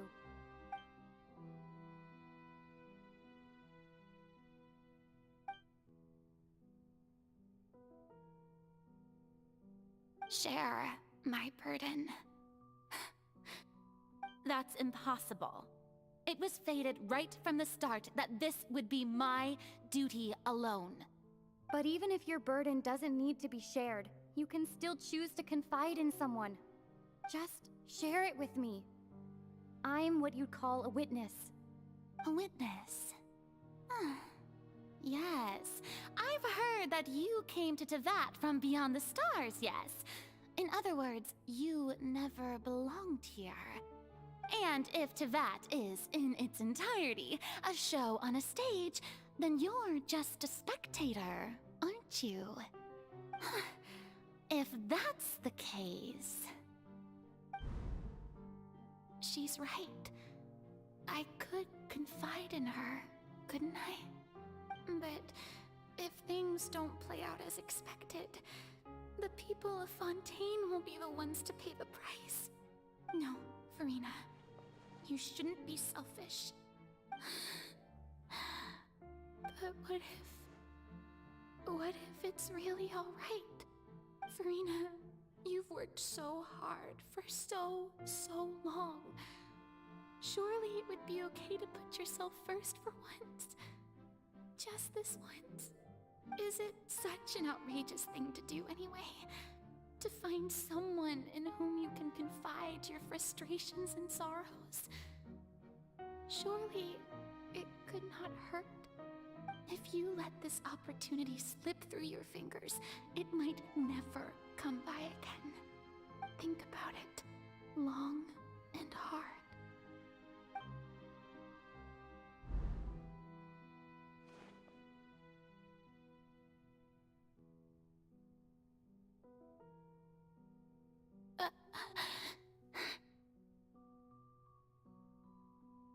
No, I have nothing to say. I am Farina, the Archon of Fontaine. Everything will surely get better. All you need to do, dear spectator, is to witness my performance until the curtains fall.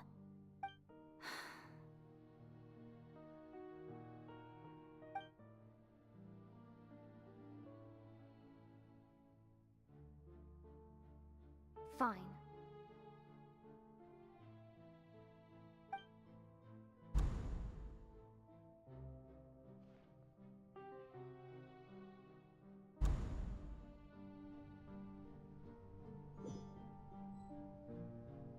So even Farina doesn't know the truth? You've never once let her in on the full plan? Yes, it had to be done. To deceive the heavenly principles, you must first deceive yourself. She did very well. If she had let her resolve falter even once in these 5 centuries, Fontaine would have been doomed to the most tragic fate. It seems that trusting humanity was the right decision after all. I believe that I understand how your deception works, but that is only half the truth, is it not? How would you build on this foundation to save the people of Fontaine? That is the most important thing. Ah, good, good. Of course, the Iudex of Fontaine has pinpointed the crux of the issue. I'm sure you've long sensed that the Oratrice is no simple machine, yes? I've always suspected that it had its own consciousness. And Lenny did mention that he heard a human voice within the core chamber. It now seems that that person was you, hidden within the machine all along. Am I right? And then I became one with the Oratrice, taking Fontaine's gnosis with me. Yes, it would seem so, wouldn't it?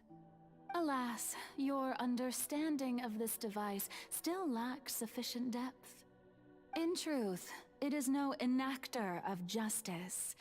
It is, in fact, a device created to kill the god of justice. I beg your pardon? Oh, you have it. And to be more precise, not only will the Oratrice take down the god of justice, it will also take down the divine throne upon which she has been placed. I mean, did you think I would be the sort to enjoy peaceful repose while Farina suffered? My work over these last 500 years has been to constantly accumulate indemnitium within the Oratrice. But really, some have already discovered that only a small fraction of the energy generated by the device was ever used to provide power to Fontaine. The vast majority had to be, accumulated to enact this death sentence. It was all a part of your plan then? Both the trial and the sentence? Indeed.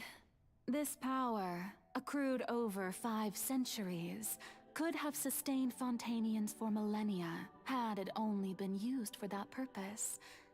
Almost all of it has now been stored within the Oratrice. But only power of this magnitude could hope to destroy the Hydro Archon's divine throne, shaking the rules established by Celestia, and breaking through the institution that is the Seven.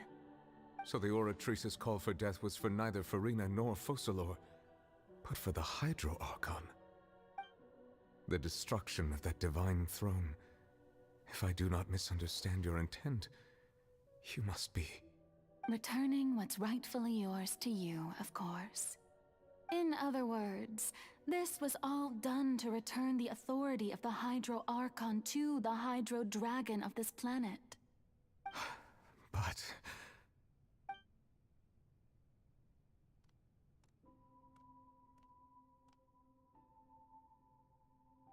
Oh, what? Getting sad again, are we? The authority of the ancient dragons shall soon be yours once more, O Hydro Dragon Sovereign. And this is the face you make.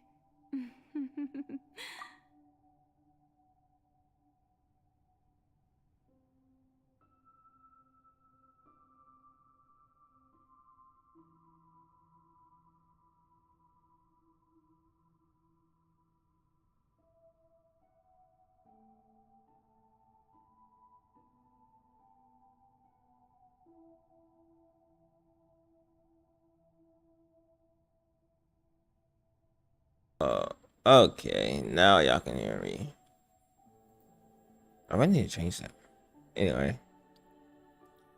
Dang, I was like, so what stuff? Yeah, I ain't hear none of it. What's up, everyone that said what's up? I didn't realize y'all couldn't hear me. That's on me. All you've done throughout the years is just so you can sacrifice yourself at the very end. I've never quite seen it that way, you know. Even now, I'm quite pleased at how well my deception worked.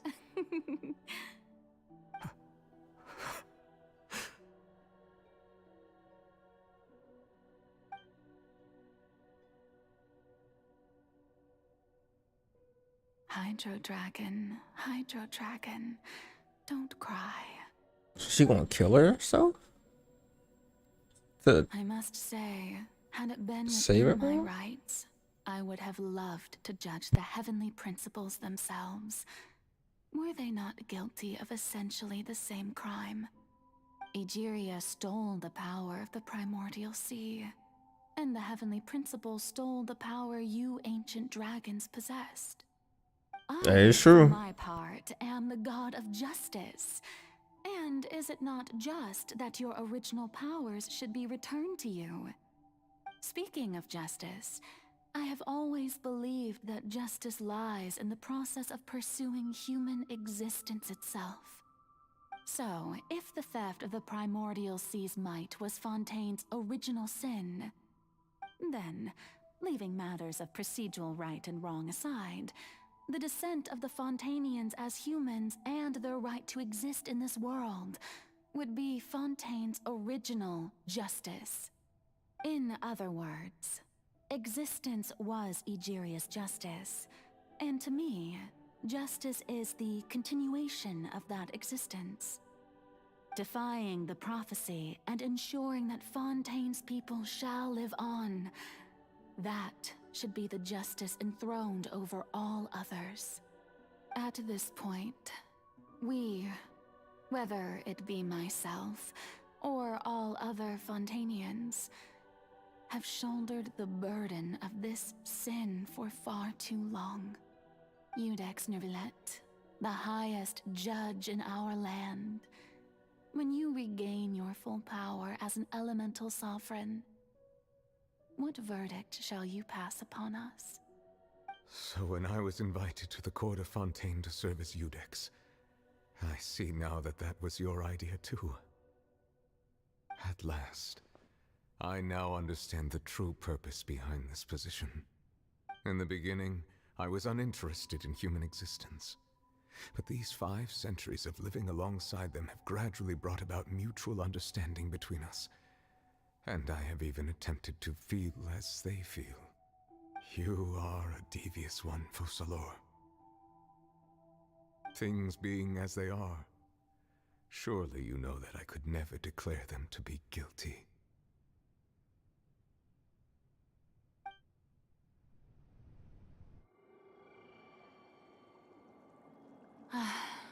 The hour of my execution is almost here.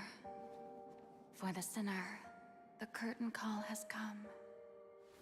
I know I may not sound it, but faced with death, I find myself a little afraid. Perhaps this is one thing both gods and humans have in common.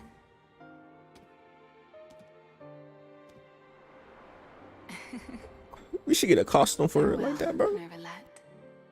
I hope you've enjoyed the part you played these 500 years.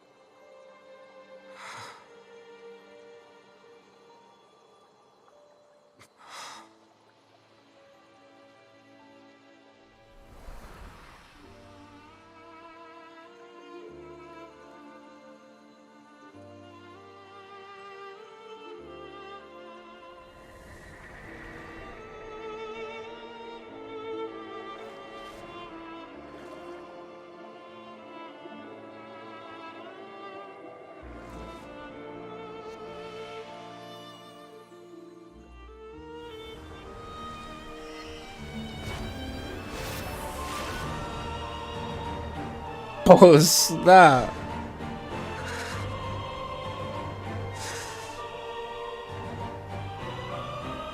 I, Iudex Nervillet, hereby declare, people of Fontaine, your sins are forgiven.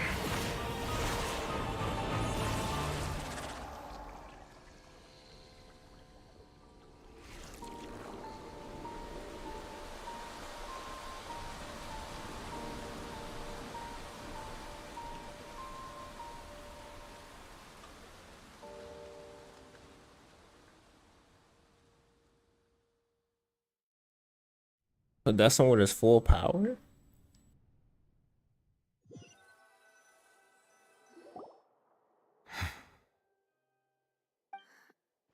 What just happened? Has the death sentence been carried out?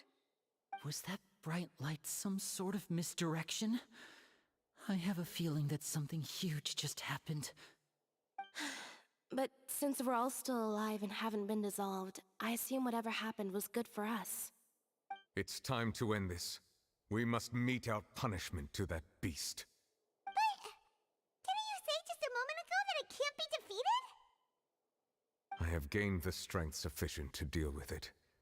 Through certain means, I now have the ability to separate the power of the Primordial Sea from that creature.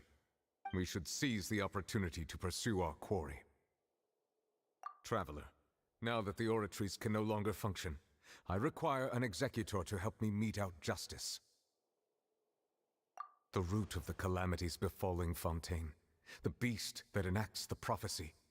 Its name is the all-devouring Narwhal. Come with me, traveler. The hour of execution has come.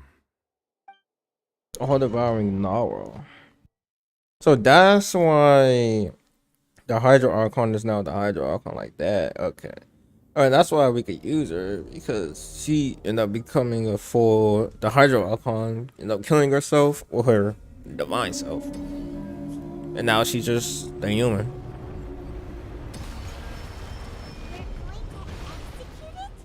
How the hell am I going to do this, bro? I've already done my best to separate the power from the way. Considering the size of the beast, I cannot reach the power source. Unless we can find a way to attack it from within. I shall share part of the ancient dragon's power with you. We shall look for an opening together. Bruh, I just think he's moving around. I don't think I'll be able to get this. Hold on. What? Alright, again, sorry, I didn't realize that my mic was like actually off. So, yeah, that's on me. My bad, guys. Turning into hostility. This will be my chance. I don't think I'm doing anything to it.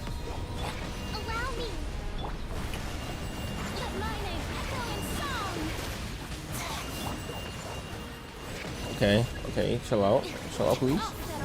The all-devouring narwhal cannot resist its instinct to devour.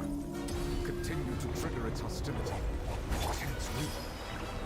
The all-devouring narwhal cannot resist its instinct to devour. Continue to trigger its hostility. Chance will present itself. Like this right here. Come on, eat me, eat me.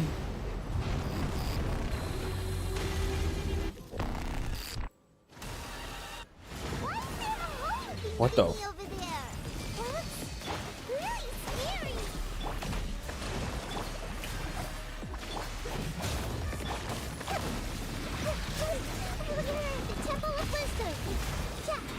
Let's see, made for this.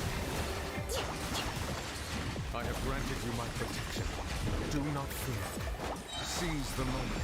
Use my power to suppress its roots from within.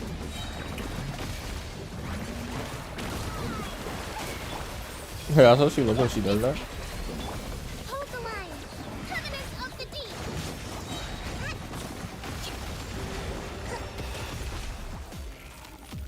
Oh, maybe this team is actually pretty strong.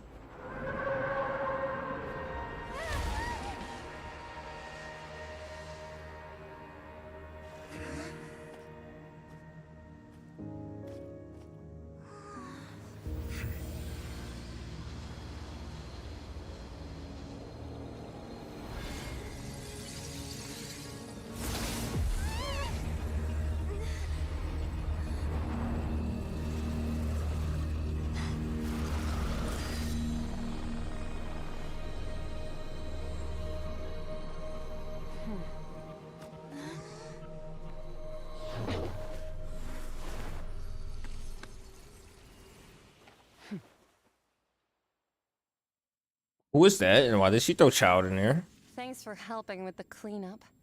It should have been my job, but oh well. Oh my gosh, she looks so nice. It was just supposed to be a short private training session for me.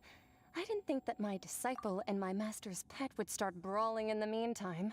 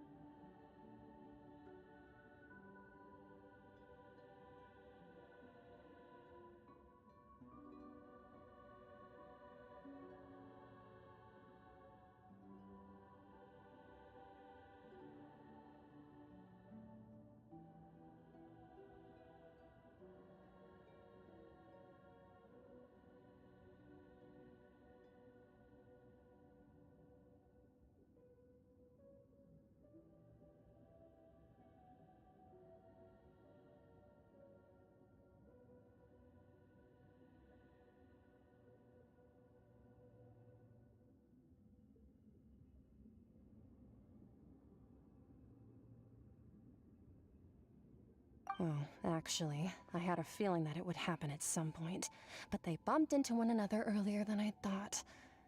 What a blunder. I suppose I'll have to swing my sword 3 million times as penance. That power. Who are you exactly? Paimon has an idea. From what she said earlier, she must be Child's master. Skirk, right? It's just that he gave us the impression that she was the less talkative person.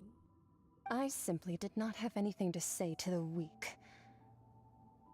But you, on the other hand, managed to defeat the all-devouring narwhal without using power from beyond this world.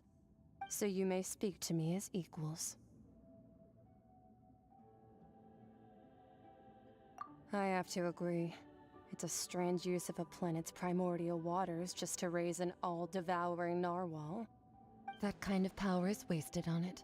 It's not cooperative, it eats too much, and I have more important things to do with my time than pet sitting.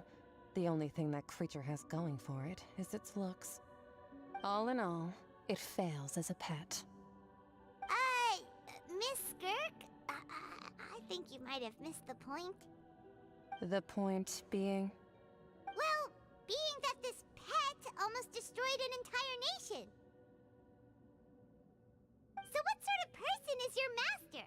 Well, Child's master's master. Wait, is that right? Oh, right.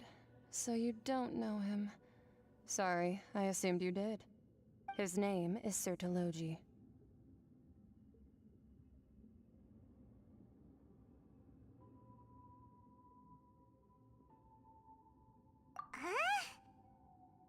I am unfamiliar with that name.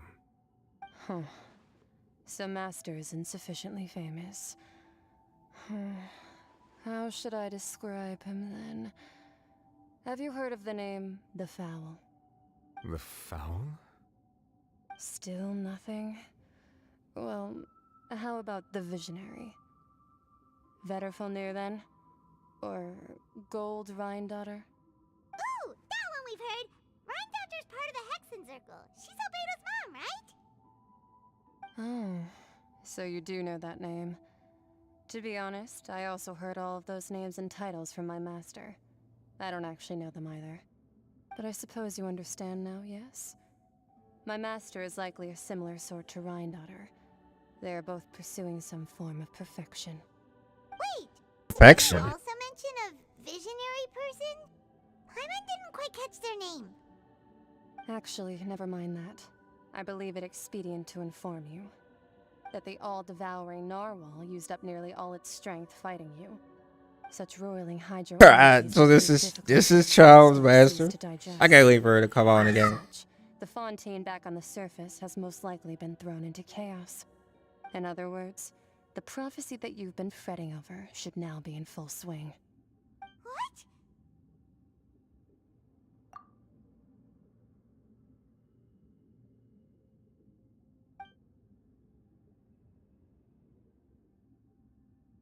Not to worry. Focalor has already managed to deceive the heavenly principles.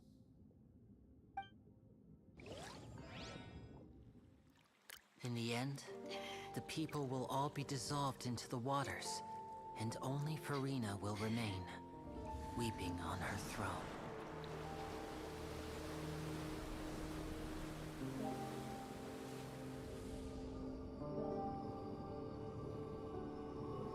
Only then will the sins of the people of Fontaine be washed away.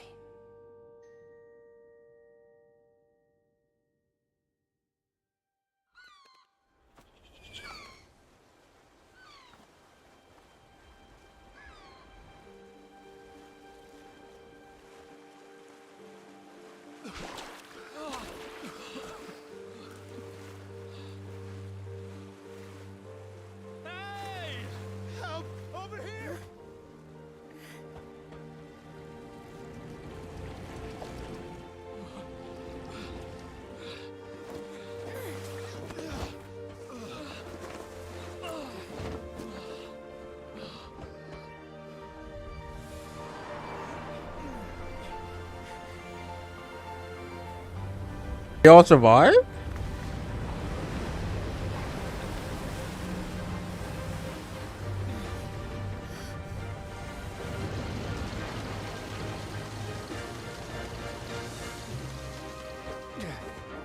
All hands, initiate emergency rescue.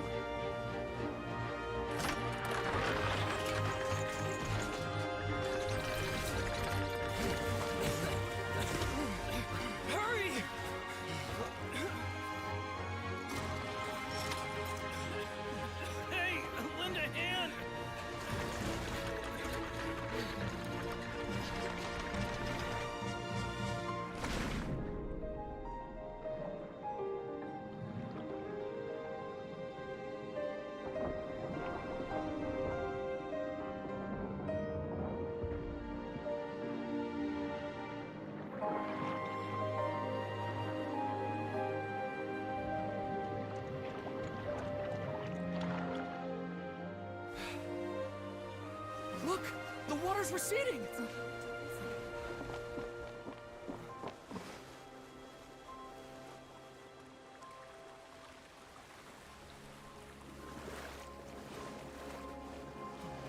It's a miracle! Water's receding. We didn't dissolve. The prophecy was wrong! The prophecy was wrong!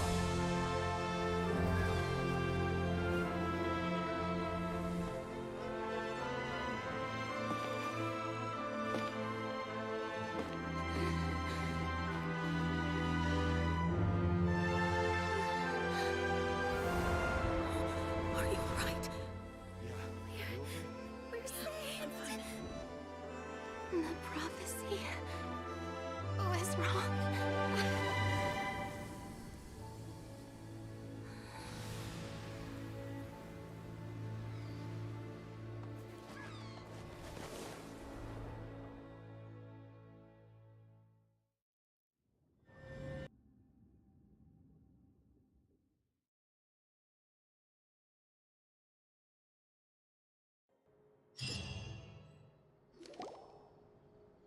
The soil renewed.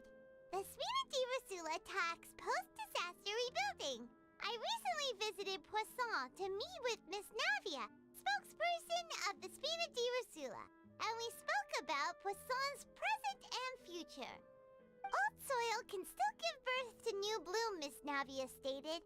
Hope is like seeing a small cookie when you're starving late at night. You just need a little of it. Skyship Winglet, boon or bane of the Fontaine Research Institute. The various disputes that have arisen on account of Mr. Edwin have suddenly become a shield over the Institute, with Jurier turning out to be a once overlooked hidden gem. People always call the first researcher mad, but few know what to call the second. And should that latter person achieve a miracle, they would find it all the harder to find a word with which to classify him and his team. Wow! Paimon barely recognizes the people in the reports. Are those really Jurier and Navia? They sound like real big shots. What do you think? Pretty enthralling, huh? The Steambird's idea was pretty simple. With the disaster just having passed, we would print a free edition packed to the margins with good news to calm people down. The value for these big scoops lies in their inevitable follow-ups. We'll publish further reports and go into the stories behind those people. Edwin's assistant, Jurier, created a true flying ship, while Navia is leading people in the reconstruction of their home. I'm sure that these stories could draw even your well-traveled eye. Paimon's curious too! Wait a minute. Didn't we watch everything happen from start to finish? What's there to be curious about? And that's exactly why I'd like you to come conduct interviews with me. You're the best incubators of news, if you haven't noticed. And also, with you around, I'm sure I'll get to see that Duke. Are you sure? Hasn't he turned you down several times already? Oh, this time will be different. Come on, let's head to Poisson first, and then make a trip to the fortress. There are some things you'll only know when you get there.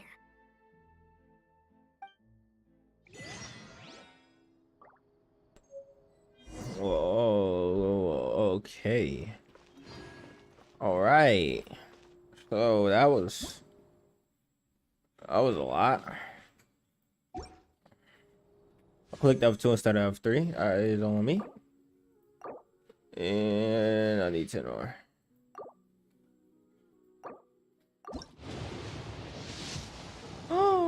Oh my gosh. And it is what I already have. Yay. Anyway. But anyway, like, oh wow, okay, so I mean, that was a lot. Don't tell me it's blocked off. Oh, it's not. So first, the real fortress, whatever, the real Hydra Archon killed herself. The only part of her that's left alive now is the human part of her, which is the one we have. Let's go. Anyway, only one that's left is the human one we have. Neverlet just gained all his power back. And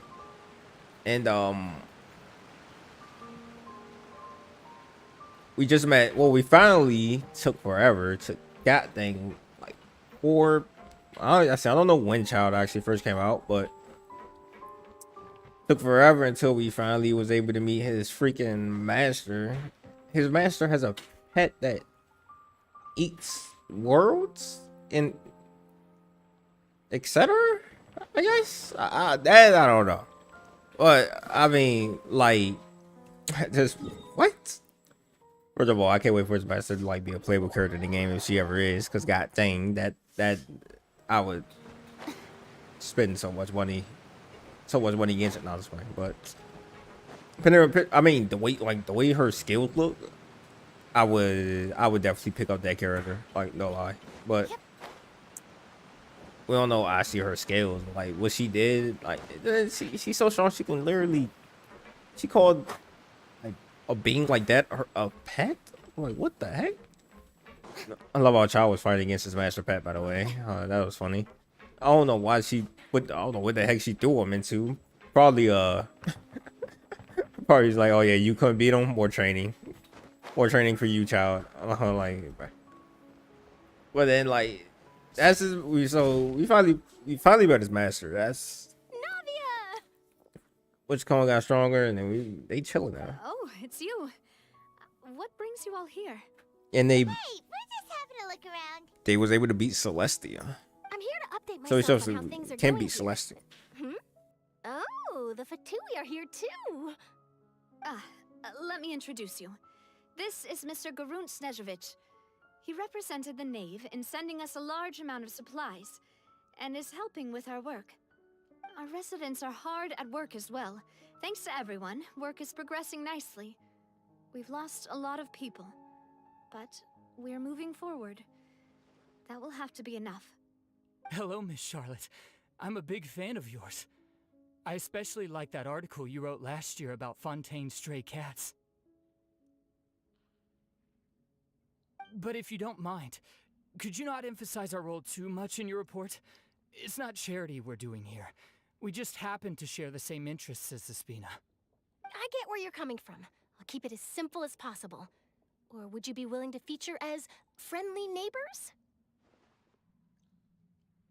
That would be fine. Thanks! Oh, you're back too. How are things? We finished laying down the construction materials. It'll be another hour before the workers are able to go over there. Huh? You're here too, Clorand? Well, her reputation's greatly risen after that whole duel business with Miss Farina. So she's here in Poisson to wait out the heat. All right. She really came here to help me out. There's too much to consider in the reconstruction of Poisson. The Spina has need of more decision makers. And, well, I do already happen to be connected to Mr. Callis.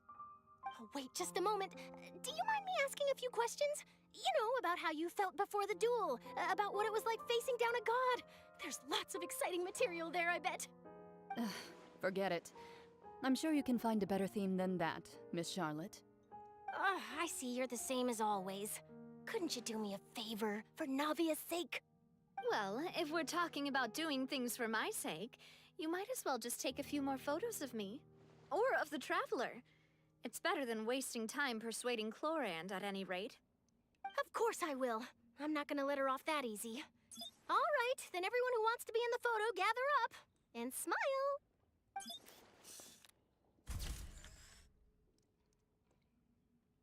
Nice picture. Did a good shot? Did Paimon look cute in it? Not bad. Your addition really helped the composition of the picture.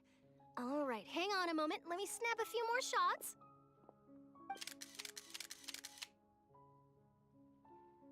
All right, that should do it. I'll be back here later anyway, so let's call it a day. You're very quick. Speed is of the essence when it comes to the news, and freshness is the key.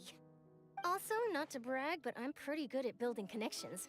Who knows? I might eventually get that interview with you after all, Miss Clorand. Wow, you really do have that never say die spirit. I'm impressed. I'll hazard a guess that this is how you got that interview at the Fortress of Meripede. Whoa, you're well informed. Let me make a guess too. I asked Sijuin, who told Monsieur Nervillette, and he told you, right? That's a very complete information chain. In truth, all Monsieur Neuvillette asked me was, when did the fortress become so friendly towards the media? I told him that it was best not to speak too soon. There's no guarantee that Ridesley will make a personal appearance. You're right. I've got to treasure every moment I have with them. In which case, I'll be making a move first. Stay safe now. And tell me if you hear anything interesting. I'll treat you to afternoon tea in exchange.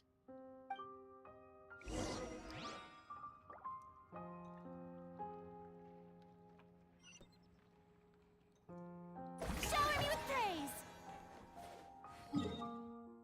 Now we got. I wonder what's gonna happen to Farina. Cause wouldn't that mean she knows that she can finally talk about everything now since the disaster has been gone now. It's over. Wow, guess we're here again, huh? There's a real nostalgic feeling to this place. Looks like you've been missing us. Duke! Did you come all the way to the entrance to greet us? Of course. I'm here to welcome you and our dear Miss Charlotte, whom our good head nurse recommended to me. It's an honor to finally meet the much-rumored Duke. Thank you for consenting to my visit to the fortress, sir. No need to thank me. But that said, I shouldn't be the focus of your interview. I trust you recall our agreement? Of course, of course. All right then, this way.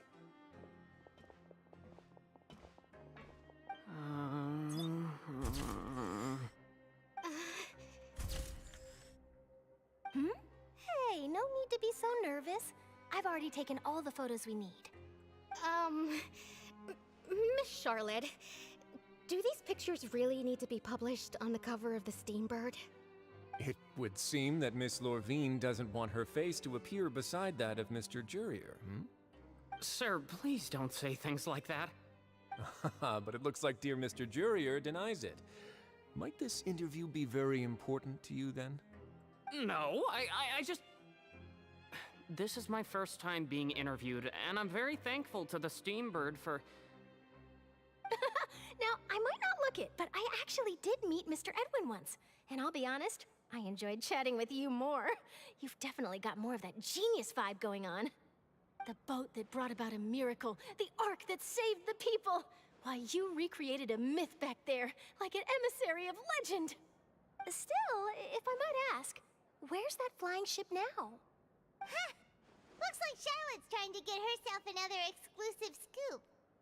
I have to apologize, but that ship is presently in the bowels of our factory. I'm afraid it won't be easy for you to get a shot of it. Really? Well, then in that case, could I have an interview with you to make up for that loss?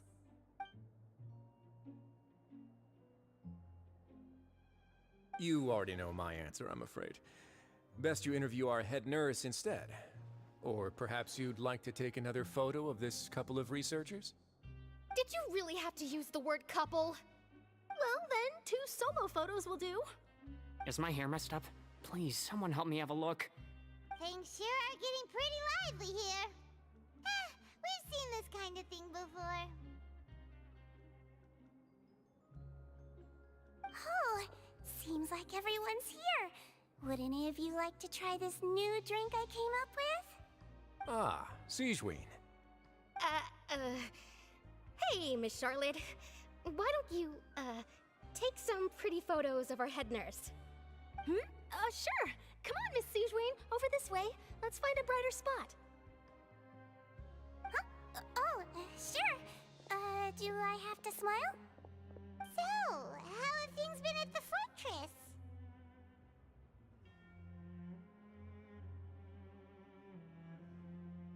Same old, as you can see. Fontaine's undergone some changes, but this place is still more or less the same. Other than that flying ship, it got a tad too much attention, I think. That's why I decided to let the interview go through. We should direct more public opinions toward the behind-the-scenes heroes. Am I right, Mr. Jurier? Miss Lorvine? You're too kind, sir. I believe that you too should have your day in the sun. Not that you would want that, which is a pity. I'll just leave the spotlight to you two.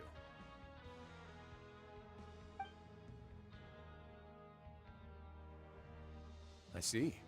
Lots of things happened that day, huh? Anyway, regarding that Harbinger, I'm not sure you remember, but his 3 young followers are still waiting for his return. He sure did win them over, huh? I'll tell them that there's good news and bad news. The good being that their boss seems fine, and the bad being that they must face extended sentences for abetting his escape. Oh, actually, what about you? Are things gonna change for you too? What change can there be? The fortress will keep chugging along, and so will my duties. As to what Miss Farina's departure will mean for the nation, and if our laws and governance will be transformed, we'll leave those to the folks in the overworld. Hey everyone, the photo shoot's done. Good. In that case, let's call it a day here. Thanks for your cooperation. Come on, Traveler, let's go. Till next time, everyone. There'll be a next time? Maybe. Who knows? I might write a story about the underwater factory next time. Until then. All right. Last stop, the docks.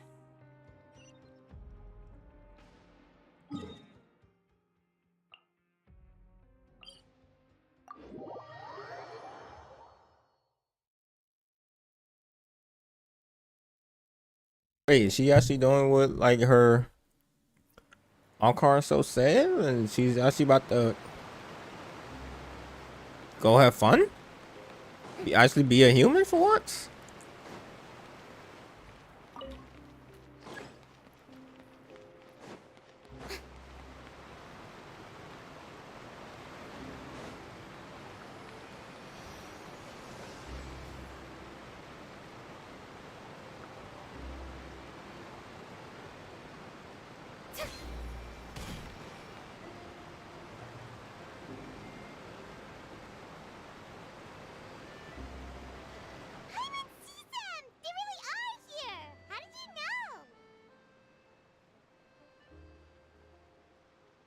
Navia mentioned that she stayed in touch with Linny and the others after working together. Apparently, they've been at the docks distributing these strange pockets the whole time since. Traveler, Paimon. Ah, and Miss Charlotte, too. Would you like a magic pocket? What sort of gadget is it? It's a wondrous bag that can be used to carry many things. The water level has returned to normal, but if you see any of your things floating around, you can use this to carry them. Or you could trick a friend into doing it for you. Trick a friend? I wonder which of my friends would fall for that.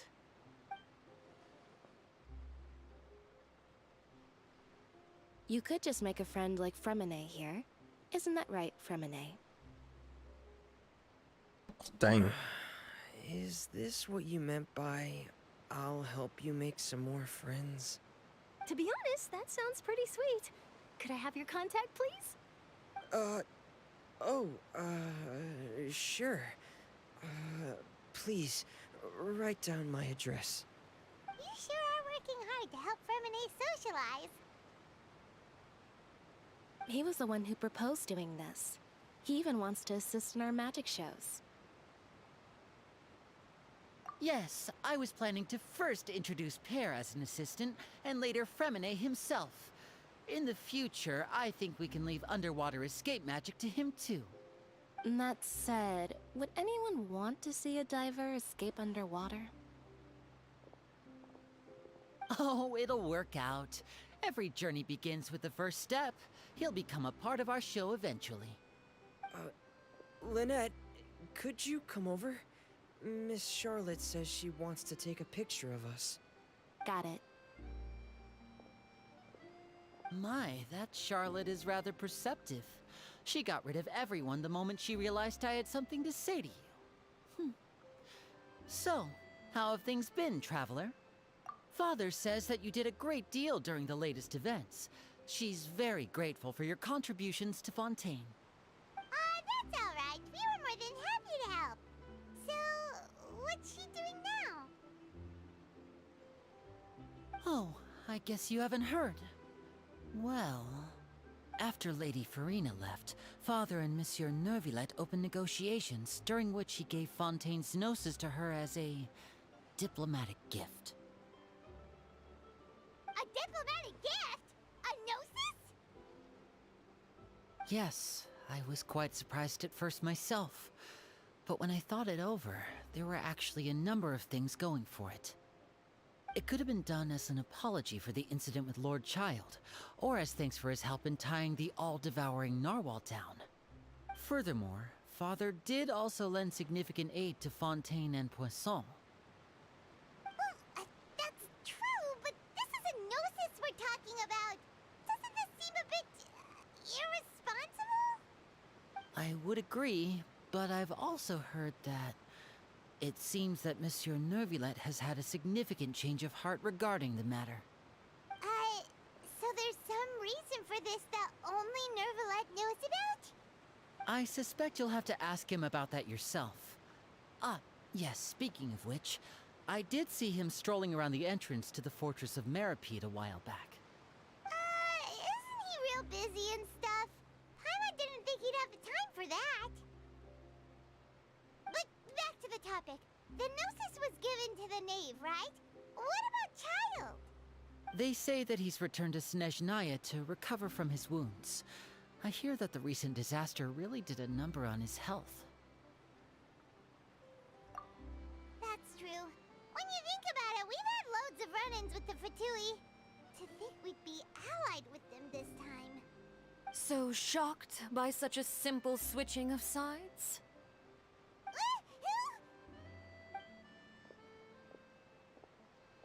Father! Well, well, what do you know? Come to the docks to see how my children are doing and meet the Traveler by chance. Please do not pay my accomplishments in Fontaine too much mind. I would have done them regardless. Are you going to take the gnosis back to Snezhnaya? That is our duty as harbingers, yes. Don't be too preoccupied with sides. The goal of the Fatui concerns not a single place or person, but the entire world. With such a grand goal in mind, it is inevitable that we must wear many masks. Switching my masks is something I've always done. Well, that depends on many things. No one truly knows what the future holds. What good is honesty if you can't rely on it forever? As for you, I very much look forward to our next collaboration. Good things cannot be achieved alone, and you've proved yourselves to be great partners. A vision? All right. I'll remember to return it. Thank you for keeping it safe for him this entire time. And that's a wrap for me. Huh? You're... Greetings, Miss Journalist. Hello. If I'm not mistaken, there are diplomatic channels I'll need to report to take a photo of you. That is correct. So forgive me, but I will not be able to serve as a subject in your article. However, feel free to write as much as you'd like about our dear magicians and our upcoming rookie talent. I will. The sea breeze is quite pleasant. Oh, I shall continue my walk while the weather remains so agreeable. Farewell. Farewell, Father. Oh, she has such an intimidating presence. I didn't even dare to take a picture. Thankfully, I've already wrapped up all my pre-scheduled interviews. Thank you all. This'll be more than enough for me to write about, I'm sure. Don't be too nervous. Why don't you take a magic pocket before you go? Here, Traveler, Paimon, you take one too. To move things about? That's right. Funny. I was giving out magic pockets when we first met too. And what do you know? I'm doing the exact same thing right now. So many things have happened, but the pockets are still the pockets. I guess this must be life. We will all follow our own paths, and serendipity will lead you to your fated friends. All right then. We'll be handing out pockets in some other districts later, so we'll get going now. Have a good day, you two.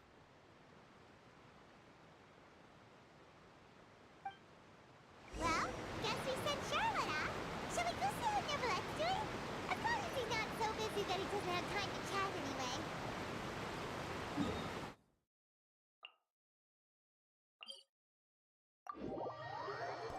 So is Farina like okay? So we obviously know the real Farina, aka whatever, the true Archon is dead. When they say Farina departed, since they're saying that, are they trying to say that? What's going on here? Are they trying to say that the real Farina is like this? She is because it says she departed. What do you mean? Did she leave? Did she leave?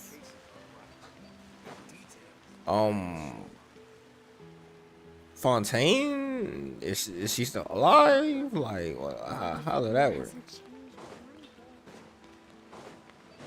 The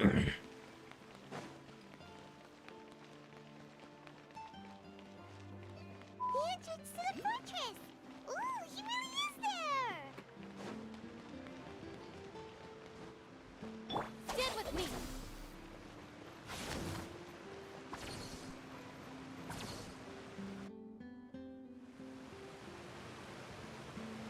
I love how it stops right there.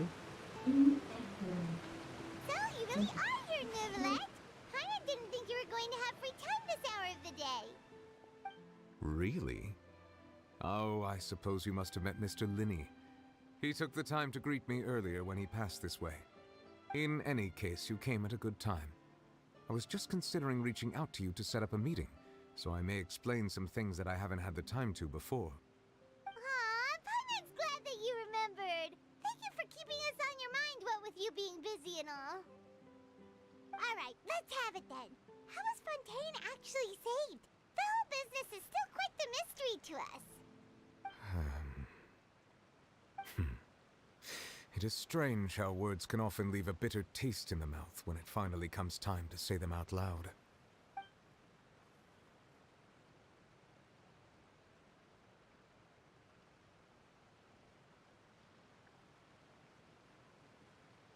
Whoa. So that's what happened? Focalor destroyed the divine throne of the Hydro Archon and restored your power to you, transforming you into a fully fledged elemental dragon sovereign. But Paimon still doesn't quite get what you did to save the Fontanians from dissolving. So does that mean For they me, don't the have authority of the ancient the dragons Archon no more? refers to absolute control over the hydro element. Fontanians were incomplete humans born of Egeria's use of the power of the primordial sea, with constitutions similar to that of mimics. But so long as those primordial energies remain within them, I could use the ancient dragon's authority to grant them true blood, after the fashion in which life was first brought into being on this planet. In other words, when I gave my verdict, Fontanians became true humans, and thus would naturally no longer be dissolved by water from the primordial sea. Oh, so he made them true humans. That decision as well. Your verdict was the key to making the prophecy appear to have come true while saving everyone. Yeah, and in a manner of speaking, Focalor finally managed to fulfill the original Hydro Archon's wish to turn Oceanids into real people too. It seems from your expressions that you still have more things you wish to ask. Ask away. I will tell you the truth as I know it. About the initial verdict that was passed on Child. I have investigated his case along many avenues, and I have learned that he once fell into an unknown chasm when he was young. There, by chance, he awakened the all-devouring narwhal. But whether it be by sentiment or reason, that should not have been enough to consider him the root cause of the disaster. At most, he would have had tangential liability.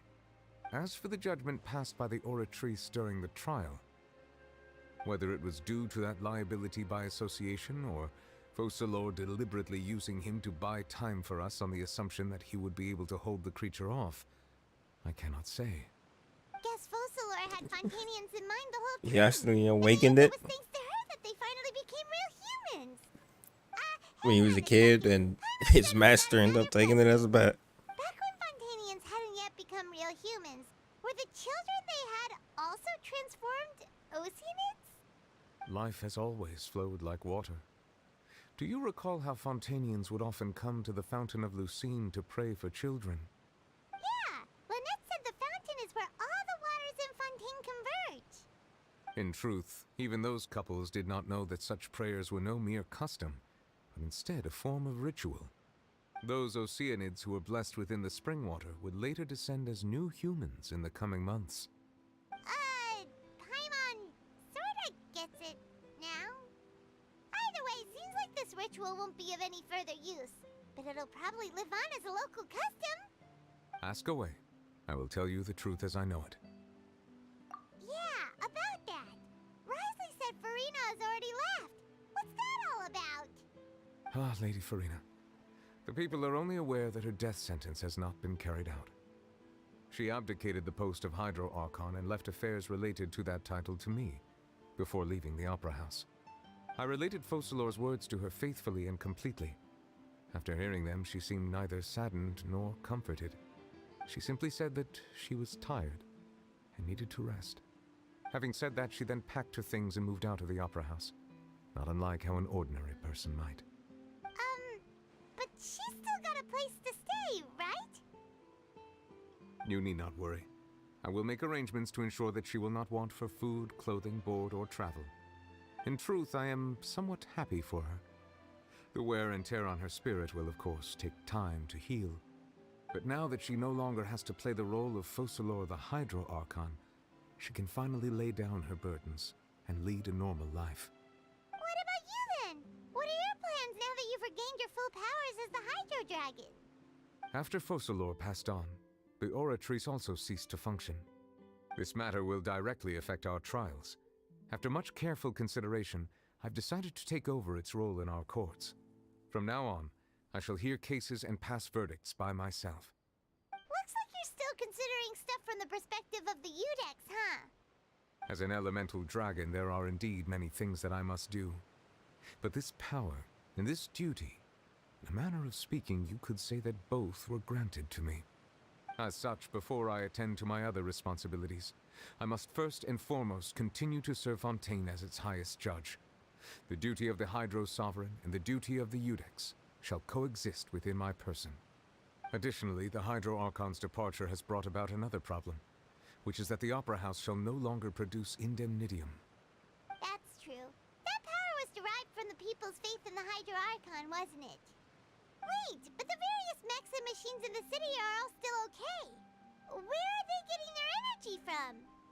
As I am now, I have full command over New Musia, and it can serve as a complete substitute. Another reason why I cannot quite leave Fontaine immediately.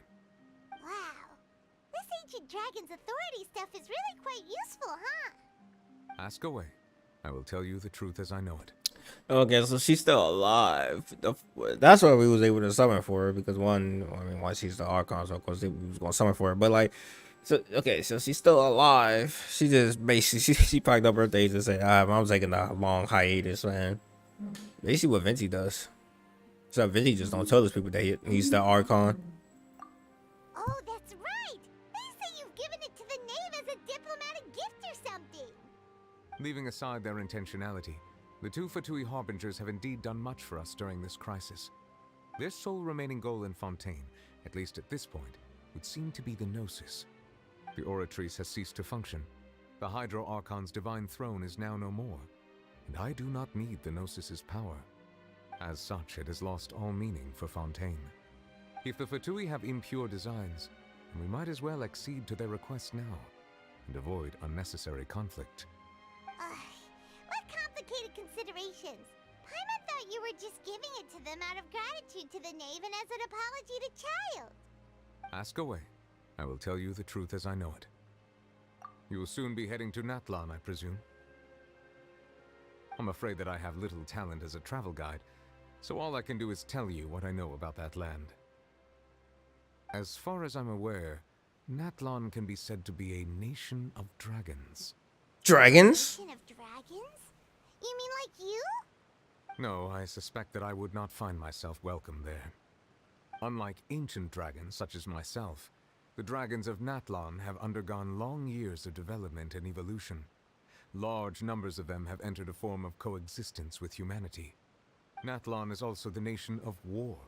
War ravages those lands like an undying flame. There is one other piece of information I got incidentally from my negotiations with the Knave that I believe may be useful to you. The Harbinger known as the Captain has thrown his hat into the endless ring of war. The Captain. Sounds like a real tough customer. Seriously, everywhere you look, there's a Fatui Harbinger doing their thing. So you know what that means, guys? That means first, it's confirmed that the next one we're going to is Pyro. I mean, obviously, it was the only one we can go to now. I mean, Snails 9 is going to be the last one. That's definitely going to be the last one. Fatui, big boys. But anyway, that means we're going to the Pyro Archon. I'm really hoping this is what I think that the Archon gonna look like.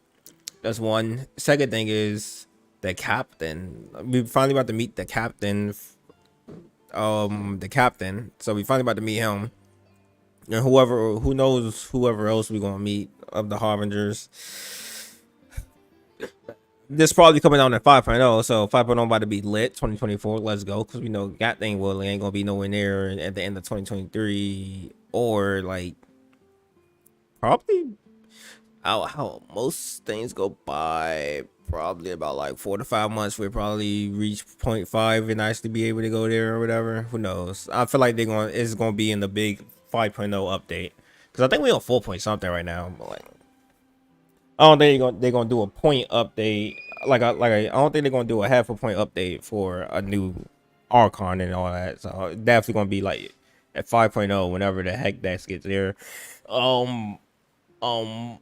Nations of Dragons. I mean, Pyro Archon, Wizard Dragon is mostly known for breathing fire, so it kind of makes sense why they would be the Nation of Dragon. Fire is fiery. Makes sense why they be the nature of war, and which means we probably gonna be doing a lot of fighting. Who knows? But all I know is we're finally going to the pyro part of this world. We're finally going to go see what's up with them, and also the last thing is that we finally about to meet the Pyro Archon, bro. It's gonna be a ways away, but finally meeting the Pyro Archon. Let's go. And then also probably about to get some cool looking characters. Like I like dragons, okay, guys. I like dragons. Which means I'm about to get some cool looking characters with them being freaking dragons or probably evolving. So they're probably gonna be like half dragon characters or something like that. I can't wait. I cannot wait. That you fully prepare yourself before going to Natlan. In the meantime, Fontaine's doors will always be open to you. Ask away. I will tell you the truth as I know it. Hang on a sec. Paimon's still got a question about the Gnosis. When we spoke to Linny earlier, he mentioned that your attitude towards giving away the Gnosis had clearly changed. We guessed that there might be some reason for it that only you were aware of. No wonder the House of the Hearth is the Fatui's intelligence division. They are certainly sharp. So regarding this specific issue, I was just getting ready to share something with you. What is it? In truth, I exchanged some further words with that lady named Skirk after sending you two back to the surface. It went something like this.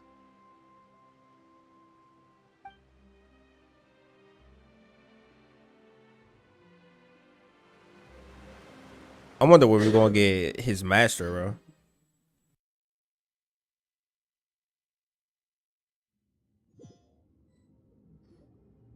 Well, we're going to head topside to see what's going on. You hurry over soon as well, all right, Nervalet? What next? The all-devouring narwhal isn't here, so I'm no longer getting any interference. I can finally catch the scent of your power, what it's made of. It is the authority of the planet's primordial dragons, but with something very similar to a god's curse mixed in. It's quite a novel blend. I'm sure I've encountered something like this before. What was it again? I do not know what you speak of. Of course. How could I forget? You should have the remains of the third descender on your person, yes? Remains? I've never Third heard of any descender? such thing. According to your parlance, I believe it may be called a gnosis. Well, that much is true. After Focalor's divinity faded, she handed her gnosis to me. Wait. Hold on. She said the third defenders. And then gnosis is what it's called. So does that mean that all the gnosises is the third descenders, like body essence or ashes or something like that? Is that's why it's so powerful, because it's one of the descenders' ashes or whatever? Like, if so, that's crazy that they've been carrying that around in 30s. That's crazy that that's literally that powerful. I don't know why that's a thing. But other than both of those, if that's what they meant by that, that's okay. I fear I have never heard of it described in the manner that you just did. Same. I've been training with my master, the Foul, ever since I was young, and I have never Foul. returned to the surface since. So most of the information I possess, I got from him. It is only natural for those who are greater than humanity to possess a different sort of common sense, which is why there are so many problems in our attempts to communicate with humans. Regardless, you should probably get rid of objects of misfortune to prevent any disasters from befalling you. It is To live meant. in itself It's called is a misfortune. blessing. But once a person dies, the bonds he once had with this world shall all turn to curses. What do you mean by that? No need to fret. So the gnosis are really curses? That's what they want to get rid of? And my reason for no longer wishing to return to the surface. This third descender you refer to, who are they? And when did they die? Master never mentioned them to me. Perhaps it just wasn't that important for me to know. If you're interested, though. They're the like center you we've were been trying to figure asking, out. I'll be sure to pass the answer on to you next time. Next time? You believe we will meet again? Oh yeah, yeah, we're getting that. That's confirmed that we getting that character at some point in time in this game. Let's go. Anyway, other than that, so third descender died, and the gnosis are their ashes. Which means there's 7 of his ashes is floating around somewhere, and the Fatouis collect them all. And they're not really blessings but curses. That's basically what she just said. Which means, I mean, one, it makes sense why most of the Archons probably like gave it up, even though they probably don't know that. Like they probably like, bro, this thing ain't giving no good, bro. Like, well, oh, I become more powerful, well, whatever. But like, I got all this other stuff I got to deal with. Like, get out. Makes sense why they all like be troubled. The gnosis is gone by itself though. I do. Wait. I have a disciple of my own, don't I? He can be the messenger then.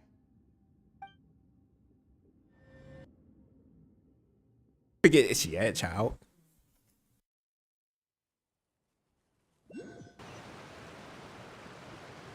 That's what she told me. Whether it would prove useful or not, I wanted to pass that information on to you. The remains of the third descender? So that's what the Gnosis actually are. Paimon just thought they looked like chess pieces. How could they be a person's remains? Oh, say they we throw Paimon. There was no misunderstanding or special metaphor at play. That is what she meant to say. And she said that it would bring Miss It, which is why you gave it to the Fatui. If she speaks the truth, then I would simply be putting Fontaine at unnecessary risk by keeping it here.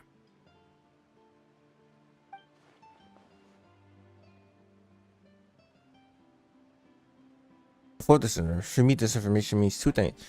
Means that it was more people than her that came to there, and that, bro, that's crazy. Like, that's crazy. She's the 4th. Okay, we are the 4th descender.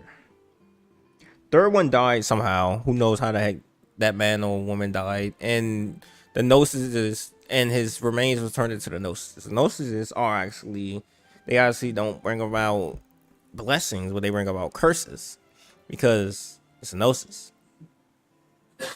And since he died, it brings about curses now, but it gives unbelievable power. So it's like, what the heck? Also, I mean, like, again, it makes sense why most of the freaking Archons is like, yeah, get rid of this. We don't want this no more. Get this out of here.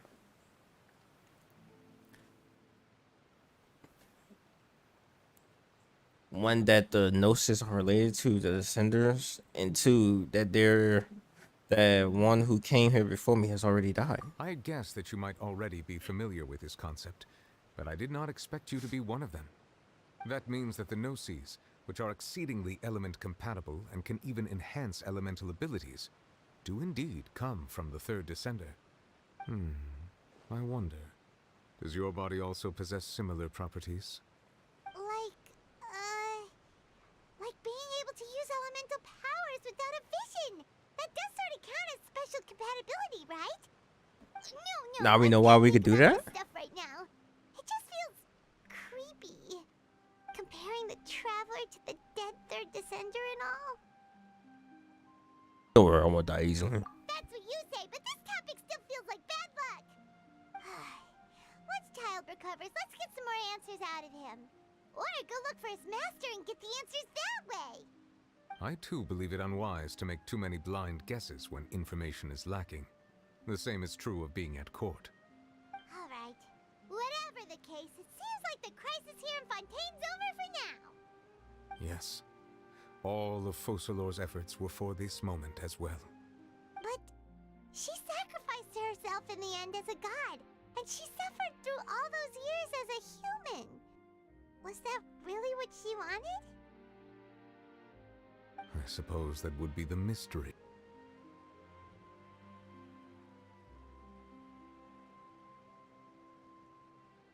I suspect not.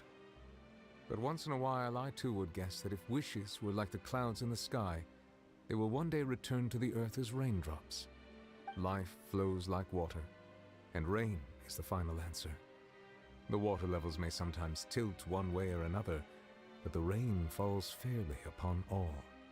And what ultimately is the difference between rains that fall upon all of us?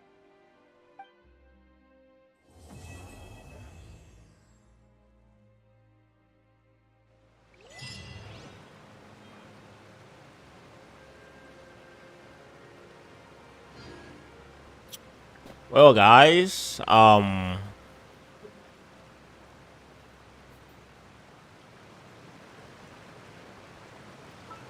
wow. Actually, we get that third one from, which means the last three is from, gotta actually do that. Anyway.